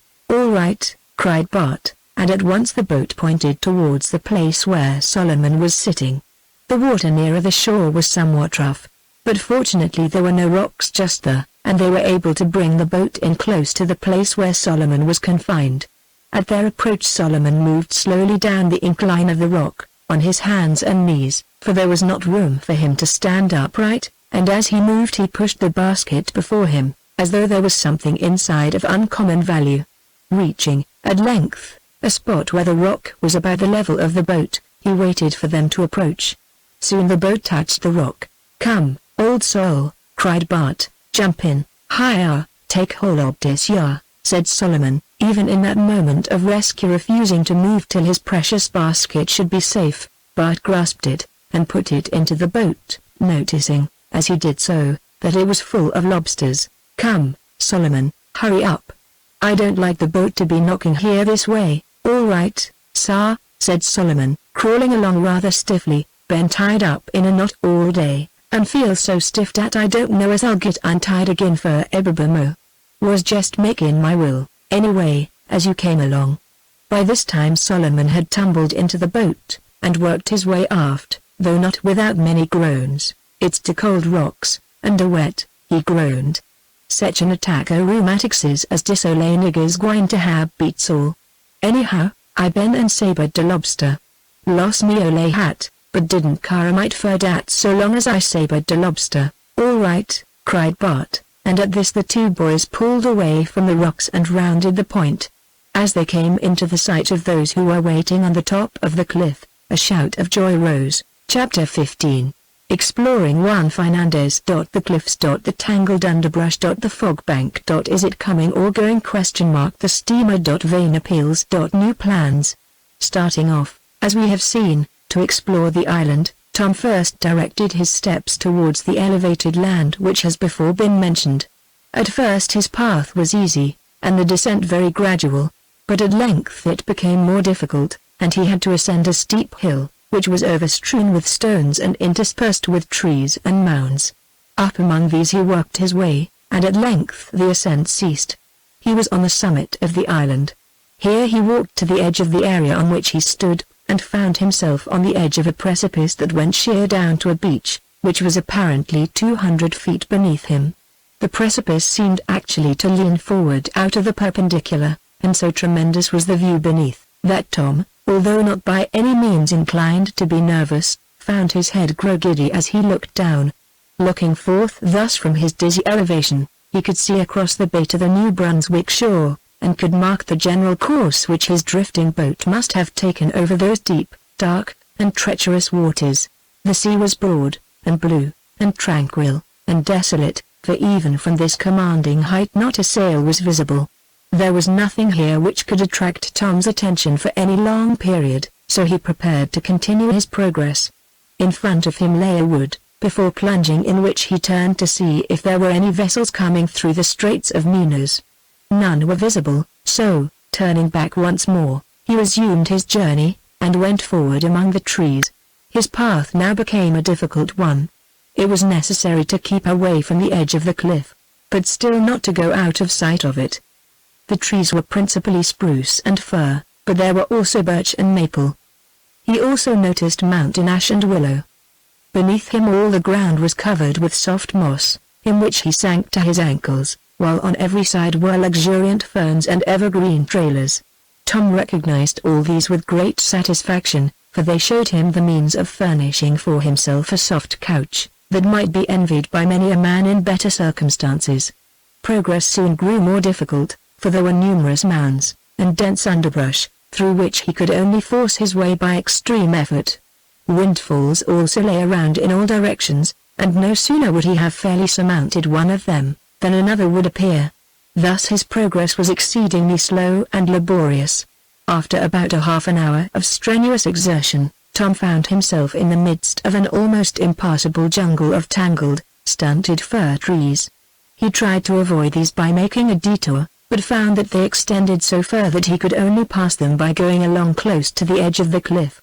This last path he chose, and clinging to the branches, he passed for more than 100 yards along the crest of a frightful precipice, where far down there yawned an abyss, at whose bottom was the sea, while abreast of him in the air there floated great flocks of gulls, uttering their hoarse yells, and fluttering fiercely about, as though trying to drive back this intruder upon their domains.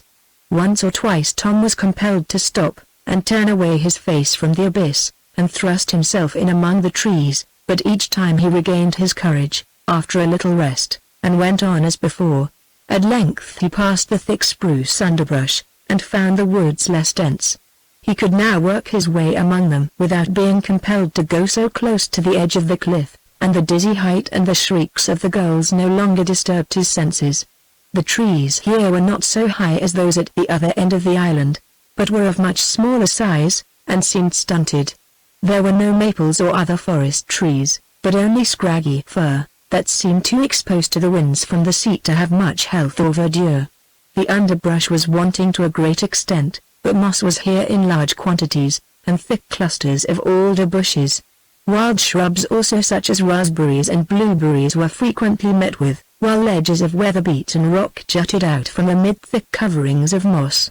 Walking here was not at all difficult, and he went on without any interruption, until, at last, he found any farther progress barred by a precipice. He was at the lower or western end of the island. He looked down, and found beneath him a great precipice, while rocks jutted out from the sea, and ledges projected beyond.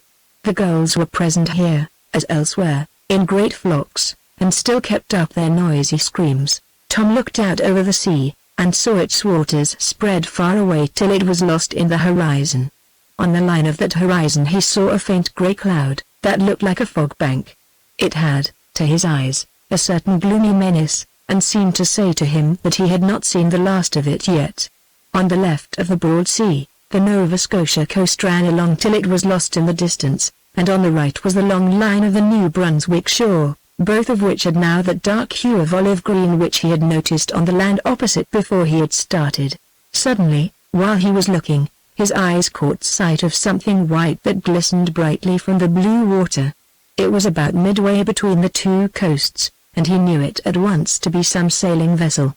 He could not make out more than one sail, and that showed that the vessel was either coming up the bay or going down, for if it had been crossing, she would, of course, have lain broadside onto his present locality, and would have thus displayed two sails to his view. The sight of this vessel agitated him exceedingly, and the question about her probable course now entered his mind, and drove away all other thoughts. Whether that vessel were going up or down became of exclusive importance to him now. If she were coming up, she might approach him, and hear his hail, or catch sight of his signals. Suddenly he reflected that he had no way of attracting attention, and a wild desire of running back and setting up the longest pole or board that he could find came into his mind. But such was the intensity of his curiosity, and the weight of his suspense, that he could not move from the spot where he was until he had satisfied himself as to the vessel's course. He sat down not far from the edge of the precipice, and, leaning forward with his hands supporting his chin, he strained his eyes over the intervening distance, as he tried to make out in which way the vessel was going. It seemed fully 10 miles away, and her hull was not visible. It was only the white of her sails that he saw, and as the sunlight played on these from time to time, or fell off from the angle of reflection, the vessel was alternately more or less visible, and thus seemed by turns to draw nearer and depart farther from his sight. Thus for a long time he sat, alternately hoping and desponding, at every play of those sails in the sunlight. The calm of the water showed him that, even if the vessel were coming up, he could not expect any very rapid progress. There was now no wind, and the surface of the water was perfectly unruffled. Besides, he knew that the tide was falling rapidly. How, then, could he expect that the vessel could come any nearer, even if she were trying to? Thoughts like these at last made him only anxious to keep the vessel in sight. If her destination lay up the bay, she would probably anchor. If it lay down the bay, she would drift with the tide. He thought, then, that if she only would remain in sight, it would be a sufficient proof of her course. Thus he sat, watching and waiting, with all his soul intent upon those flashing sails, and all his thoughts taken up with the question as to the course of that solitary bark. It seemed a long time to him, in his suspense, but suspense always makes time seem long. At last, however, even though he hoped so persistently for the best, his hope began to die within him.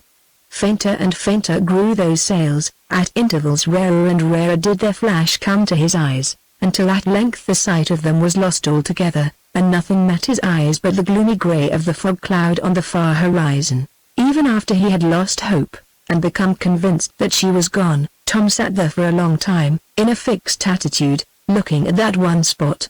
He would have sat there longer, but suddenly there came to his ears a peculiar sound, which made him start to his feet in a moment, and filled him with a new excitement. He listened. The sound came again. A flush of joy spread over his face, his heart beat faster and faster, and he listened as though he could scarce believe his senses. As he listened, the sounds came again, and this time much louder. There was now no mistake about it. It was a regular boat, which Tom knew well to be the peculiar sound made by the floats of a steamer's paddles. He had often heard it. He had but recently heard it, when the revenue steamer was approaching the Antelope, and again during the foggy night, when the whistle roused them, and the same beat of the paddles came over the midnight waters. And now, too, he heard it. He gave a shout of joy, and started off to catch sight of her. For a few paces only he ran, and then stopped. He was puzzled. He did not know in which direction it was best to go. He was at the west end of the island, but could not make out very well the direction of the sounds. He tried to think whether the steamer would pass the island on the north side or the south. He did not know, but it seemed to him that she would certainly go to the north of it. There was no time to be lost, and standing there to listen did not seem to be of any use, even if his impatience had allowed him to do so. Accordingly he hurried back by the way that he had come along the north side of the island. For some time he ran along through the trees, and at length, in about 15 or 20 minutes, he reached the place where the dense underbrush was, by the edge of the cliff. From this point a wide view was commanded. On reaching it he looked out, and then up the bay, towards the Straits of Minas. He could see almost up to the straits, but no steamer appeared. For a moment he stood bewildered, and then the thought came to him, that he had mistaken altogether the steamer's course. She could not be coming down on the north side of the island, but on the south side. With a cry of grief he started back again, mourning over his error, and the time that he had lost. On reaching the more open wood, he thought that it would be better to hurry across the island to the south side, and proceeded at once to do so. The way was rough and tedious. Once or twice he had to burst through thickets of alder, and several times he had to climb over windfalls. At length, in his confusion, he lost his way altogether. He had to stop and think. The shadows of the trees showed him where the south lay, and he resumed his journey. At length, after most exhaustive efforts, he reached a part of the cliff, where a fringe of alders grew so thick, that he was scarce aware that he was at his destination, until the precipice opened beneath him. Here he stood, and, pressing apart the dense branches, he looked out. There was the steamer, about 2 miles off, already below where he was standing, and going rapidly down the bay with the falling tide. Another cry of grief burst from Tom.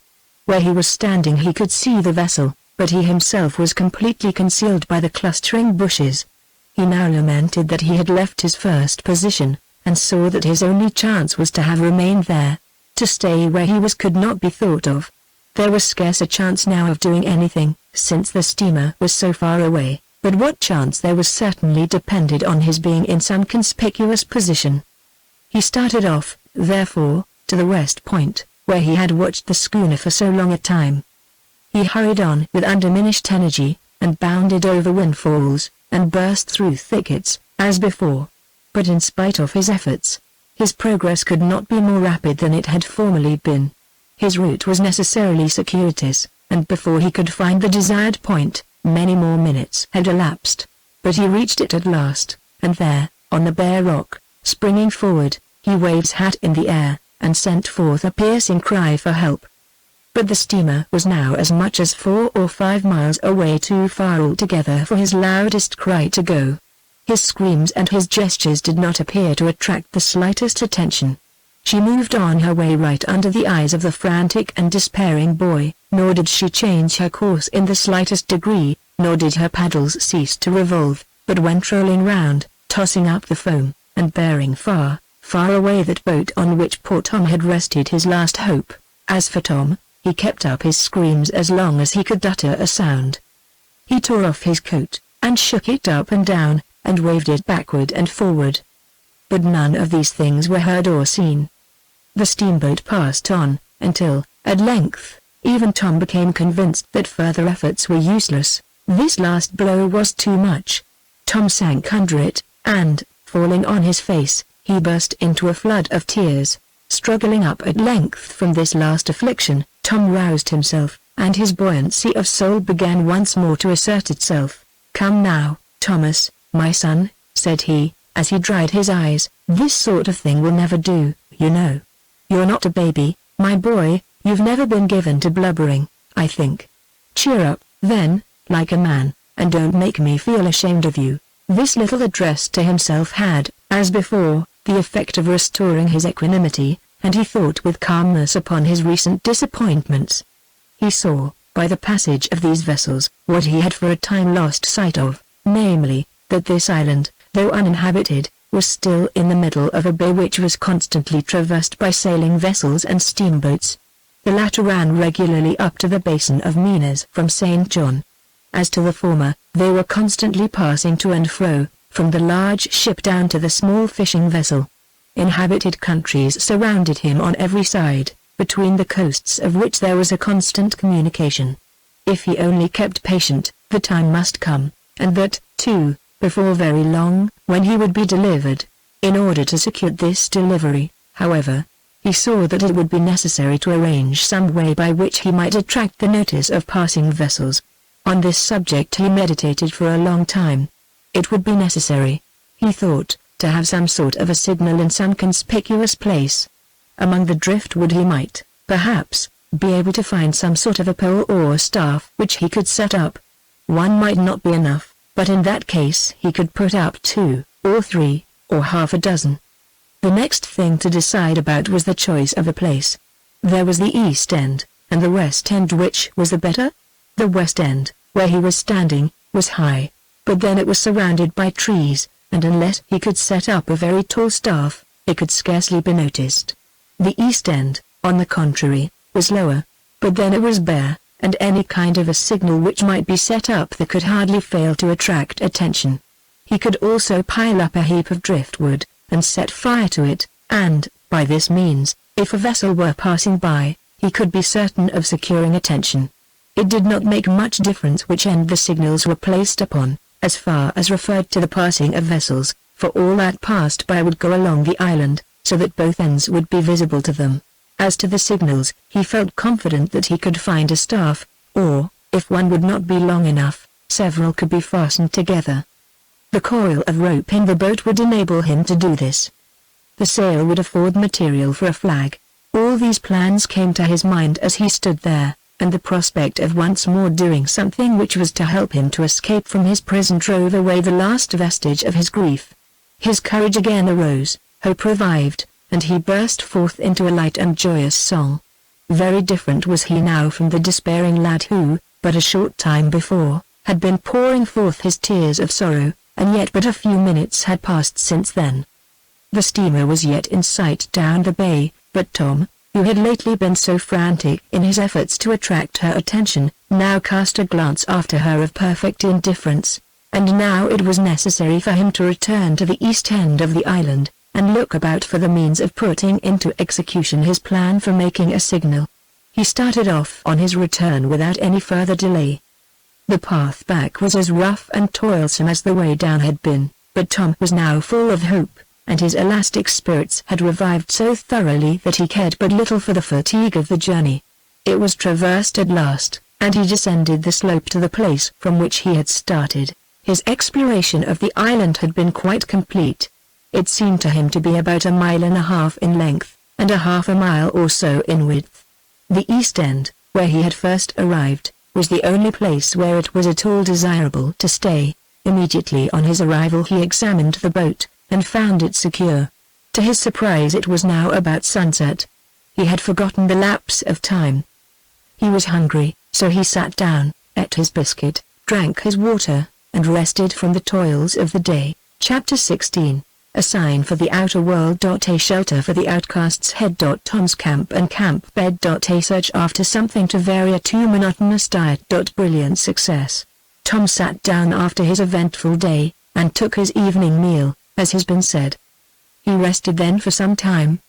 His excessive labors had fatigued him less than the great excitement which he had undergone, and now he felt disinclined to exert himself.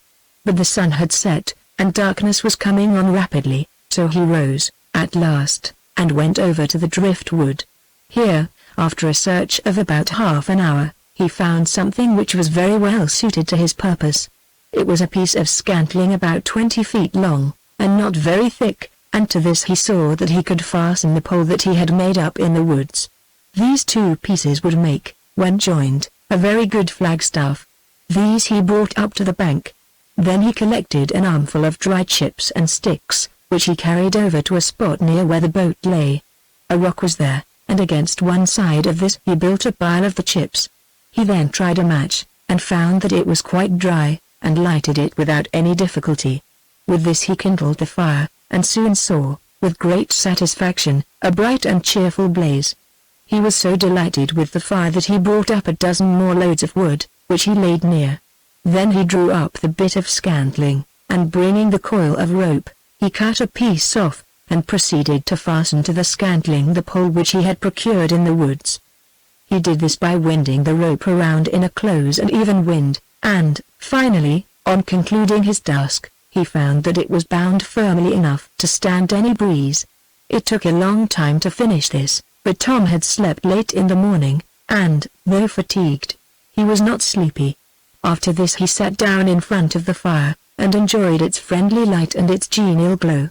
He kept heaping on the fuel, and the bright flames danced up, giving to him the first approach to anything like the feeling of comfort that he had known since he had drifted away from the antelope. Nor was it comfort only that he was mindful of while he watched and fed the fire. He saw in this fire, as it shone out over the water, the best kind of a signal, and had some hope of being seen and hailed by some passing vessel. In this hope he sat up till midnight, looking out from time to time over the water, and expecting every instant to see the shadow of some approaching vessel. But midnight came, and Tom at length thought of sleep. The sail had dried thoroughly through the day, so now he used it once more as a coverlet, and, folding himself in it, he reclined, as before, against the mossy bank, and slept. On awaking the next day, he arose and looked around. To his deep disappointment, he could see nothing. There was a fog over all the scene. The wind had changed, and his old enemy was once more besieging him. It was not so thick, indeed, as it had been, being light and dry, so that the ground was not at all moistened. But still the view was obscured, so that no vessel could be seen unless it came within half a mile, and that was rather closer than most vessels would care to come to his island. This day was Sunday, and all Tom's plans had to be deferred until the following day. However, it was not at all disagreeable to him to get rid of the necessity of work, and, indeed, never before did he fully appreciate the nature of the day of rest. The rest was sweet indeed to his exhausted and overworn frame, and he did not go far away from his fire. He had found some embers still glowing in the morning, and had kindled the fire anew from these, without drawing any more upon his precious store of matches. He resolved now to keep the coals alive all the time, by feeding the fire during the day, and covering it up with ashes by night. It was Sunday, the day of rest, and Tom felt all the blessedness of rest. On the whole, it turned out to be the pleasantest day which he had known since he left the schooner. Left now to quiet reflection, he recalled the events of the last week, and had more leisure to feel thankful over the wonderful safety which he had met with. Even now on the island he was not without his comforts. He had food and warmth. So, on the whole, though he had his moments of sadness, yet the sadness was driven out by cheerfulness. It was not all dismal. The words of that poem which is familiar to every schoolboy rang in his ears: "Oh, solitude, where are the charms that sages have seen in thy face? Better dwell in the midst of alarms than reign in this horrible place." Yet these words were accompanied and counterbalanced by the more pleasing and consoling sentiments of others, which on this day accorded better with Tom's mood: "There's mercy in every place, and mercy encouraging thought!" Gives even affliction a grace, and reconciles man to his lot. Nothing occurred during the day to disturb the quiet of the island, and Tom went to bed early that night, so as to have a long sleep, and fortify himself for the labors of the morrow. The ashes were raked carefully round the coals, which, when Tom waked in the morning, were easily kindled again. He was up early on that Monday morning. He saw, with deep disappointment, that the fog still covered everything, and that the wind was blowing quite brisk from the southwest, and raising rather a heavy sea. But he had a great deal to do now, and to this he turned his attention. First of all, he had to finish his signal staff and set it up. He was very much troubled about the proper material for a flag. The canvas was rather too heavy, but as he had nothing else, he had to take this. He fastened a bit of the rope to the head of the staff, so as to form a loop, and through this he ran a piece which was long enough to serve for halyards. Thus far he had not used up more than a quarter of the coil of rope, but he needed all that was left for other purposes. The next thing was to set up his staff. To do this required much labor. He had already selected the place which seemed most suitable. It was at the extreme point of a tongue of land which projected beside the brook, and only a little distance from his resting place. Here the ground was soft, and choosing a sharp stone, he worked diligently for about a couple of hours, until at length he succeeded in digging a hole which was about 18 inches in depth. Then he fastened ropes to the staff, where the pole joined it, so that 4 lines came down far enough to serve as stays. Having done this, he inserted the end of the staff in the hole, and thrust in the earth all around it, trampling it in, and beating it down as tight as he could with a stone. After this he procured some sticks from the driftwood, and, sharpening the ends, he secured the stays by fastening them to these sticks, which he drove into the ground. The staff then seemed to be as secure as was necessary. It only remained now to hoist up his flag, and this he did without any difficulty, securing it at half-mast, so that it might serve unmistakably as a signal of distress. Upon completing this, Tom rested on the mound, and from that distance he contemplated the signal with a great deal of calm and quiet satisfaction. It was his own device, and his own handiwork, and he was very proud of it. But he did not allow himself a long rest. There yet remained much to be done, and to this he now directed his attention. He had been thinking, during his last employment, upon the necessity which he had of some shelter. A plan had suggested itself which he felt confident that he could carry into execution without any very great trouble. The fog that now prevailed, and which was far different from the light mist of the previous day, accompanied also, as it was, by the damp southwest wind, made some sort of a shelter imperatively necessary, and that, too, before another night. To pass this night in the fog would be bad enough, but if it should happen to rain also, his situation would be miserable indeed. He now set out for the beach, and found, without much difficulty, some pieces of wood which were necessary to his purpose. Bringing these back, he next looked about for a good situation. There was a rock not far from the fire, and in front of this was a smooth spot, where the land was flat, and covered with short grass. On the left it sloped to the brook. This seemed to him to be the best place on the island. It was sufficiently sheltered. It was dry, and in case of rain the water would not be likely to flood it. With all these it also possessed the advantage of being sufficiently conspicuous to any passing vessel which might be attracted by the signal staff. Here, then, Tom determined to erect his place of residence. His first work was to select 2 long and slender pieces of wood, and sharpen the ends of them. Then he drove each of them into the ground in such a way that their tops crossed one another. These he bound fast together. 2 other stakes were driven into the ground, and secured in the same way, about 6 or 7 feet off. Another long piece of scantling was then placed so as to pass from one to the other of the 2 crossed sticks, so that it rested upon them. This last was bound tight to the crossed sticks, and thus the whole structure formed a camp-shaped frame. Over this Tom now threw the sail, and brought it down to the ground on either side, securing it there with pegs. At the back of the camp a piece of the sail was folded over and secured so as to cover it in, while in front another piece of the sail hung down until it nearly reached the ground. This could hang down at night, and be folded over the top by day. Tom now tore up some sods, and laid them over the edge of the canvas on each side, where it touched the ground, and placed on these heavy stones, until at length it seemed sufficiently protected from the entrance of any rain that might flow down the roof. His last task consisted in collecting a large quantity of moss and ferns from the woods, which he strewed over the ground inside, and heaped up at one end, so as to form a soft and fragrant bed. When this was accomplished the camp was finished. It had taken a long time, and when at last the work was done, it began to grow dark. Tom noticed this with surprise. He had been working so incessantly that he was not mindful of the flight of time, and now the day was done, and the evening was upon him before he was aware. But there were other things still for him to do before he could rest from his labors. His fire was just flickering around its last embers, and if he wished to have a pleasant light to cheer the solitude and the darkness of his evening hours, it would be necessary to prepare a supply of fuel. To this he attended at once, and brought up several armfuls of driftwood from the beach. Placing these near the fire, he kindled it up afresh, and flung upon the rising flames a generous supply of fuel. The fires caught at it, and crackled as they spread through the dry wood, and tossed up their forked tongues on high, till in the dusk of evening they illuminated the surrounding scene with a pleasant light. A few more armfuls were added, and then the work for the day was over.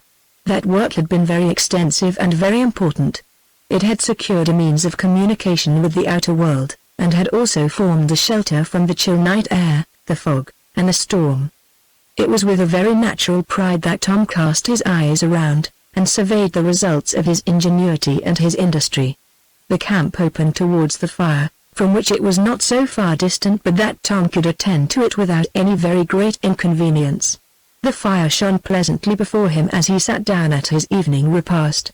As the darkness increased, it threw a ruddier glow upon all the scene around, lighting up field and hill, and sending long streams of radiance into the fog that overhung the sea.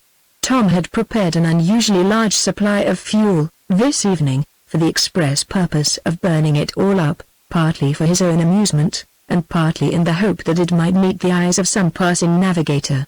It was his only hope. To keep his signals going by night and day was the surest plan of effecting a speedy escape. Who could tell what might be out on the neighboring sea? How did he know but that the Antelope might be somewhere near at hand, with his companions on board, cruising anxiously about in search after the missing boat? He never ceased to think that they were following after him somewhere, and to believe that, in the course of their wanderings, they might come somewhere within sight of him. He knew that they would never give him up till they assuredly knew his fate, but would follow after him, and set other vessels on the search, till the whole bay, with all its shores and islands, should be thoroughly ransacked. Fortunate was it for him, he thought, that there was so large a supply of driftwood at hand on the beach, dry, portable, and in every way convenient for use. Thanks to this, he might now disperse the gloom of dark and foggy nights, and keep up a better signal in the dark than he could do in the light. Thus the fuel was heaped on, and the fire flamed up, and Tom sat near, looking complacently upon the brilliant glow. Thus far, for nearly a week, he had fed on biscuit only, but now, as he ate his repast, he began to think that it was a very monotonous fare, and to wonder whether it might not be possible to find something which could give a zest to his repasts. The biscuit were holding out well, but still he felt a desire to husband his resources, and if any additional food could in any way be procured, it would not only be a relish, but it would also lessen his demand upon his one sole source of supply. He thought earnestly upon the subject of fish. He turned his thoughts very seriously to the subject of fishhooks, and tried to think of some way by which he could capture some of the fish with which these waters abounded. But this idea did not seem to promise much. In the first place, he could think of no possible way in which he could procure any serviceable hook. In the second place, even if he had a hook and line already baited, he did not see how he would be able to cast it within reach of any fish. His boat would not float him even for the little distance that was required to get into the places where fish might be. He could only stand upon the beach out of their reach. But, in the course of his thoughts, he soon perceived that other sources of food were possible to him besides the fish that were caught by hook and line. His mind reverted to the populous realm of shellfish. These were all before him. Round the rocks and amid the seaweed there certainly must be mussels. At low tide, amid the ledges and the sand, there surely must be some lobsters. Before him there was an extensive mud flat, where there ought to be clams. Here was his fire, always ready, by night and by day. Why should he not be able to make use of that fire, not only for cheering his mind, and giving him warmth, and signaling to passers-by, but also for cooking his meals? This was the question that he asked himself as he ate his biscuit. He could not see why he should not be able to accomplish this. As far as he could see, there ought to be plenty of shellfish of various kinds on these shores. The more he thought of it, the more probable it seemed. He determined to solve the difficulty as soon as possible. On former occasions he had arranged his work on the evening for the succeeding day. On this evening he marked out this work for the morrow, and arranged in his mind a comprehensive and a most diligent search for shellfish, which should embrace the whole circuit of the island. With this in his mind, he arranged the fire as usual, so as to keep it alive, and then retired to his camp for the night. The presence of a roof over his head was grateful in the extreme. He let down the canvas folds over the entrance, and felt a peculiar sense of security and comfort. The moss and ferns which he had heaped up were luxuriously soft and deliciously fragrant. Over these he stretched his wearied limbs with a sigh of relief, and soon was asleep. So comfortable was his bed, and so secure his shelter, that he slept longer than usual. It was late when he awaked. He hurried forth and looked around. The fog still rested over everything. If possible it was thicker and more dismal than even on the preceding day. To his surprise, he soon noticed that it had been raining quite heavily through the night. Around, in many places, he saw pools of water, and in the hollows of the rocks he saw the same. This could only have been done by the rain. Going back to his camp, he saw that the canvas was quite wet. And yet the rain had all rolled off. Not a drop had entered. The moss and the fern inside were perfectly dry, and he had not the slightest feeling of dampness about him. His camp was a complete success. He now went off to search for clams. The tide had been high at about 6 in the morning. It was now, as he judged, about 10 or 11, and the water was quite low. Selecting a piece of shingle from his wood pile, he walked down over the mud flat that extended from the point, and, after going a little distance, he noticed the holes that give indications of the presence of clams beneath. Turning up the sand, he soon threw out some of them. He now dug in several different places, and obtained sufficient for the day. These he carried back to the bank in triumph. Then he stirred up his fire, heaped on plenty of wood, and arranged his clams in front so as to roast them. In spite of Mrs. Pratt's theories, the clams were found by Tom to be delicious, and gave such relish to the biscuit, that he began to think whether he could not make use of the bailing dipper, and make a clam chowder. This breakfast was a great success, and Tom now confidently expected to find other shellfish, by means of which his resources might be enlarged and improved. Chapter 17. Solomon's solemn tale. A costly lobster. Off again. Steam whistles of all sizes. A noisy harbor. Rival home. No news. The shout of joy uttered by those on the top of the cliff at seeing old Solomon safe was responded to by those in the boat, and then, as the latter went on her way, Captain Colbert set out to return to the beach, followed by Phil and Pat. Soon they were all reunited, and, the boat being landed, they returned in triumph to the Antelope. On their way back, Solomon told them the story of his adventures. "Went out," said he, "on a 'splorin' excursion, 'cause I was determined to try and skewer something to make a dinner to keep up the spirit of dis yar party. Been trouble enough, and that's no reason why we should all starve. I tut by the looks ob tings dar was lobsters somewhere long dis yar show, and if I got a chance, I knowed I could get 'em. Dar was lots ob time too, if it hadn't been for dat up pint, that's what knocked me. Lots o' lobsters could have picked up a barrel full, only hadn't any barrel to pick up. Well, but how did you happen to get caught? Dat asks what I'm a-comin' to. You see, I didn't think ob dat up pint when I went up to show but knowed I had lots ob time, so I thought I'd make sure ob the best ob the lobsters. Wa'n't going to take back any common lobsters, bet you dat notin' for me but der best der very best ones dar. Dat is what get me. It takes a heap of time and car to get der best ones, when dar's a crowd lyin' about of all sizes, and the water comin' in too. But didn't you see that the tide was coming up to the point? Maybe see not to see, lookin' over the lobsters all the time, and most distracted with plexity 'cause I couldn't side bout der best ones. Dar was lots and lots up dar at one place, though I didn't go fur, but if I'd gone fur, I'd have got better ones. How far did you go? Not fur, only short distance, didn't want to go too far away for fear of not getting back in time. And so I started to come back pretty soon, and walked. Las, just as I got to the pint, I rose my ole head, and looked straight afore me, and Clara, if I didn't find myself shut in reg'lar prison, mind I tell you, and all round me a reg'lar conference of water and rock, without any way of escape. Tell you what, if Dar Ebaba was a relay rat in a trap, I was a datar Kazan. Couldn't you have waded through it before it got too high? Waded? Not a wade. The water was rough and deep, and the bottom was stones that I'd slipped over and almost broke my ole head. Sides been drowned as dead as a herring. Why, what you think this ole nigger's made of? I'm not a steam engine, nor a mowing machine, nor a lifeboat. I'm only a layman, and shaky in the legs too, mind I tell you. Well, how did you manage it? Manage? Why, I didn't manage at all. How did you find that place where you were sitting? Wasn't sat in. I was tied up in a knot, or rolled up into a ball. Anyway, I wasn't sat in. Well, how did you find the place? Vile, I just got up dar. I stood under show till the water drove me, and I kept out of its way till at last I found myself tied up the way you saw me. Why didn't you holler? Didn't I holler like all possessed? We didn't hear you, Vile, datar's dreadful mysterious. And me a hollerin' and a yellin' like mad. Tell you what, I felt as if I'd bust my ole head open. I did yell that hard. Couldn't you manage to climb up that cliff? Dat cliff? Climb up? Me? What? Me climb up a cliff? And dat cliff? Why, I couldn't no more climb up dat cliff than I could fly to the moon. No, sir.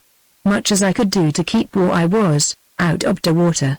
Dat was enough. Don't you know that we walked 2 miles up the shore? 2 miles. 2. Da sakes, now, chill. Did you, really? If I'd only knowed you were coming so near, wouldn't I yelled? I bet I would. Why, you didn't think we'd have left you? Left me? Never. But then I didn't think you'd imagine anything was wrong till too late. What I wanted was help, den and da. The trouble was, when you did come, you all made that circumvented us, and rebelled clean and clear away from me. We thought at first you could not be so near the point, but the pint was the whole difficulty. That's the pint. Well, at any rate, you've saved the lobsters. Yeah. Yes. Bound to save them da. Lost my ole hat, and nearly lost my ole self, but still I hung on to them da lobsters. Tell you what it is now, they come nigh on to been the dearest lobsters you ever eat. I be done a good deal in the way of putting myself out to get a dinner at odd times for you, children, but this time I almost put myself out of this mortal life. So when you get your dinners today, you may think on what dat our dinner come night costing. I wonder that you held on to them so tight, when they brought you into such danger. Hold on?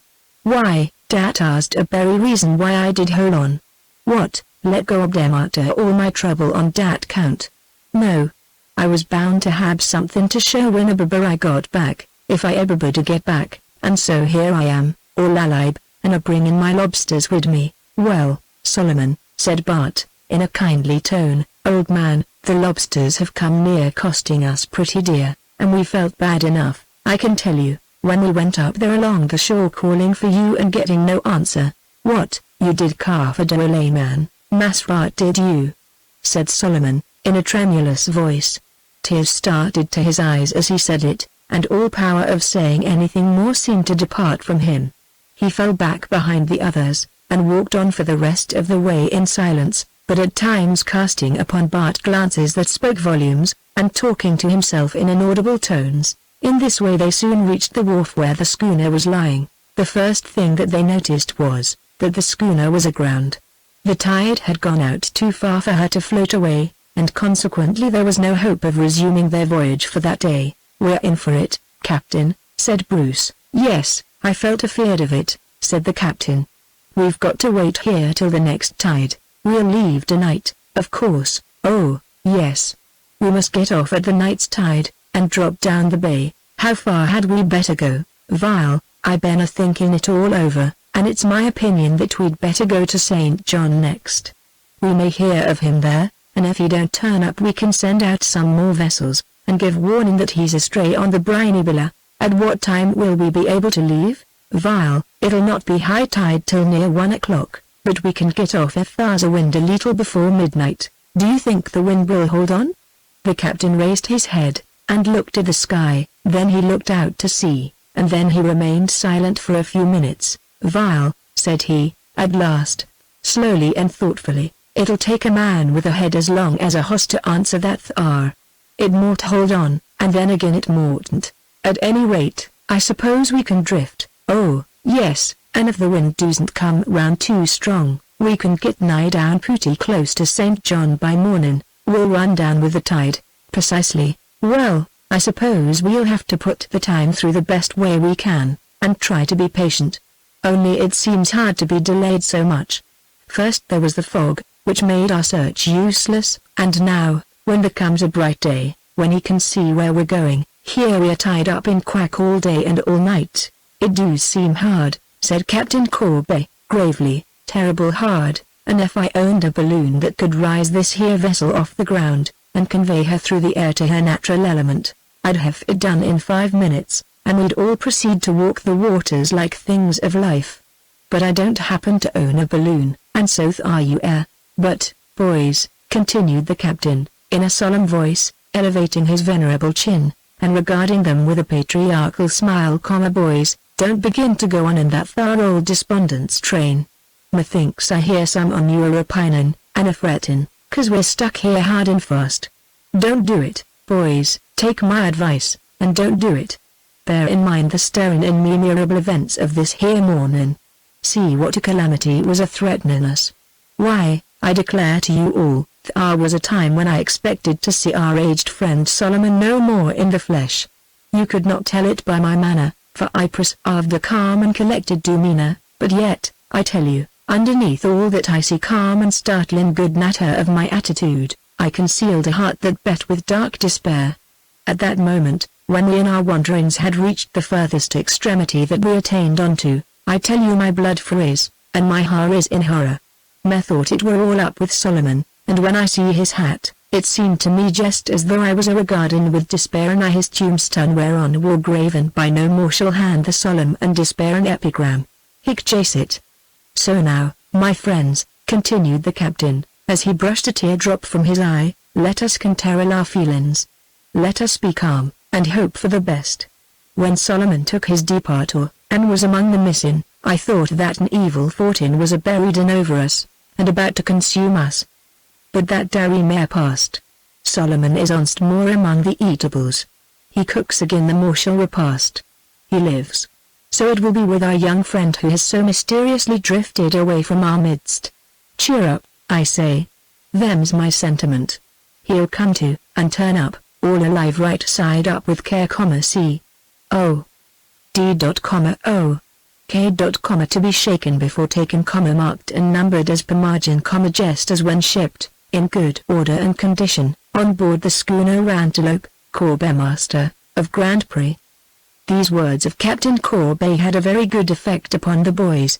They had already felt very much cheered by the escape of Solomon, and it seemed to them to be a good omen. If Solomon had escaped, so also might Tom. And, as their anxiety on Solomon's account had all been dispelled by his restoration, so also might they hope that their anxiety about Tom would be dispelled. True, he had been lost to them for a much longer time, and his absence was certainly surrounded by a more terrible obscurity than any which had been connected with that of Solomon. Yet this one favorable circumstance served to show them that all might not be so dark as they had feared.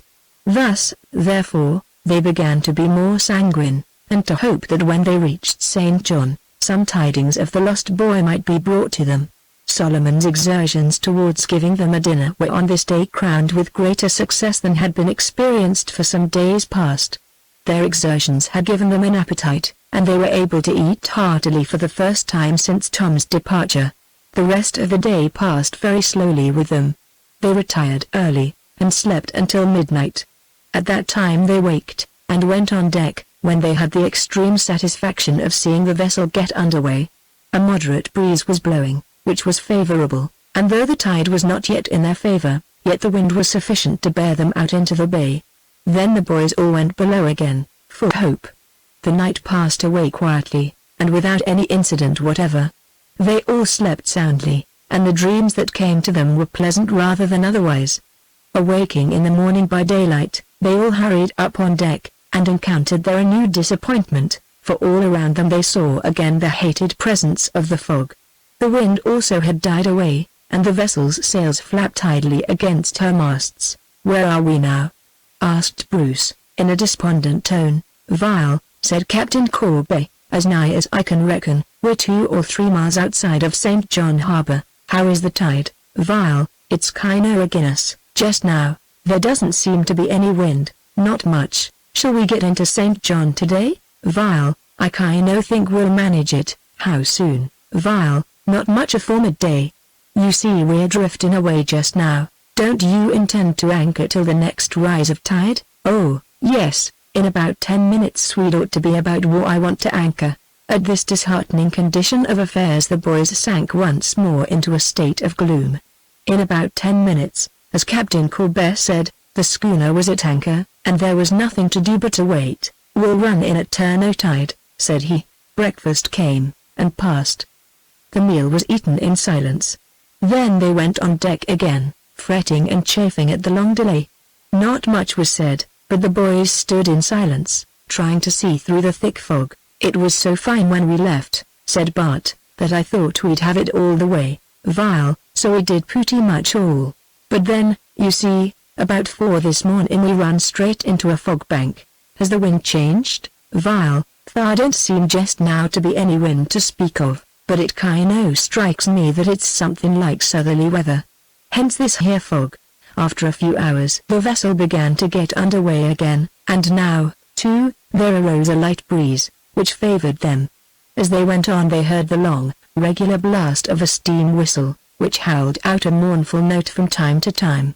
Together with this, they heard, occasionally, the blasts of foghorns from unseen schooners in their neighborhood, and several times they could distinguish the rush of some steamer past them, whose whistle sounded sharply in their ears. As they drew nearer, these varied sounds became louder, and at length the yell of one giant whistle sounded close beside them. "We're entering o' the harbor," said Captain Corby. Hours passed away from the time the Antelope raised anchor until she reached the wharf. In passing up the harbor, the shadowy forms of vessels at anchor became distinguishable amid the gloom, and in front of them, as they neared the wharf, there arose a forest of masts belonging to schooners. It was now midday. Suddenly there arose a fearful din all around. It was the shriek of a large number of steam whistles, and seemed to come up from every side. "Is that for the fog?" asked Bruce. "Oh, no," said Bart, "those are the sawmills whistling for 12 o'clock." The boys had already completed their preparations for landing, and had changed their eccentric clothing for apparel which was more suited to making their appearance in society. Bart had insisted that they should go to his house, and wait until they might decide what to do, and the boys had accepted his hospitable invitation. They stepped on shore full of hope, not doubting that they would hear news of Tom. They had persuaded themselves that he had been picked up by some vessel which was coming down the bay, and had probably been put ashore here, in which case they knew that he would at once communicate with Bart's people. They even thought that Tom would be there to receive them. "Of course he will be," said Bart. "If he did turn up, they'd make him stay at the house, you know, and he'd know that we fellows would come down here in the hope of hearing about him. So we'll find him there all right, after all. Hurrah!" But, on reaching his home, Bart's joyous meeting with his family was very much marred by the deep, dark, and bitter disappointment that awaited him and his companions. They knew nothing whatever about Tom. Bart's father was shocked at the story. He knew that no boy had been picked up adrift in the bay during the past week.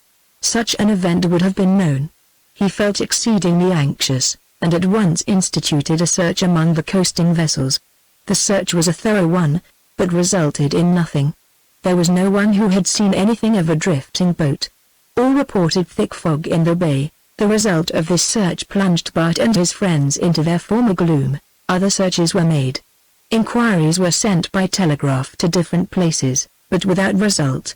The fate of the missing boy now became a serious question. As for Bart and his friends, they were inconsolable. Chapter 18. Down the bay. Drifting and anchoring. In the dark, morally and physically. Eastport. The jumping off place. Grand Menon. Wonderful skill. Navigating in the fog. A plunge from darkness into light, and from light into darkness. It was Saturday when Bart reached home. As much was done on that day as possible. Bart was in the extreme of wretchedness. and so eager was he to resume the search for his friend, that his father gave his permission for him to start off again in the Antelope. The other boys also were to go with him. They determined to scour the seas till they found Tom, or had learned his fate. Mr. Damer also assured Bart that he would take the matter in hand himself, and would send out 2 schooners to go about the bay. In addition to this, he would telegraph to different places, so that the most extensive search possible might be instituted. Every part of the coast should be explored, and even the islands should be visited. All this gave as much consolation to Bart and his friends as it was possible for them to feel under the circumstances. As much as possible was done on Saturday, but the next day was an idle one, as far as the search was concerned. Bart and the boys waited with great impatience, and finally on Monday morning they left once more in the Antelope. It was about 5 o'clock in the morning, the tide was in their favor, and, though there was a headwind, yet before the turn of tide they were anchored a good distance down the bay. "My idea is this," said Captain Corby. "I'll explore the whole bay in search of that drift-in boy. I'll go down this side, cross over, and come up on t'other. We'll go down here first, and not cross over till we get as far as Quoddy Head. I think, while we are down there, I'll call at Eastport and ask a few questions. But I must say it seems a little too bad to have the fog go on this way. If this here had only happened a fortnight ago, we'd have had clear weather and fair winds. It's too bad, I declare." They took advantage of the next tide to go down still farther, and by 12 o'clock on Monday night they were far down. Since leaving St. John they had seen nothing whatever, but they had heard occasionally the fog horns of wandering schooners, and once they had listened to the yell of a steamer's whistle. "Ivolus said," remarked Captain Corby, "that in navigating this here bay, tides is more important than winds, and anchors is more important than sails. That's odd to seafaring men that ain't acquainted with these waters, but it air a uncontrovertible fact. Most of the distressing casualties that happen hereabouts occur from ignorance of this on the part of navigators. They will pile on sail. Now, in clear weather and open sea, pile it on, I say, but in waters like these, what's the use? Why, it's flying clear in the face of Providence. Now look at me, do I pile on sail? Not me. Catch me at it. When I can get along without, why, I get. At the same time, I don't think you'll find it altogether for the good of your precious health, boys, to be a-moving about here in the fog at midnight. Better go below. You can't do no good a-settin' or a-standin' up here, squintin' through a darkness that might be felt, and that's as thick as any felt I ever saw. So take my advice, and go below, and sleep it off." It was impossible to gainsay the truth of Captain Corby's remarks, and as it was really midnight, and the darkness almost as thick as he said, the boys did go below, and managed to get to sleep in about a minute and a half after their heads touched the pillows. Before they were awake on the following day the anchor was hoisted, and the Antelope was on her way again. "Here we are, boys," said the captain, as they came on deck, underway the Antelope on her winding way over the mounting wave, a bursting of the foam and billow like all possessed.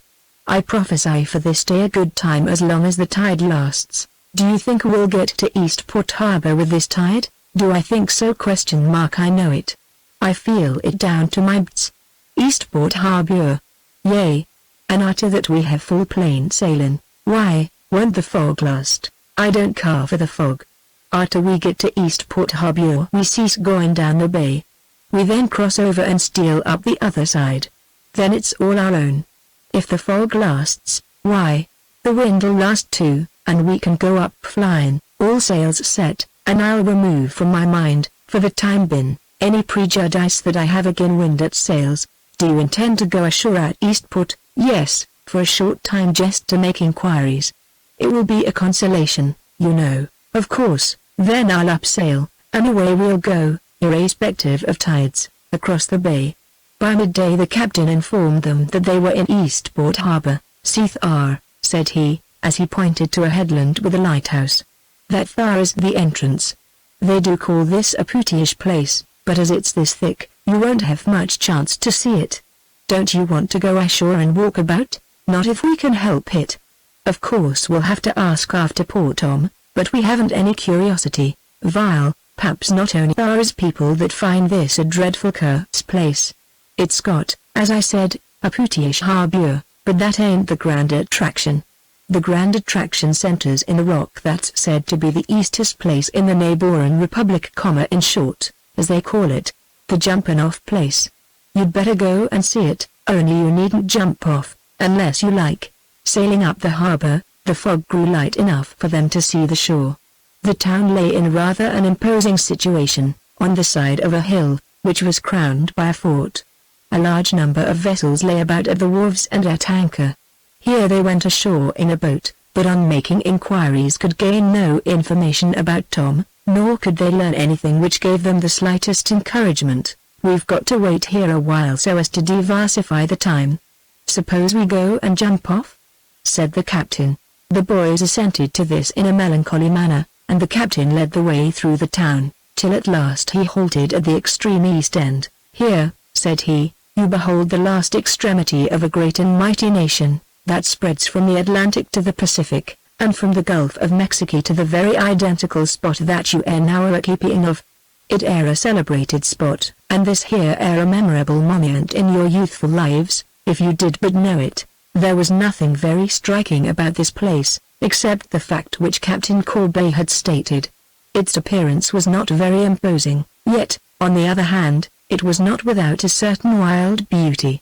Before them spread the waters of the bay, with islands half concealed in mist, while immediately in front, a steep, rocky bank went sheer down for some 30 or 40 feet to the beach below. I suppose, said the captain, that being pilgrims, it air our duty to jump, but as it looks a little rocky down thar, I think we'd best defer that to another opportunity. Returning to the schooner, they weighed anchor, set sail, and left the harbor.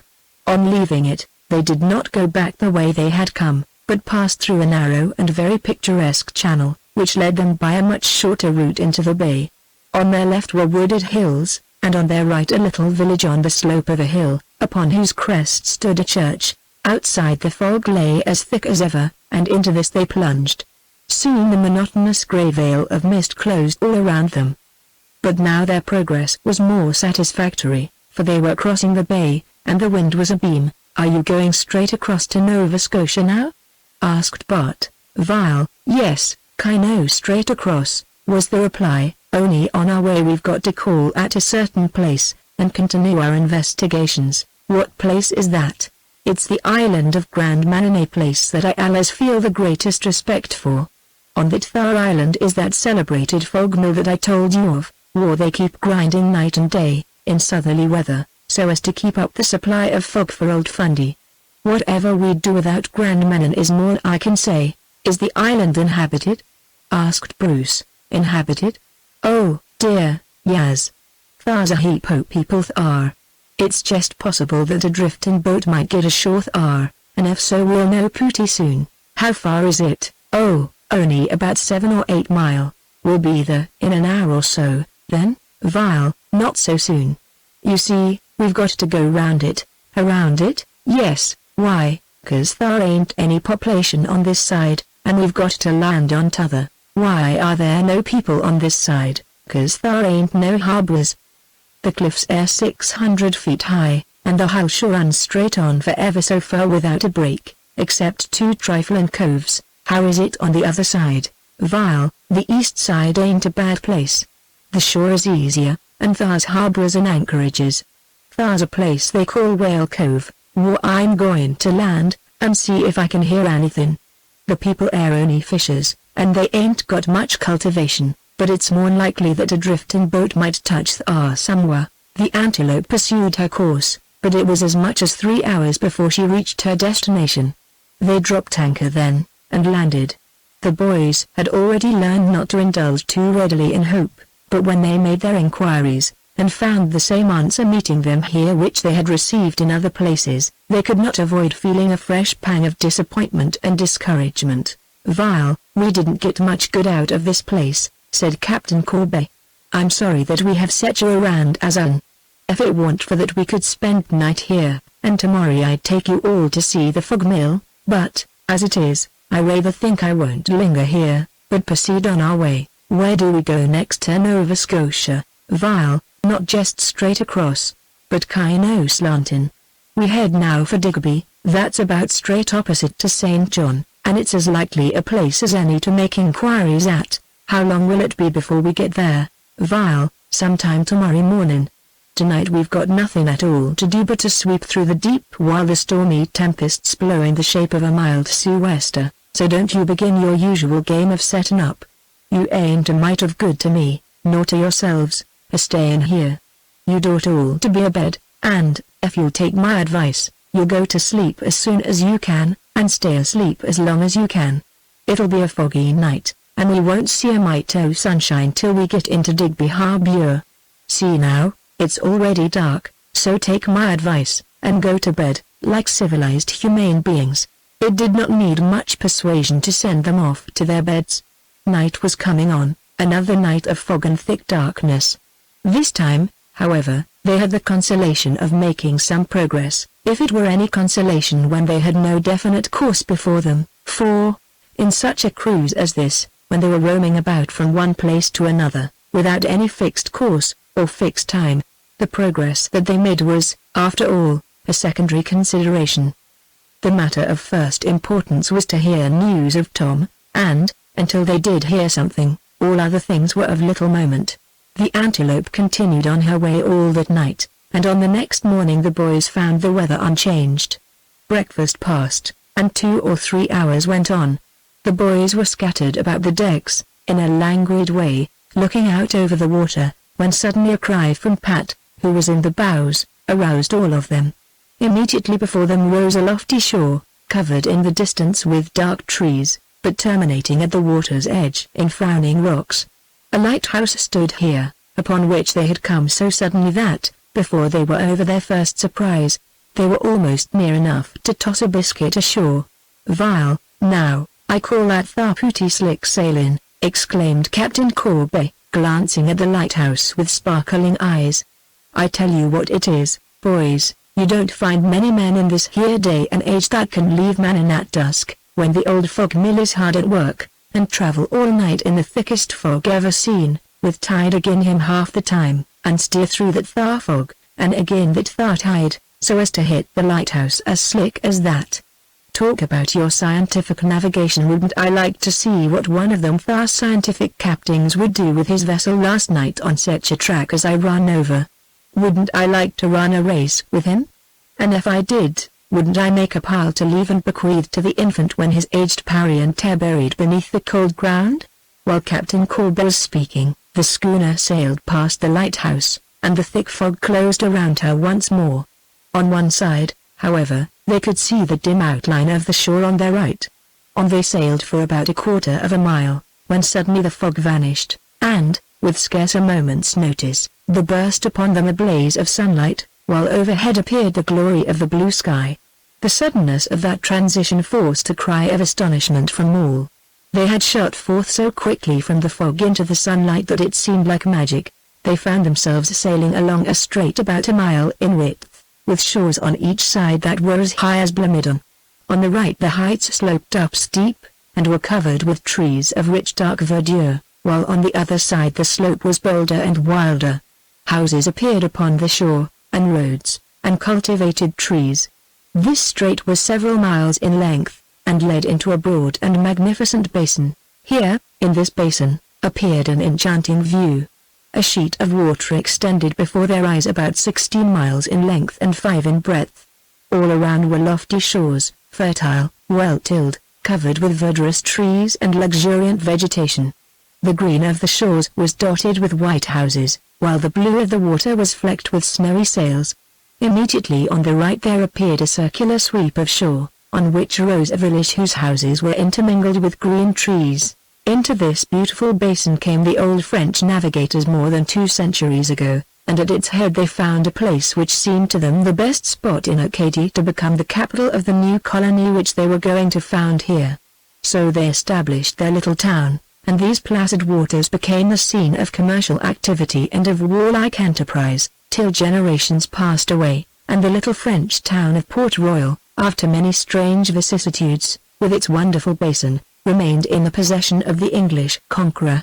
"Now," said Captain Corby, "boys, look round on that thar, and tell me if you ever see a beautifuler place than this. There's only one place that can be compared with this here, and that's Grand Prix. But for the life o' me, I never can tell which o' the two is the pootiest. It's strange, too, how them French fellas manage to pick out the best places in the whole province. But it shows their taste and judgment it does, really. It was not long before the Antelope had dropped anchor in front of the town of Digby, and Captain Corbet landed with the boys as soon as possible. There was as good a chance of Tom being heard of here as anywhere, since this place lay down the bay, in one sense, and if by any chance Tom had drifted over to the Nova Scotia shore, as now seemed probable, he would be not unlikely to go to Digby, so as to resume his journey, so rudely interrupted, and make his way thence to his friends. Digby is a quiet little place, that was finished long ago. It was first settled by the Tory refugees, who came here after the Revolutionary War, and received land grants from the British government. At first it had some activity, but its business soon languished. The first settlers had such bright hopes of its future that they regularly laid out a town, with streets and squares. But these have never been used to any extent, and now appear grown over with grass. Digby, however, has so much beauty of scenery around it, that it may yet attract a large population. On landing here, Captain Corbet pursued the same course as at other places. He went first to one of the principal shops, or the post office, and told his story, and afterwards went to the schooners at the wharves. But at Digby there was precisely the same result to their inquiries as there had been at other places. No news had come to the place of anyone adrift, nor had any skipper of any schooner noticed anything of the kind during his last trip. "What had we better do next, Vile?" said Captain Corbet. "We can only finish our cruise. Shall we go on?" "Yes." "Up the bay?" "Yes." "I'll keep on past Eelote, and I'll cruise around Minas. You see these drifts may take him in almost any direction. I don't see why he shouldn't have drifted up there as well as down here." It was Wednesday when they reached Digby. On the evening of that day the Antelope weighed anchor, and sailed out into the Bay of Fundy. It was bright sunshine, with a perfectly cloudless sky inside, but outside the Antelope plunged into the midst of a dense and heavy fog. Chapter 19. Tom's devices. Rising superior to circumstances. Roast clams. Baked lobster. Boiled mussels. Boiled shrimps. Roast eggs. Dandelions. Ditto, with eggs. Roast dulse. Strawberries. Pilot bread. Strawberry cordial. Meanwhile another day had passed away on Eelote. When we last saw Tom he had succeeded in finding some clams, which he roasted in front of his fire, and made thus a very acceptable relish. This not only gratified his palate for the time, but it also stimulated him to fresh exertions, since it showed him that his resources were much more extensive than he had supposed them to be. If he had ever dreaded getting out of all his provisions, he saw now that the fear was an unfounded one. Here, before his eyes, and close beside his dwelling place, there extended a broad field full of food. In that mud flat there were clams enough to feed him for all the rest of his life, if that were necessary. But what was more, he saw by this the possibility that other articles of food might be reckoned on, by means of which he would be able to relieve his diet from that monotony which had thus far been its chief characteristic. If he could find something else besides clams and biscuit, the tedium of his existence here would be alleviated to a still greater degree. He spent some time in considering this subject, and in thinking over all the possible kinds of food which he might hope to obtain. Sea and land might both be relied on to furnish food for his table in the desert. The sea, he knew, ought to supply the following: 1. Clams, 2. Lobsters, 3. Mussels, in addition to other things which he had in his mind. The land, on the other hand, ought to furnish something. Now that his attention was fairly directed to this important subject, he could think of several things which would be likely to be found even on this island, and the search for which would afford an agreeable amusement. The more he thought of all this, the more astonished he was at the number of things which he could think of as being likely to exist here around him. It was not so much for the sake of gratifying his appetite, as to find some occupation, that he now entered eagerly upon putting this new project into execution. Fish, flesh, and fowl now offered themselves to his endeavors, and these were to be supplied by land, sea, and sky. This sudden enlargement of his resources, and also of his sphere of operations, caused him to feel additional satisfaction, together with a natural self-complacency. To the ordinary mind Elot appeared utterly deserted and forlorn, a place where one might starve to death, if he had to remain for any length of time, but Tom now determined to test to the utmost the actual resources of the island, so as to prove, to himself, what one unaided boy could do, when thus thrown upon his own intelligent efforts, with dire necessity to act as a stimulus to his ingenuity.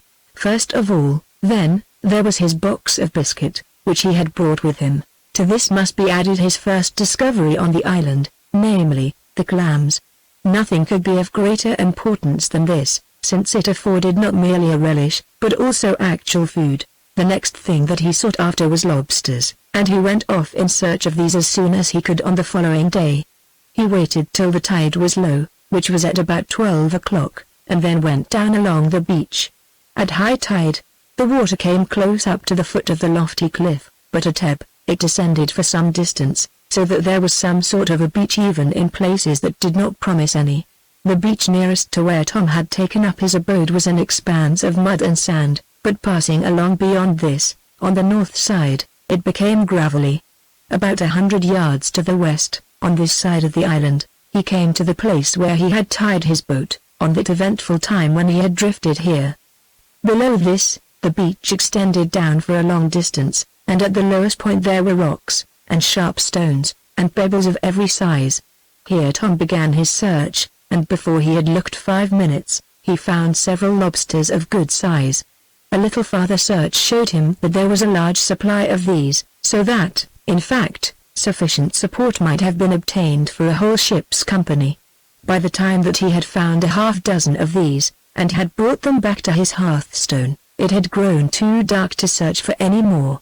Tom's search, however, had been so successful, that he felt quite satisfied, and though the day had passed without any change in the weather or any lifting of the fog, though he had listened in vain for any sound over the waters which might tell of passers-by, though his signal had not been seen, and his bright burning fire had not been noticed, yet the occupation of thought and of action which he had found for himself, had been sufficient to make the time pass not unpleasantly.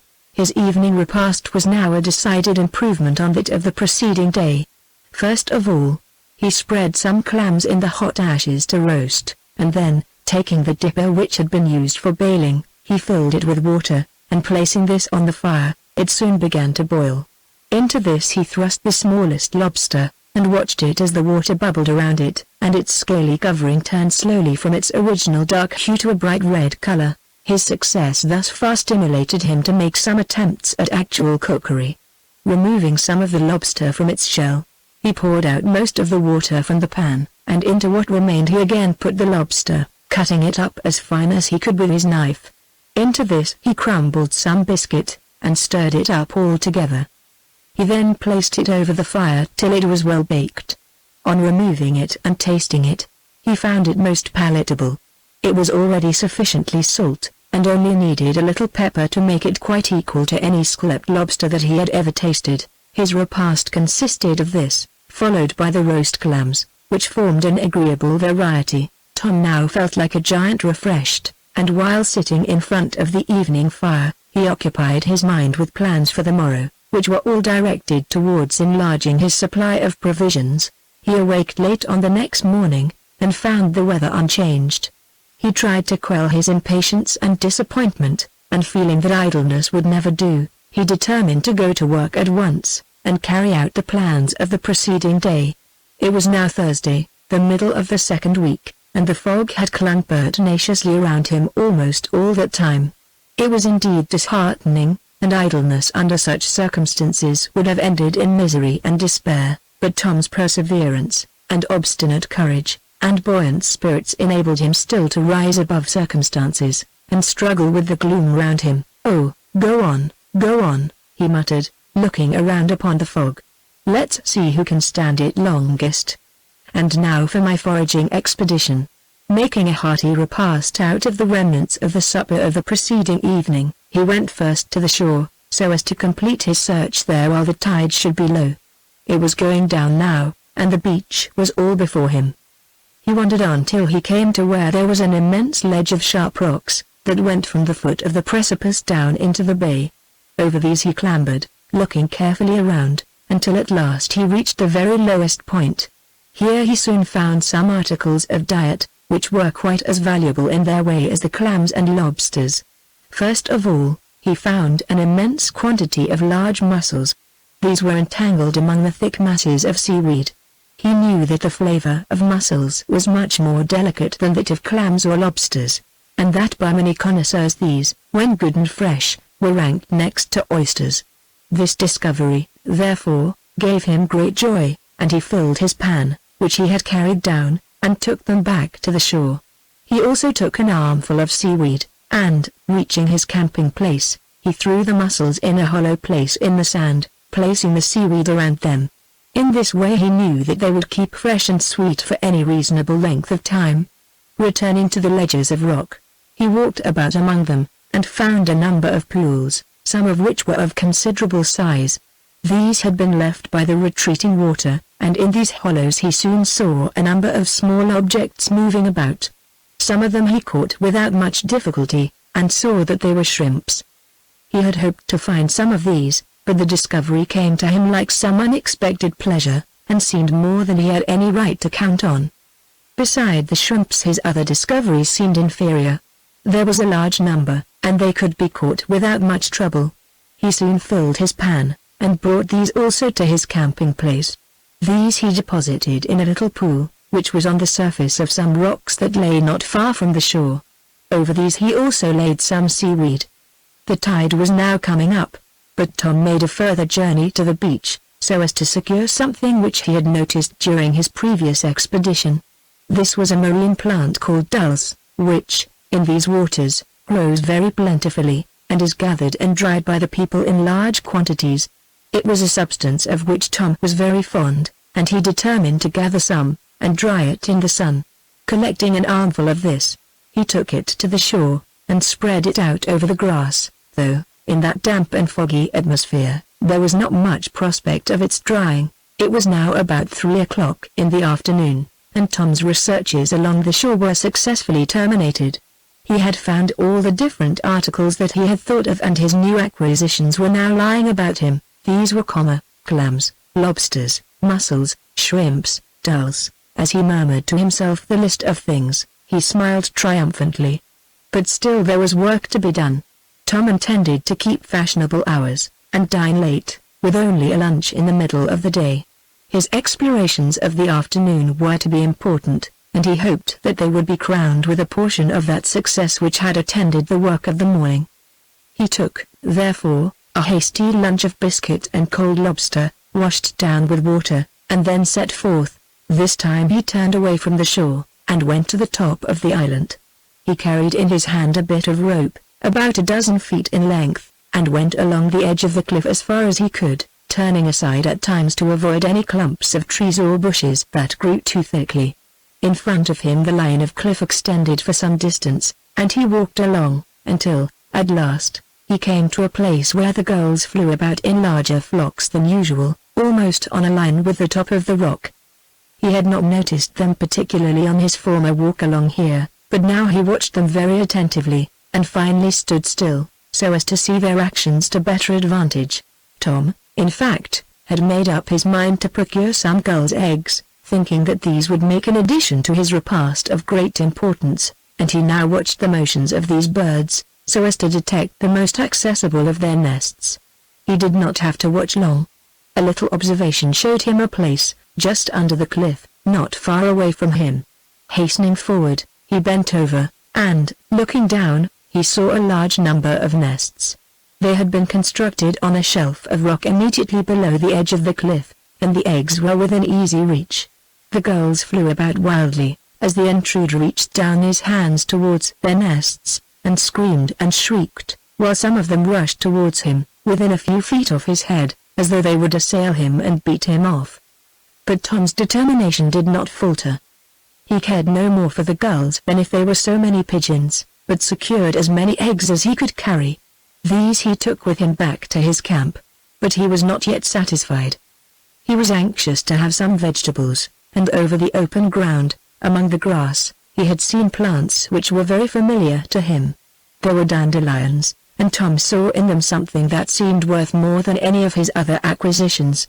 Going forth in search of these, he managed to get his pan full of them. These he washed, and after cutting off the roots, he put them in the pan with water, and then set them over the fire to boil. While they were boiling, Tom went off once more, and found some wild strawberries. They were quite plentiful about here, and this was the season for them.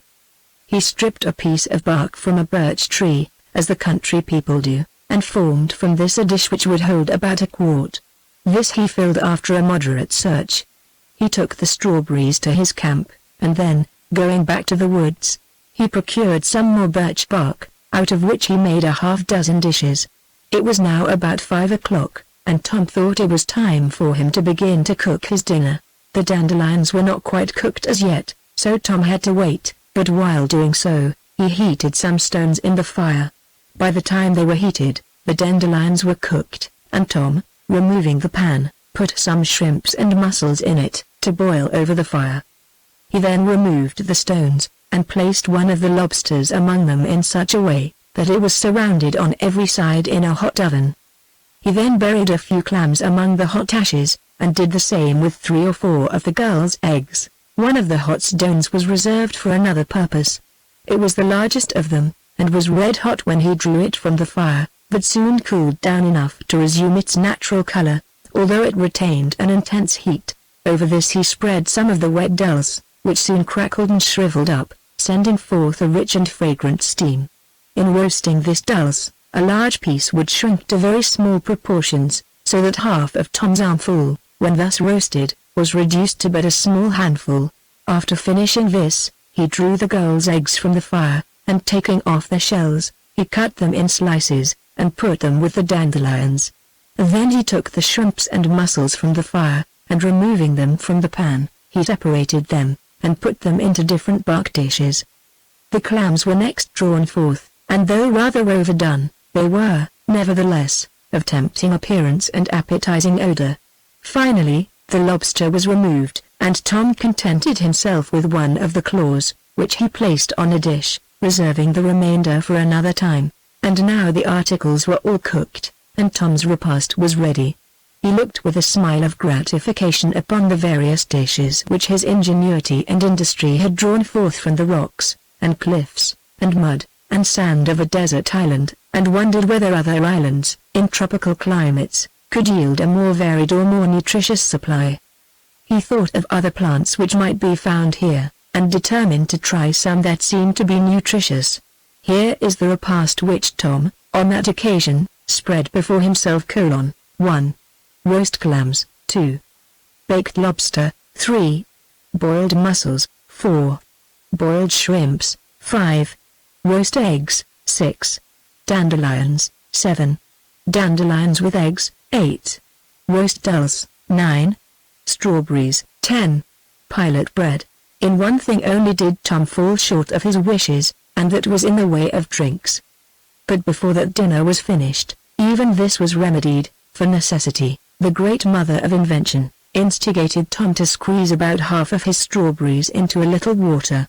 Out of this he formed a drink with a flavor that seemed to him to be quite delicious, and that made what Tom called 11. Strawberry cordial. Chapter 20. New discoveries. The boat. A great swell. Meditations and plans. A new, and wonderful, and before unheard of application of spruce gum. I'm afloat. I'm afloat.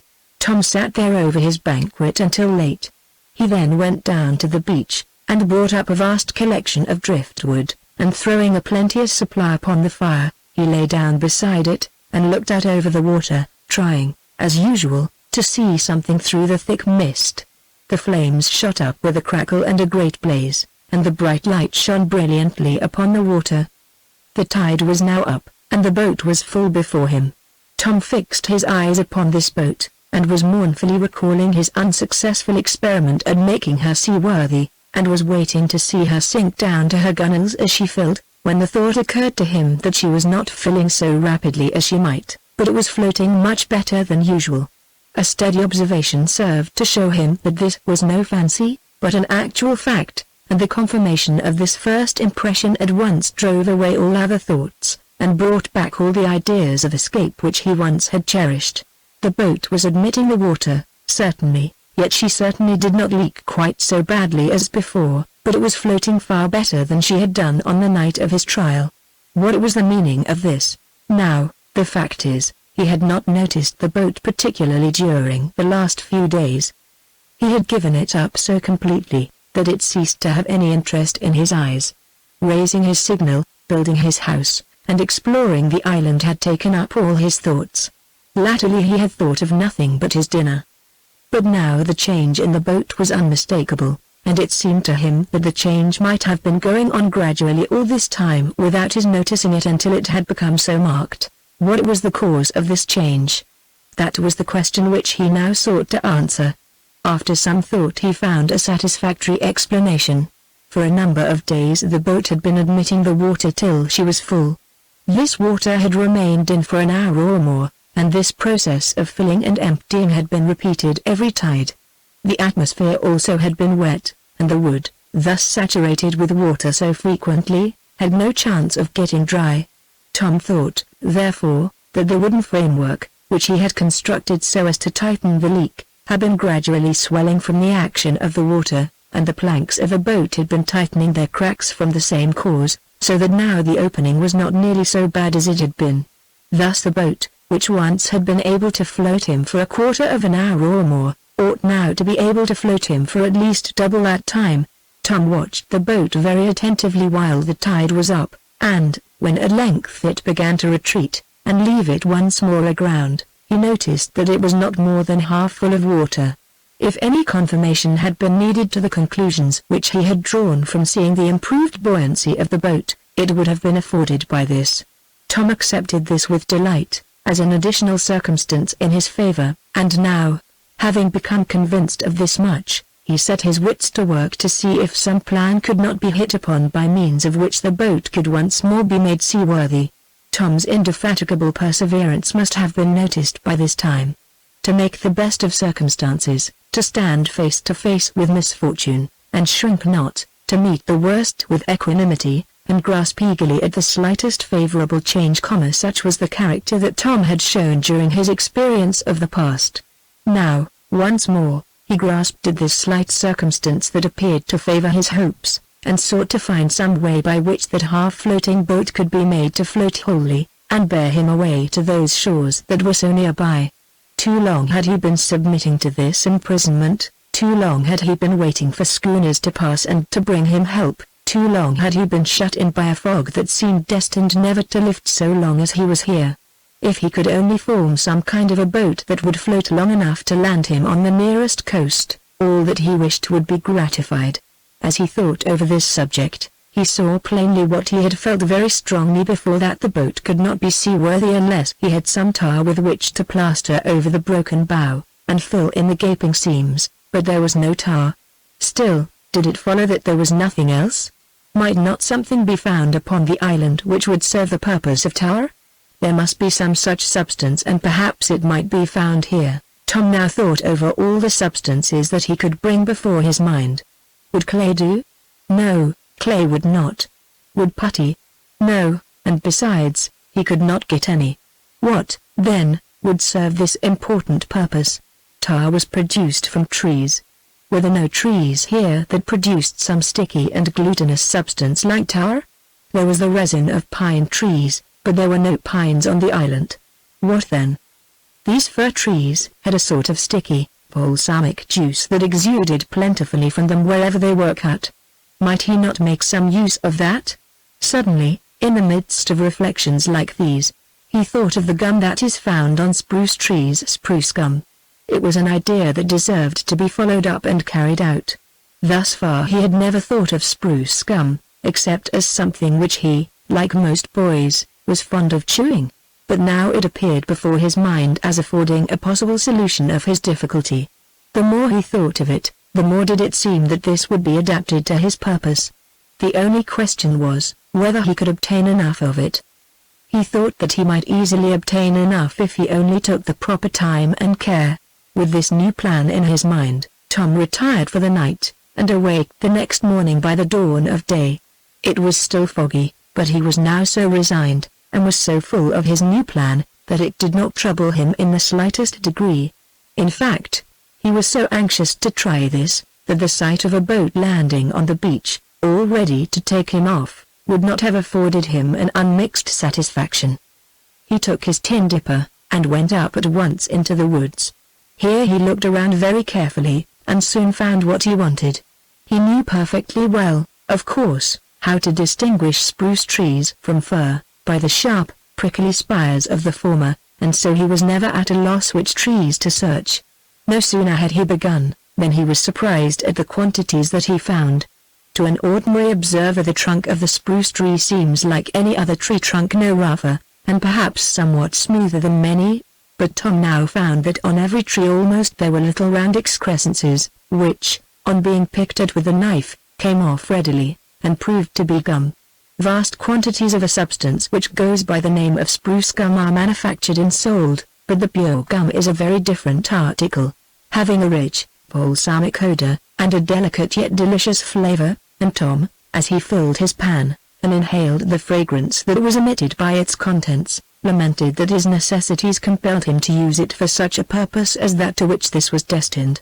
After 4 or 5 hours' work, he found that he had gathered enough. He had filled his pan no less than 6 times, and had secured a supply which was amply sufficient to give a coating of thick gum over all the fractured place. The tide, which had already risen, was now falling, and, as soon as the boat was aground, and the water out of her, Tom proceeded to raise her bows, in precisely the same manner as he had raised the boat on a former occasion. The next thing was to bring the gum into a fit condition for use. This he did by kindling the fire, and melting it in his tin pan. This would rather interfere with the use of that article as a cooking utensil, but now that Tom's mind was full of this new purpose, cooking and things of that sort had lost all attractions for him. As for food, there was no fear about that. He had his biscuit, and the lobster and shellfish which he had cooked on the preceding day were but partially consumed. Enough remained to supply many more meals. The gum soon melted, and then a brush was needed to apply it to the boat. This was procured by cutting off a little strip of canvas, about a yard long and 6 inches wide. By picking out some of the threads, and rolling it up, a very serviceable brush was formed. Taking the gum now in its melted state, Tom dipped his brush into it, and applied it all over the broken surface of the bow, pressing the hot liquid in close, and allowing it to harden in the cracks. His first coating of gum was very satisfactorily applied, and it seemed as though a few more coatings ought to secure boat from the entrance of the water. The gum was tenacious, and its only bad quality was its brittleness, but, as it would not be exposed to the blows of any hard substances, it seemed quite able to serve Tom's wants. Tom now went down to the driftwood and brought up a fresh supply of fuel, after which he melted a second panful of gum, and applied this to the boat. He endeavored to secure an entrance for it into all the cracks that did not seem to be sufficiently filled at the first application, and now had the satisfaction of seeing all of those deep marks filled up and effaced by the gum. One place still remained which had not yet been made secure against the entrance of the water, and that was where the planks gaped open from the blow that had crushed in the bows. Here the canvas that was inside protruded slightly. Tom ripped up some of the canvas that was on the tent, and taking the threads, stuffed them in the opening, mixing them with gum as he did so, until it was filled, and then over this he put a coating of the gum. After this another pan, and yet another, were melted, and the hot gum each time was applied. This gave the whole surface a smooth appearance, that promised to be impenetrable to the water. The gum which he had collected was enough to fill 2 more pans.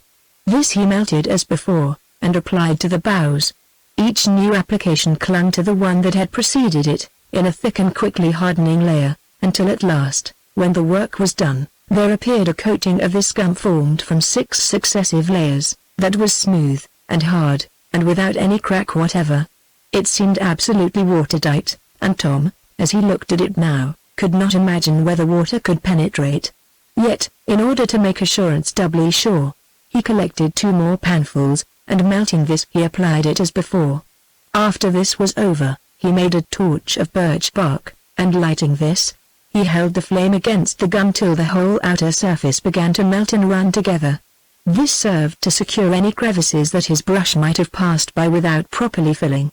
The work was now complete as far as Tom could do it, and on examining it, he regretted that he had not thought of this before. He felt an exultation that he had never known in his life. If he, by his own efforts, could thus rescue himself, what a cause it would be always after to struggle against misfortune, and rise superior to circumstances. As to the voyage, Tom's plan was the same that it had been on a former occasion. He would float the boat at high tide, and then push off, keeping her near the shore, yet afloat until ebb tide. Then, when the tide should turn, and the current run up the bay, he would put off, and float along with the stream until he reached land. According to his calculations it would be high tide about 2 hours after dark, which would be some time after 10. He would have to be up all night, for the tide would not turn until after 4 in the morning. But that did not trouble him. He would have too much on his mind to allow him to feel sleepy, and, besides, the hope which lay before him would prevent him from feeling fatigue. One thing more remained, and that was, to bring up a fresh supply of fuel. The night would be dark, and while floating in the boat, he would need the light of the fire.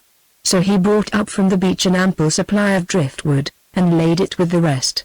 When Tom's work was ended, it was late in the day, and he determined to secure some sleep before he began his long night's work. He knew that he could waken at the right time, so he laid himself down in his tent, and soon slept the sleep of the weary. By 10 o'clock he was awake.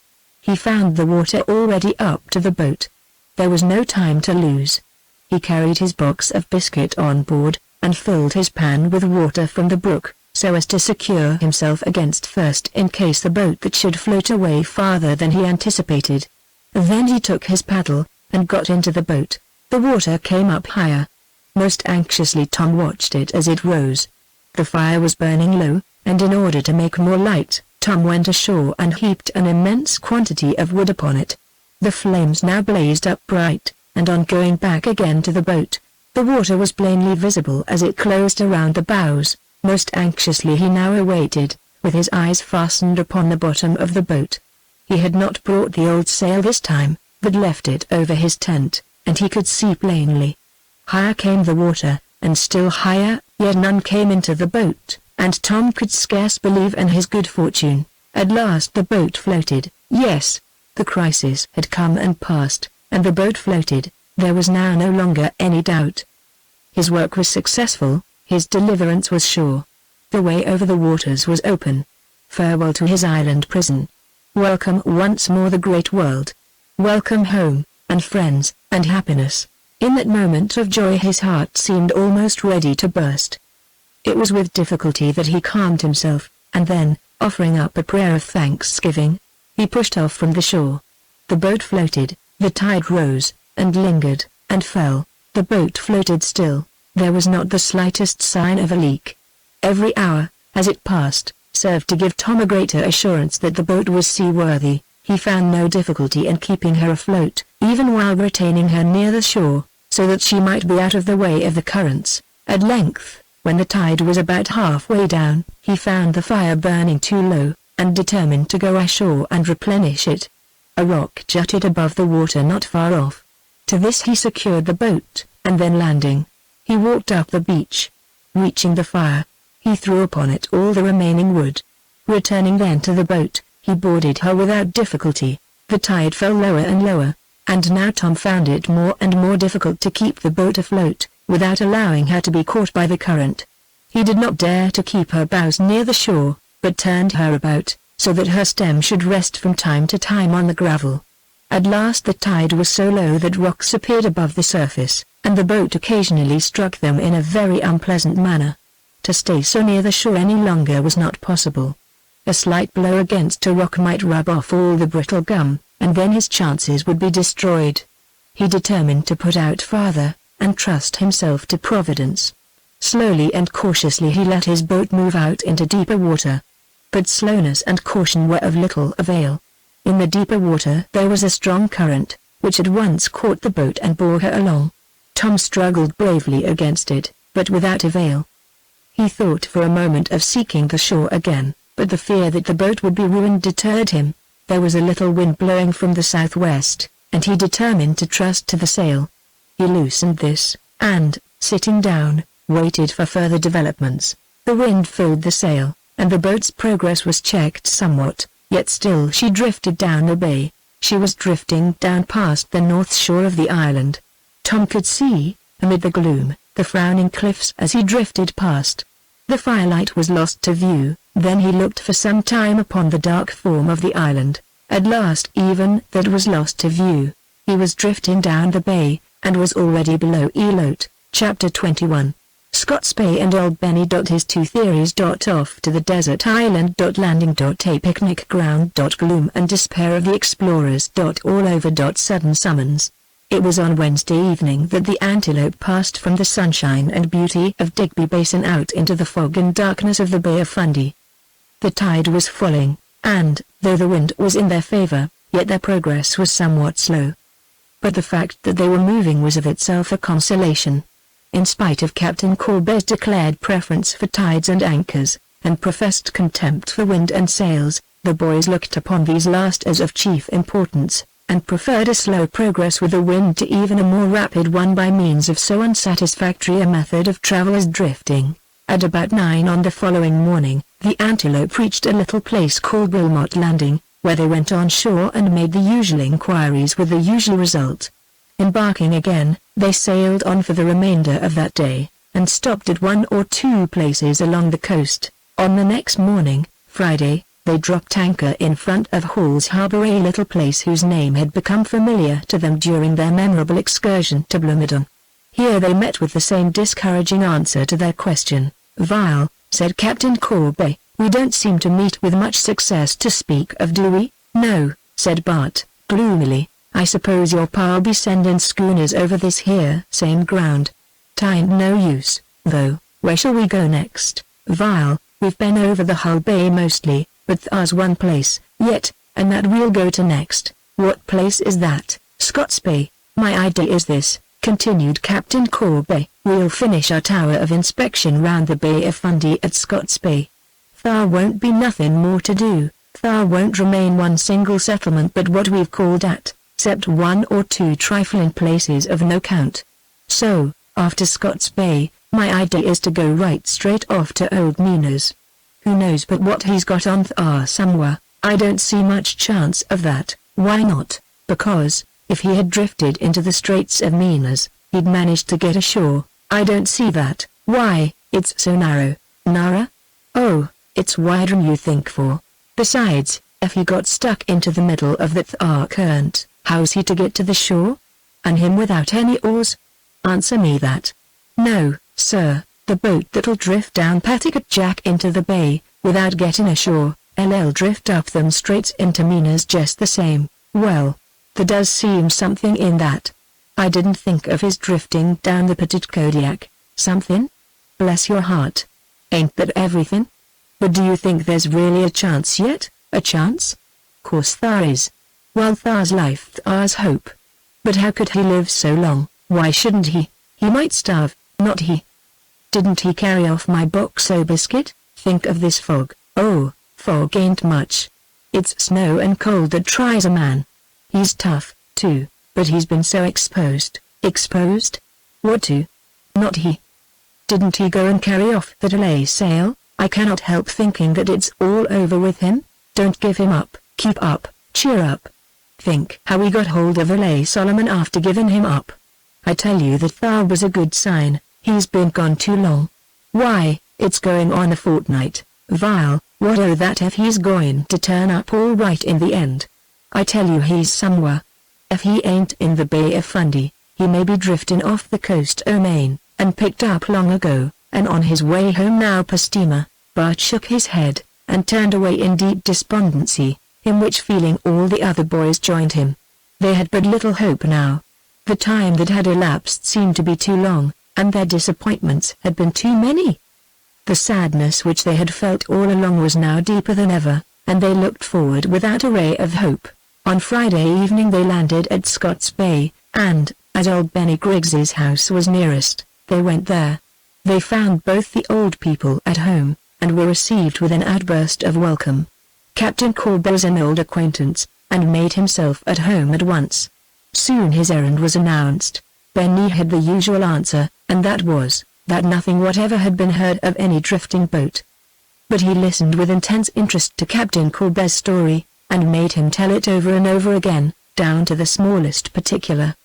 He also questioned all the boys very closely. After the questioning was over, he sat in silence for a long time. At last he looked keenly at Captain Corbet.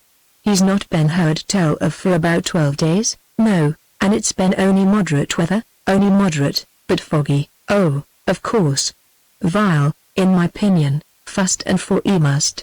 He ain't likely to have gone down, that thar's just what I say, and he had them biscuit, yes a whole box, and the sail for shelter, yes, vile, it's queer.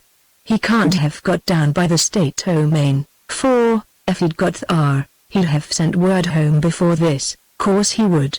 Old Benny thought over this for a long time again, and the boys watched him closely, as though some result of vital importance hung upon his final decision.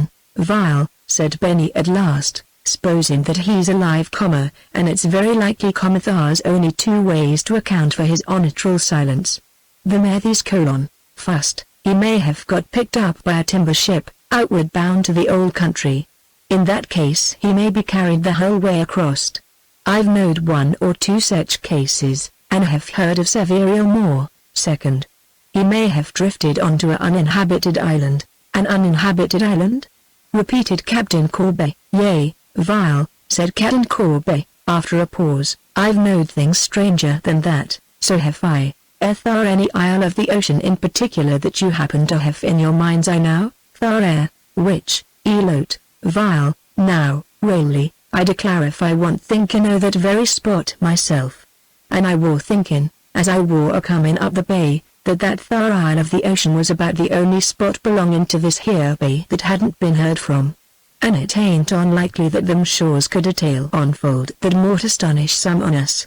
"I shouldn't wonder a mite, nor me," said Benny, gravely. "It's either a timber ship, or a desert island, as you say, that's sartin," said Captain Corbet, after further thought, speaking with strong emphasis. "Thar ain't a mite o' doubt about it, and which o' them it is a very even question. For my part, I'd as soon bet on one as t'other. I've heard tell o' several seafaring men that's got adrift, and lit on that thar isle," said Benny, solemnly. "Vile, so have I, and though our lad went all the way from Petticoat Jack, yet the currents in thar wanderins to and fro could effectuate that thar pooty mighty quick, and in the course of 2 or 3 days it could land him high and dry on them thar sequestrated shores. Do you think there is any chance of it?" asked Bruce, eagerly, directing his question to Benny. "Do I think? Why, sartin," said Benny, regarding Bruce's anxious face with a calm smile. "Hain't I been expounding to you the actual facts?" "Well, then," cried Bart, starting to his feet, "let's go at once." "Let's what?" asked Captain Corbet. "Why, hurry off at once, and get to him as soon as we can. And pray, young sir, how could we get to him by leaving here just now? Can't we go straight to Elot?" "Scarcely. The tide'll be agin us, and the wind too, till nigh 11. Bart gave a deep sigh. "But don't be alarmed. We'll go thar next, and as soon as we can. You see, we've got to go on into Mina's Basin. Now we want to leave here so as to drop down with the tide, and then drop up with the flood tide into Mina's Bay. I've about concluded to wait here till about 3 in the morning. We'll drop down to the island in about a couple of hours, and we'll have time to run ashore, look round, and catch the flood tide." "Well, you know best," said Bart, sadly. "I think that's the only true and rational idea," said Benny. "I do, really, and meantime you can all get beds here with me, and you can have a good bit o' sleep before starting." This conversation took place not long after their arrival. The company were sitting in the big old kitchen, and Mrs. Benny was spreading her most generous repast on the table. After a bounteous supper the two old men talked over the situation until bedtime.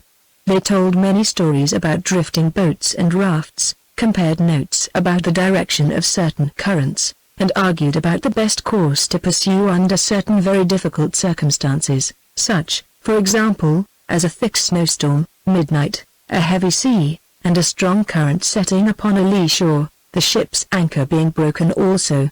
It was generally considered that the situation was likely to be unpleasant. At 10 o'clock Benny hurried his guests to their beds, where they slept soundly in spite of their anxiety. Before 3 in the morning he awaked them, and they were soon ready to re-embark. It was dim morning twilight as they bade adieu to their hospitable entertainers, and but little could be seen. Captain Corber raised his head, and peered into the sky above, and sniffed the sea air. "Vile, really," said he, "I do declare if it don't really seem as if it really is a change o' weather it really does. Why, ain't this rich? We're ben favored at last. We're a-going to have a cloud day. Hooray!" The boys could not make out whether the captain's words were justified or not by the facts, but thought that they detected in the air rather the fragrance of the land than the savor of the salt sea. There was no wind, however, and they could not see far enough out on the water to know whether there was any fog or not. Benny accompanied them to the boat, and urged them to come back if they found the boys and let him rest in Scott's Bay. But the fate of that boy was so uncertain, that they could not make any promise about it. It was a little after 3 when the Antelope weighed anchor, and dropped down the bay. There was no wind whatever. It was the tide only that carried them down to their destination. Soon it began to grow lighter, and by the time that they were halfway, they saw before them the dark outline of the island, as it rose from the black water with its frowning cliffs. The boys looked at it in silence. It seemed, indeed, a hopeless place to search in for signs of poor Tom. How could he ever get ashore in such a place as this, so far out of the line of his drift, or if he had gone ashore there, how could he have lived till now? Such were the gloomy and despondent thoughts that filled the minds of all, as they saw the vessel drawing nearer and still nearer to those frowning cliffs. As they went on the wind grew stronger, and they found that it was their old friend the sou'wester. The light increased, and they saw a fog cloud on the horizon, a little beyond Eelote. Captain Corber would not acknowledge that he had been mistaken in his impressions about a change of weather, but assured the boys that this was only the last gasp of the sou'wester, and that a change was bound to take place before evening. But though the fog was visible below Eelote, it did not seem to come any nearer, and at length the schooner approached the island, and dropped anchor. It was about 4:30 in the morning, and the light of day was beginning to be diffused around, when they reached their destination. As it was low tide, they could not approach very near, but kept well off the precipitous shores on the south side of the island. In the course of her drift, while letting go the anchor, she went off to a point about halfway down, opposite the shore. Scarce had her anchor touched bottom, than the impatient boys were all in the boat, calling on Captain Corber to come along. The captain and Wade took the oars. It was a long pull to the shore, and, when they reached it, the tide was so low that there remained a long walk over the beach. They had landed about halfway down the island, and, as they directed their steps to the open ground at the east end, they had a much greater distance to traverse than they had anticipated. As they walked on, they did not speak a word. But already they began to doubt whether there was any hope left. They had been bitterly disappointed as they came near and saw no sign of life. They had half expected to see some figure on the beach waiting to receive them. But there was no figure and no shout of joy. At length, as they drew nearer to the east end, and the light grew brighter, Bart, who was in advance, gave a shout. They all hurried forward. Bart was pointing towards something. It was a signal staff, with something that looked like a flag hoisted half-mast high. Every heart beat faster, and at once the wildest hopes arose. They hurried on over the rough beach as fast as possible. They clambered over rocks, and seaweed, and driftwood, and at length reached the bank. And still, as they drew nearer, the signal staff rose before them, and the flag at half-mast became more and more visible, rushing up the bank towards this place, each trying to outstrip the others. They hurried forward, full of hope now that some signs of Tom might be here. At length they reached the place where Tom had been so long, and here their steps were arrested by the scene before them. On the point arose the signal staff, with its heavy flag hanging down. The wind was now blowing, but it needed almost a gale to hold out that cumbrous canvas. Close by were the smouldering remains of what had been a huge fire, and all around this were chips and sticks. In the immediate neighborhood were some bark dishes, in some of which were shrimps and mussels. Clams and lobsters lay around, with shells of both. Not far off was a canvas tent, which looked singularly comfortable and cozy. Captain Corbet looked at all this, and shook his head. "Bad, bad, bad," he murmured, in a doleful tone. "My last hope, or, rather, one of my last hopes, dies away inside of me. This is worse than find in a desert place. Why? Hasn't he been here?" "He must have been here," cried Bart. "These are his marks. I dare say he's here now, perhaps asleep in the camp. I'll go." "Don't go, don't, you needn't," said Captain Corbet, with a groan. "You don't understand. It's been no poor castaway that's come here, no poor drifting lad that fell upon these lone and desolate coasts. No, never did he set foot here. All this is not the work o' shipwrecked people. It's some festive picnickers, engaged in whiling away a few pleasant summer days. All around you may perceive the signs of luxurious feasting. Here you may see all the different kind o' shellfish that the sea produces. Yonder is a luxurious camp. But don't mind what I say. Go and call the occupant, and satisfy yourselves." Captain Corbet walked with the boys over to the tent. His words had thrown a fresh dejection over all. They felt the truth of what he said. These remains spoke not of shipwreck, but of pleasure, and of picnicking.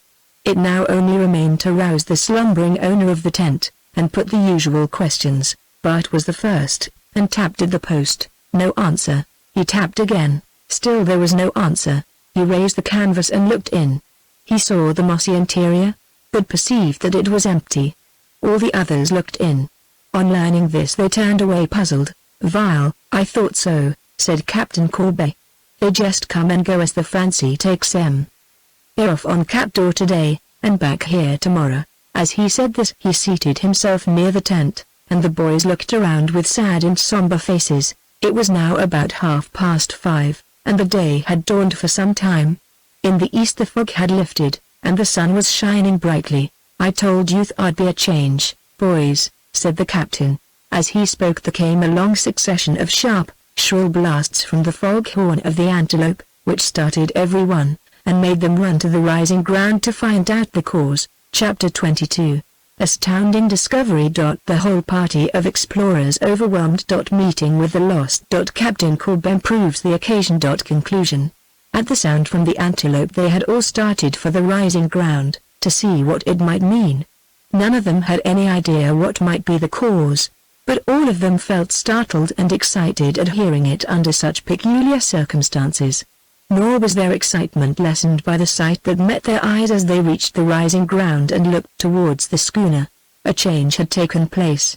When they had left, Solomon only had remained behind. But now there were two figures on the deck. One was amidships.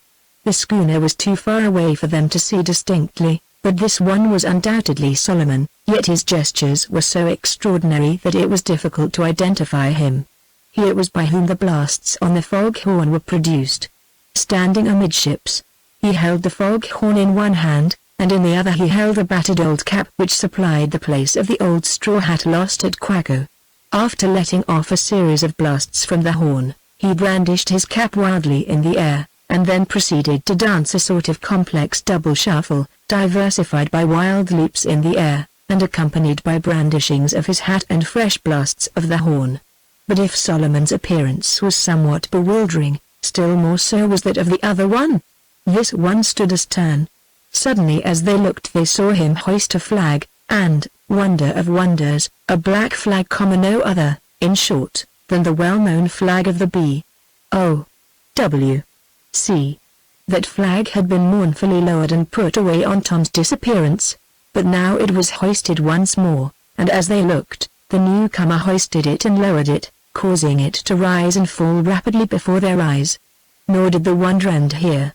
They had taken away the only boat that the schooner possessed in order to come ashore, leaving Solomon alone.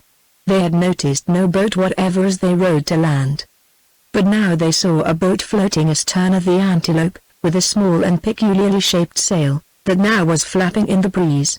Evidently this boat belonged to the newcomer. But who was he? How had he come there? What was the meaning of those signals with that peculiar flag, and what could be the reason of Solomon's joy?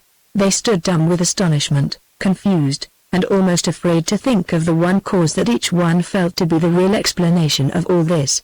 Too long had they searched in vain for Tom, too often had they sunk from hope to despair, too confident and sanguine had they been, and now, at this unexpected sight, in spite of the assurance which it must have given them that this could be no other than Tom, they scarce dared to believe in such great happiness, and were afraid that even this might end in a disappointment like the others.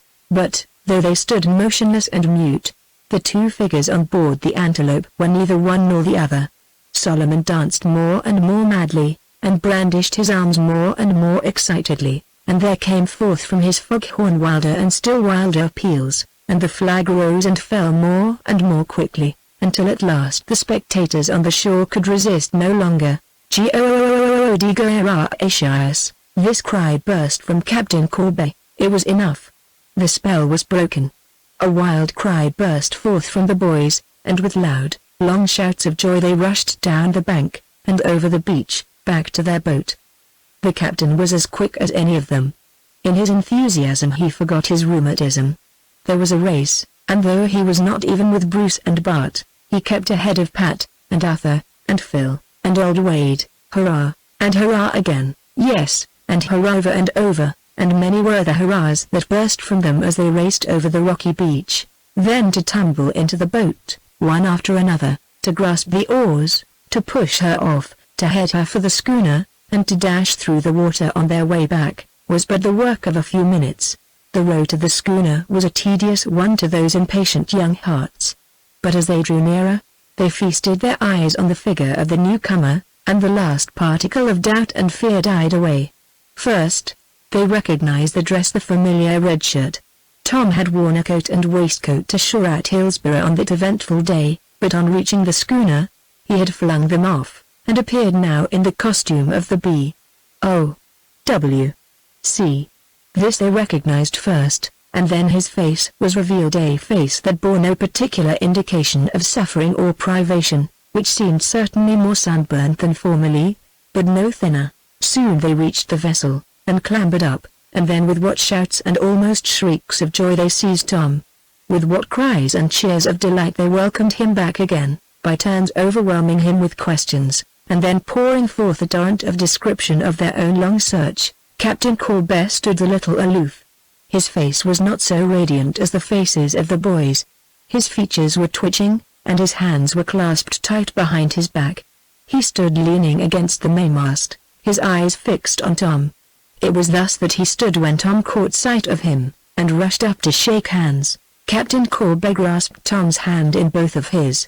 He trembled, and Tom felt that his hands were cold and clammy. "My dear boys," he faltered, "let us rejoice and be glad, for this my son that was dead is alive again." A shudder passed through him, and he stopped, and pressed Tom's hand convulsively. Then he gave a great gasp, and, "Thar, he murmured, "it's too much. I'm unmanned. I've suffered and agonized in this air too much," and with these words he burst into tears. Then he dropped Tom's hand, and retreated into the cabin, where he remained for a long time, but at last reappeared, restored to calmness, and with a smile of sweet and inexpressible peace wreathing his venerable countenance. By this time the boys had told Tom all about their long search, and when Captain Corbe reappeared, Tom had completed the story of his adventures, and had just reached that part, in his wanderings, where he had left the island, and found himself drifting down a bay. As that was the point at which Tom was last lost sight of in these pages, his story may be given here in his own words. "Yes," said he, "you see I found myself drifting down. There was no help for it. The wind was slight, and the tide was strong. I was swept down into a fog bank, and lost sight of the yacht altogether. Well, it didn't matter very much, and I wasn't a bit anxious. I knew that the tide would turn soon, and then I'd come up, and fetch the land somewhere, so I waited patiently. At last, after about nearly an hour, the tide must have turned, and I drifted back, and there was wind enough to give me quite a lift, and so all of a sudden I shot out of the fog, and saw Elote before me. I was coming in such a way that my course lay on the south side of the island, and in a short time I came in sight of the schooner. I tell you what it is, I nearly went into fits. I knew her at once. A little farther on, and I saw you all cutting like mad over the beach to my camp. I was going to put after you at first, But the fact is, I hated the island so that I couldn't bear to touch it again, and so I concluded I'd go on board and signal. So I came up alongside, and got on board. Solomon was down below, so I just stepped forward, and put my head over the hatchway, and spoke to him. I declare I thought he'd explode. He didn't think I was a ghost at all. It wasn't fear, you know, it was nothing but delight, and all that sort of thing, you know. Well, you know, then we went to work signaling to you, and he took the foghorn, and I went to the flag, and so it was. I don't know how we happened not to see your boat, said Bruce. Oh, that's easy enough to account for, said Tom. I was hid by the east point of the island. I didn't see the schooner till I got round, and you must have been just getting ashore at that time. During all this time Solomon had been wandering about in a mysterious manner, now diving below into the hold, and rattling the pots and pans, again emerging upon deck, and standing to listen to Tom and look at him. His face shone like a polished boot, there was a grin on his face that showed every tooth in his head, and his little twinkling black beads of eyes shone, and sparkled, and rolled about till the winking black pupils were eclipsed by the whites. At times he would stand still, and whisper solemnly and mysteriously to himself, and then, without a moment's warning, he would bring his hands down on his thighs, and burst into a loud, long, obstreperous, and deafening peal of uncontrollable laughter. Solomon, said Tom, at last, Solomon, my son, won't you burst if you go on so? I'm afraid you may. At this Solomon went off again, and dived into the hold. But in a minute or two he was back again, and giggling, and glancing, and whispering to himself, as before. Solomon and Captain Corbett thus had each a different way of exhibiting the same emotion, for the feeling that was thus variously displayed was nothing but the purest and most unfeigned joy. "See ya, Master Tom and chill all," said Solomon, at last. "I's gwine to pose dat we all go and tend to summit in ob de fust portents. Hi as Master Tom haben't had notin' to eat morn a month, and hi asked de reas ob de blubbed bread and ob de BC double what been a fastin' since dey riz at 3 o'clock dis shinin' and spicious morn. Dis yar's great and shinin' occasion, and should be honored by great and stronny stivities. Now, dar ain't no stivity dat can begin to hole a candle to a good dinner, or supper, or summitin' in de eatin' line. So I is gwine to pose to honor de cobbery ob de probable son by a real ole fashioned, stunning breakfast. Don't be afraid dar be any fussency higher. I got things aboard dat I ben a savin' for dis spicious and lightful cobbery. Ben no eatin' in dis vessel eber since de lost Chili took his parter and drifted off. Couldn't get no pussin' to touch nuffin'. Got him all now, and so, blubbed brethren, let's semmel once more, and ole Solomon'll now officiate in depressive passity ob Grand Pandledrum. And I pose dat we wrecked a tent on de show o' dis island, and have de banquet come off in fust chop style." "The island?" cried Tom, in horror. "What? The island? Breakfast on the island? What a horrible proposal. Look here, Captain. Can't we get away from this? Get away from this?" repeated the captain, in mild surprise. "Yes," said Tom. "You see, the fact is, when a fellow's gone through what I have, he isn't over fond of the place where he's had that to go through. And so this island is a horrible place to me, and I can't feel comfortable till I get away out of sight of it. Breakfast. Why, the very thought of eating is abominable as long as that island is in sight. Vile, really, now," said Captain Corbett, "I shouldn't wonder if there was a good deal in that, though I didn't think of it afore. Course it's natural you shouldn't be over fond of sech, when you've had sech an uncommon tough time. And now, ben as thar's no youthly occasion for the antelope to be a lingerin' round this here isle of the ocean, I move that we hist anchor and resume our voyage. It's nigh on to a fortnight since we fust started for Petticoat Jack, and since that time we've had rare and striking vicissitudes. It may just happen that some on ye may be tired of the briny deep, and may wish no more to see the billows bound and scatter their foam and spray, some on ye likewise may be out o' spirits about the fog. In such a case, all I got to say is, that this here schooner'll be very happy to land you at the nighest port, Scott's Bay, for instance, from which you may work your way by land to your desired haven. Sorry would I be to part with ye, specially in this here moment of ye, but if ye've got tired of the antelope, 'tain't no more less natural. Vile, now what ye say, shall we go up to Scott's Bay, or will ye continue on to Petticoat Jack, and accomplish the regional voyage as per charter party? The boys said nothing, but looked at Tom as though referring the question to him. As far as I am concerned, said Tom, we noticed this reference to him, it's a matter of indifference where we go, so long as we go out of sight of this island. If the rest prefer landing at Scott's Bay, I'm agreed. At the same time, I'd just as soon go on to Petticoat Jack. And what do the rest ye say? Asked the captain, somewhat anxiously. For my part, said Bruce, I think it's about the best thing we can do. The others all expressed similar sentiments, and Captain Corby listened to this with evident delight. All right, said he, and hooray. Solomon, my aged friend, we will have our breakfast on board, as we glide past them with our historic shores. Pile on what you have, and make haste. In a few minutes more the anchor was up, and the Antelope was underway. In about half an hour Solomon summoned them below, where he laid before them a breakfast that cast into the shade Tom's most elaborate meal on the island. With appetites that seemed to have been growing during the whole period of Tom's absence, the joyous company sat down to that repast, while Solomon moved around, his eyes glistening, his face shining, his teeth grinning, and his hips moving, as, after his fashion, he whispered little Solomonian pleasantries to his own affectionate heart. At this repast the boys began a fresh series of questions, and drew from Tom a full, complete, and exhaustive history of his island life, more particularly with regard to his experience in house building and housekeeping, and with each one, without exception, it was a matter of sincere regret that it had not been his lot to be Tom's companion in the boat and on the island. After breakfast they came up on deck. The wind had at length changed, as Captain Corby had prophesied in the morning, and the sky overhead was clear. Down the bay still might be seen the fog banks, but near at hand all was bright. Behind the Mille was already at a respectful distance, and Captain Nectar was near. My Christian friends, said Captain Corby, solemnly, my Christian friends, and dear boys.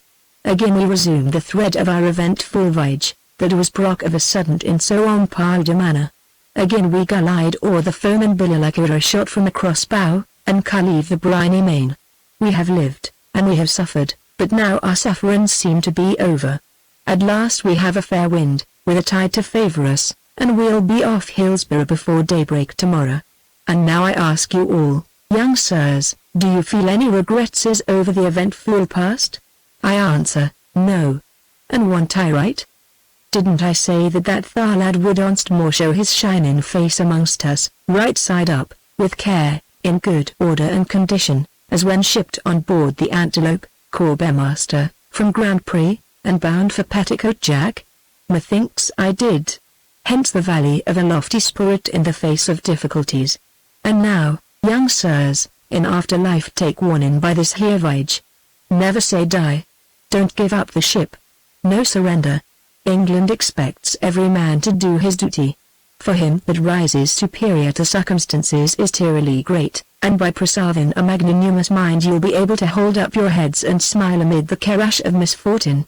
Now look at me. I affirm, solemn, that all the sufferings I've suffered have been for my good, and so this here voyage has eventuated one of the luckiest voyages that you've ever had. And thus, he concluded, stretching out his venerable hands with the air of one giving a benediction, thus may it be with the voyage of life. May all its storms end in calms, and furnish matter in the foot of a balmy retrospect. Amen. It was a close approach to a sermon, and though the words were a little incoherent, yet the tone was solemn, and the intention good. After this the captain dropped the lofty part of a mentor, and mingled with the boys as an equal. This time the voyage passed without any accident. Before daybreak on the following morning they reached Hillsborough, where Mrs. Watson received them with the utmost joy. In a few days more the boys had scattered, and Bart arrived home with the story of Tom's rescue,